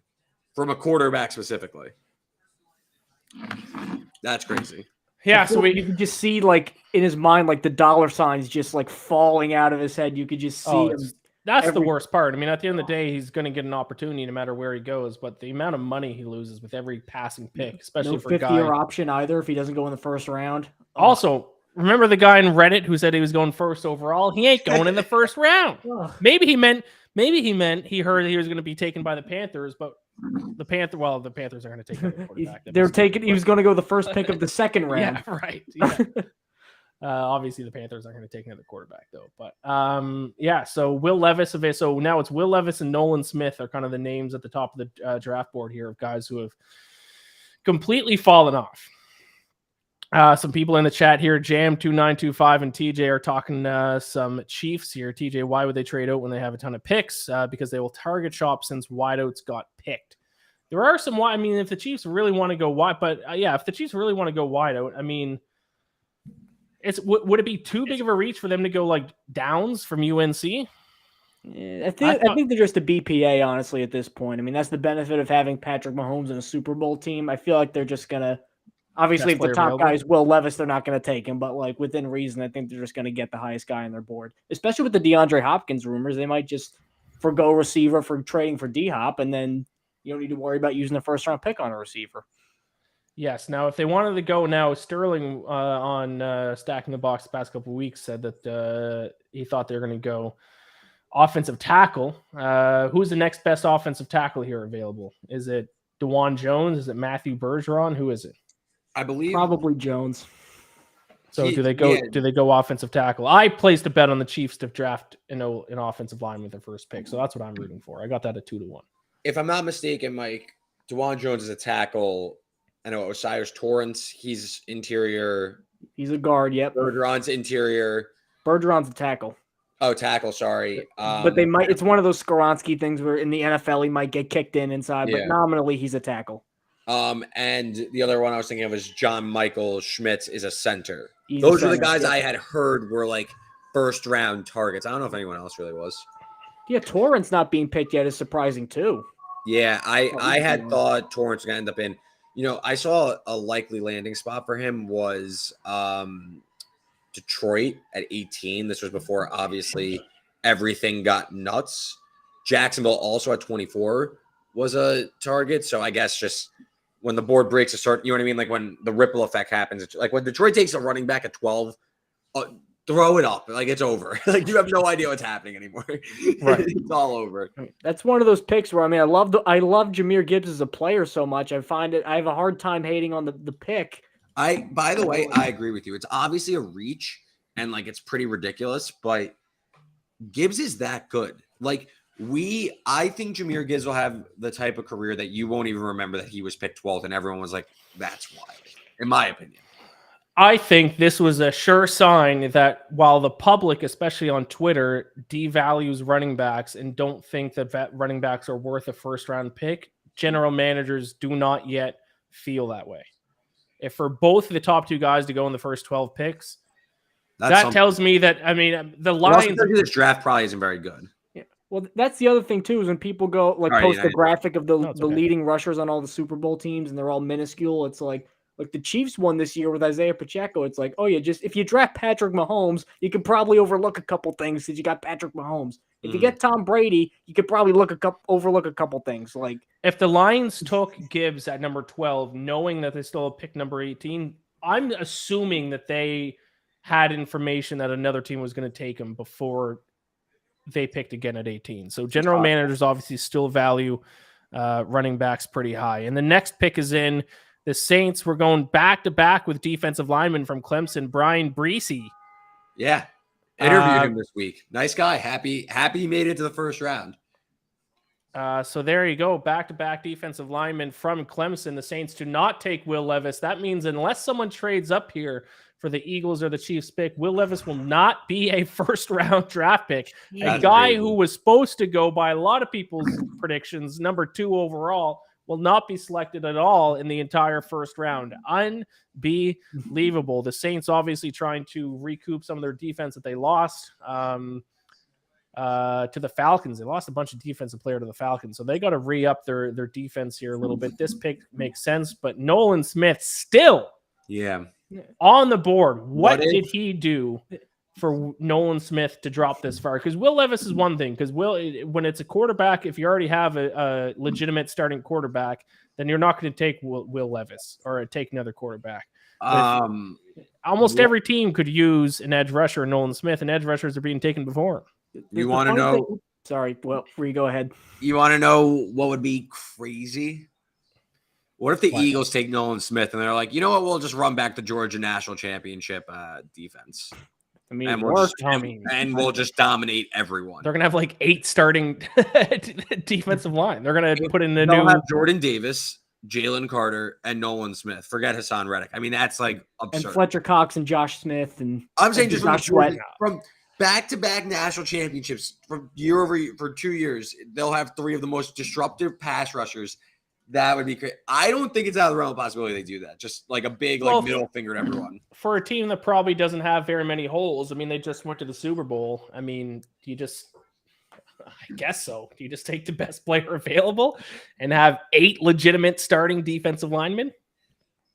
The weird thing about the Brazil pick is that, like, to me, he seems like the interior defensive line version of Nolan Smith, where it's very hyped recruit, never really statistically lived up to the production. But Brazil for different reasons other than Nolan Smith. But it seems like that they kind of ran in similar circles as prospects. So this is kind of where I thought Brazil would go. I think I had him going to the Steelers with the first pick in the 2nd round. So this is kind of where I thought he'd be. I'm happy for him. But yeah, still surprised about Nolan Smith. I mean, he blew up the combine, so. Jim in Florida says Steelers will take Nolan Smith at 32 if he's not taken in the next 2 picks. Yeah, he might last to round 2, but Nolan Smith will not take very long in round 2 to be taken off the board, I got to think. So maybe we see Nolan Smith and Will Levis being taken very quickly on day 2. I'm just going to look up the draft order here for round 2 because I'm trying to find out where Will Levis is going to go. The poor guy. I feel bad for him. I got you with like the beginning of round 2. You ready? I have 1, 2, 3, 4, 5, like 10 picks of round 2. It's Steelers, Cardinals, Lions, maybe the Lions, Indianapolis, Rams, maybe the Rams. Wouldn't rule out the Rams there. Seattle maybe. Vegas, Carolina. I could see Vegas, I think. There's I don't think there's a New Orleans, Tennessee. Titans. He'll go in the top. He won't fall past the Titans. Yeah, he'll go there. I just saw Geno Smith was supposed to be like the number 1 overall pick for a while when he came out, and then he slid to that was the EJ Manuel draft. That's right. The ESPN broadcast just showed a stat. Now this is ESPN Analytics. I don't know how they come up with this stat mathematically, but apparently there was a 0.1% chance that Will Levis would still be on the board right now. I don't know how you could possibly create. I don't know how you quantify that. Yes, but I don't think it's like that crazy.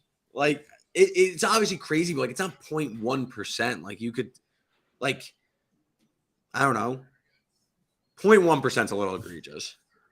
Yeah. So we got the 2 Super Bowl teams left to pick. Obviously, with the Dolphins having to forfeit their pick this season, only 31 picks in the first round, despite having 32 teams in the NFL. Poor Dolphin. Oh, poor Will Levis. Oh, why do they got to keep showing him? Dropping is one thing, but literally not even getting taken on the first day is he's got to be the only player left in the green room. Would he be?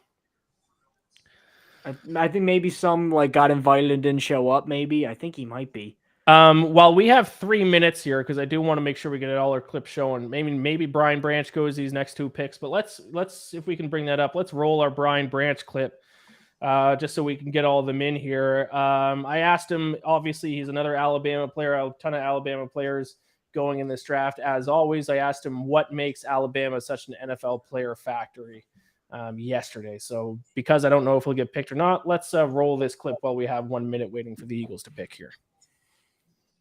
Is it about Alabama as a program that produces so much NFL level talent? Is it just the culture in the locker room? Is it Nick Saban? What is it about Alabama specifically? Just a standard. Thinking back to 2009 when Coach Saban got there, he's same head coach. Same guy. He's always talking about the standard, being the best. But what it takes to be the best, and we pride ourselves in that standard. We don't worry about going to the league, we worry about the league until after we have to win a national championship. That's our main focus, and just the guys, the camaraderie with everybody in the locker room. Everybody plays a part in it. So I will say of the three guys interviewed yesterday, Brian Branch, Christian Gonzalez, and Jordan Addison. I mean, obviously short interviews, but I like what I got from Brian Branch. He seems to have a good head in his shoulders. I think he's going to have a good NFL career. Is he going to go in the first round? Probably not with 2 picks left, but who knows? Maybe a DB at 31 for Kansas City. Oh, do we already know? Oh, or is that the Eagles? That's the Eagles pick earlier. Sorry, they just showed the Eagles pick earlier. Oh, the Eagles pick is in. We got to give it one moment here so we can get up our graphic. But I will let you know, disappointed viewers, a man that has fallen this late in the NFL draft has finally been selected by the Eagles. They select with their 30th overall pick, Will Levis, quarterback. No, Nolan Smith, finally. And Reed's prediction comes to fruition. They take the best player on the board, and now they have, they're going to run like a 4-4. Who cares, man? Like, they're going to be absolutely ridiculous. Are you kidding me? Like, this is an absolute year-over-year. Howie Roseman just continues to be the best general manager in football. Sorry, Chiefs fans, Brett Veach, but like, this guy wheels and deals every draft. He lands home run picks every year. I mean, this was a no-brainer. I mean, what do they? I'm just going to bet the Eagles win the NFC because I don't know how any team is going to be able to move the ball against the Eagles team. This is a problem. Oh my goodness.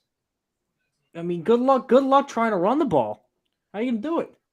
Yeah, this is a no-brainer by the Eagles. So they have Georgia's defense has been the best defense in college football for a number of years now. And now that they have four of the best players from those Georgia teams now on their defense? 4. And people forget too, Nakobe Dean went in the 3rd round because of injuries. He was regarded as like a top 20 talent. That's 83. I mean, this is freakish. So there you go. Nolan Smith finally off the board. Now the only guy, and Mike, maybe you can let me know who the next guy who's kind of fallen, but the only guy who has dramatically now fallen off the board that is still not taken is Will Levis, quarterback. And I doubt the Chiefs are going to be taking Will Levis. So Joey Porter too. Joey Porter, yep, that would probably be the next guy. Brian Branch. Yeah, but I mean, was Brian Branch, was he consensus? He was a first-round pick. He was a first-round mocked as a first-round pick. A guy I also thought would go first round would be Keely Ringo, another Georgia guy. He still hasn't gone. Mm-hmm. The Eagles have Dude Perfect on the stage to announce the pick. I now hate the Eagles. Am I old? Like, should I know them? No. Okay. Like, the kids love they Dude were Perfect. they were cool. Probably like they do trick shots on YouTube. Oh, yeah, they were the cool bat, like a yeah. really long time ago. Now they're like not. Why cool. are they on the stage talking the first pick? Because they're not cool, so they need to. You know what? Job's a job, man. Job's a job. Unbelievable. They're presenting some kind of large coin, it looks like, or maybe a barbell weight. Some sort of that says Aztec artifact. Something about Kelsey. Oh, they're flipping it. They flipped a coin. It has Kelsey on it. Heads. I don't know what any of this means. I have my stream on mute. This is almost as bad as those. It's because Jason Kelsey. Oh, okay. It's something to do with the mom. Okay. So that leaves us with the final pick of the draft is the Kansas City Chiefs, the defending Super Bowl champions. I see some people in the chat wanted them to get Nolan Smith. Unfortunately, he is gone. Jim in Florida says Joey Porter Jr. going to go to the Steelers. That would be fitting with their next pick because he said they're going to get Nolan Smith if he's there. He's no longer there. Maybe they go Joey Porter Jr. Do the Chiefs go Joey Porter Jr.? Do they go offensive line? Do they go receiver? A trade has not yet been announced, so they may not be trading out of that spot. I think that would be I think you have to just not trade out because that's going to hurt the feelings of the Chiefs fans that have been there waiting all day. Oh, that would be like, I know that'd be really mean, but if Brett Veach just is like, that'd be kind of funny. Like, I would not respect it, but I'd get a hearty chuckle out of it. Got to do what you got to do, I suppose. If you're trying to build another Super Bowl winner. Yeah, Brian Branch still available. Do the Chiefs need a defensive back? Maybe if the chat can know. The chat seems like they were set on pass rusher, but I don't know if they have that option anymore. TJ earlier said that they're going to try to trade for D-Hop tomorrow, so maybe they don't go receiver. Will Levis going to be selected by the Chiefs to back up Patrick Mahomes. Hey, didn't Collinsworth in his last mock say they should take Endon Hooker? Yes, I believe so. Okay. 5 minutes the Chiefs have on the clock. This will be the final pick today. I have just about reaching, Mike, I guess you along with me. You've been with me here since the start. We're reaching the 4-hour mark here. It has flown by. Time flies when you're having fun. Oh, yeah. Time flies when you're having fun, man. Yep. They got the champagne out. Nolan Smith, finally, the champagne is out. So does that leave? I'm going to look up the list of players that were invited to the NFL draft. Levis is definitely one. Levis might be the last guy left. Addison, Anderson, Branch. Branch was invited as well. He's there. Joey Porter Jr. is still there. So there's 3 of them. Keon White is there for some reason. Keon White's a good prospect. I had him as like a mid-2 guy. So maybe they go with maybe the Chiefs go with Keon White. Good draft for the Eagles. Respect. Yeah, the Eagles have been putting together plenty of good drafts lately. I really don't think there's been a ton of awful picks. Really, the only one where I kind of blew my mind, like even the Gibbs pick was puzzling, but I at least like the player so much. I kind of get it. Really, the only one that stood out as like a what are you doing pick was Emmanuel Forbes for me. And that might just be because personally I'm just lower on Emmanuel Forbes in the consensus. I don't know about you guys. Mike, did you finish your Dr. Pepper? I did. So, you didn't want to grab a second one? You're good with just one Dr. Pepper? Nah, I'm good on that. I don't want to just like completely turn my teeth into a bunch of sugary pellets that dissolve. So. Is Dr. Pepper your favorite soda pop? I love Dr. Pepper. I would no. You know what is the Coke with the vanilla in it? That's vanilla living. Coke. That's living. I don't really drink soda anymore, but when I was like a kid, Dr. Pepper was without fail my favorite soda. It wasn't even close. It's absolutely fantastic. I'm now this weekend, girlfriend's out of town. I'm having Dr. Pepper this weekend. Yeah. Treat yourself. You say that like it's some really debauched thing. Like, oh, I'm finally get to have a Dr. Pepper. Like, don't tell her. I did Diet Coke today. I did Diet Coke today as the first pop I've had in a couple months. So that was easy. I was never like a diet fan. I was always like, give it to me straight. No, I'm sorry, there are men in white gloves holding the trophies, even though Patrick Mahomes held it without a trophy, without a glove. This is. What on earth is this? Yeah, so it looks like they're having a whole series. I mean, yeah, you can't trade out. If you're going to do a whole Super Bowl trophy presentation here, you can't trade out of this pick. Oh, come on. They have a vacant third one. That's if after this whole performance here, they come out and say, we've traded the pick. All right, final prediction. Who are they going with? I'm going to say that they go with an offensive tackle, and I'm going to say that they go with, I'll let you know in a second. Mike, you go first. I'm going to go DeJuan Jones. I feel like with Orlando Brown leaving, I know Jawan Taylor has come in, but I don't know. Maybe they got a thing for big, beefy linemen. I mean, Jones was, 375, I think he was listed at. I mean, they don't get much bigger than that. So I'm going to be the guy. I'm going to go with that guy from North Dakota State that I see on my Twitter every second day, Cody Mock. Cody Mock? Yeah, that's going to be my guess. Reed, who's your prediction? You know what? Give me Michael Mayer from or no, I not even Michael Mayer. I want Darnell Washington. Tight end. I want Washington. Oh yeah, Mayer. That was the other guy who fell. He hasn't gone yet. Mayer is falling. Yeah, Mayer fell out of the first. Well, assuming he doesn't go here. I like Darnell Washington because I think that'd be really cool. Strictly what I would want. Just a 2 tight end offense every play. I mean, Niners do it a lot. It works. The pick is in. Haven't seen anything though. They're talking to someone. I'd like for the Arrowhead Attic comments though to get going on whatever pick this may be. Andy Reid looking fantastic in the war room as always. Style must unmatched. be so easy as a Chiefs like this decision making. Like we got Mahomes, like it's fine. Imagine having Patrick Mahomes as your quarterback. Yeah, we'll figure it out. I feel that now. I mean, normally, like I like the Will McDonald pick, but I think there were a couple better ones, and they left some meat on the bone. Like, normally I'd be like, oh, Will McDonald, really? But now I'm like, hey, we got Aaron Rodgers. All right, cool, Will McDonald. Like, it's just such a weight off you. If Aaron Rodgers performs, I mean. Pick is in. The pick is in. We are going to wait just a moment until we can get a graphic up here, but it is a pick that I am surprised by. A slight reach. I did it's not. actually- I bet on the Chiefs to go offensive line. They did not go offensive line. They went on the other side of the trenches. So this is the chat may like this because they were hoping for a defensive lineman. But Nolan Smith obviously wasn't available. So they went with a different defensive lineman instead. Continuing to filibuster, a guy from the Big 12, a guy from the school of Kansas State, the Wildcats, a guy with two last names. Yeah, man, you were really trying, man. Felix and Enodike Uzoma. Enodike Uzama. Thank you. Is he related to this, the tight end? Isn't there a tight end with the last name Uzoma? CJ Uzama, yeah. Yeah, not related to him at all? Not related to him. All right. So Felix and say it again? Enodike Uzama. There you go. Defensive end from Kansas State. Thoughts on this pick? I have 0.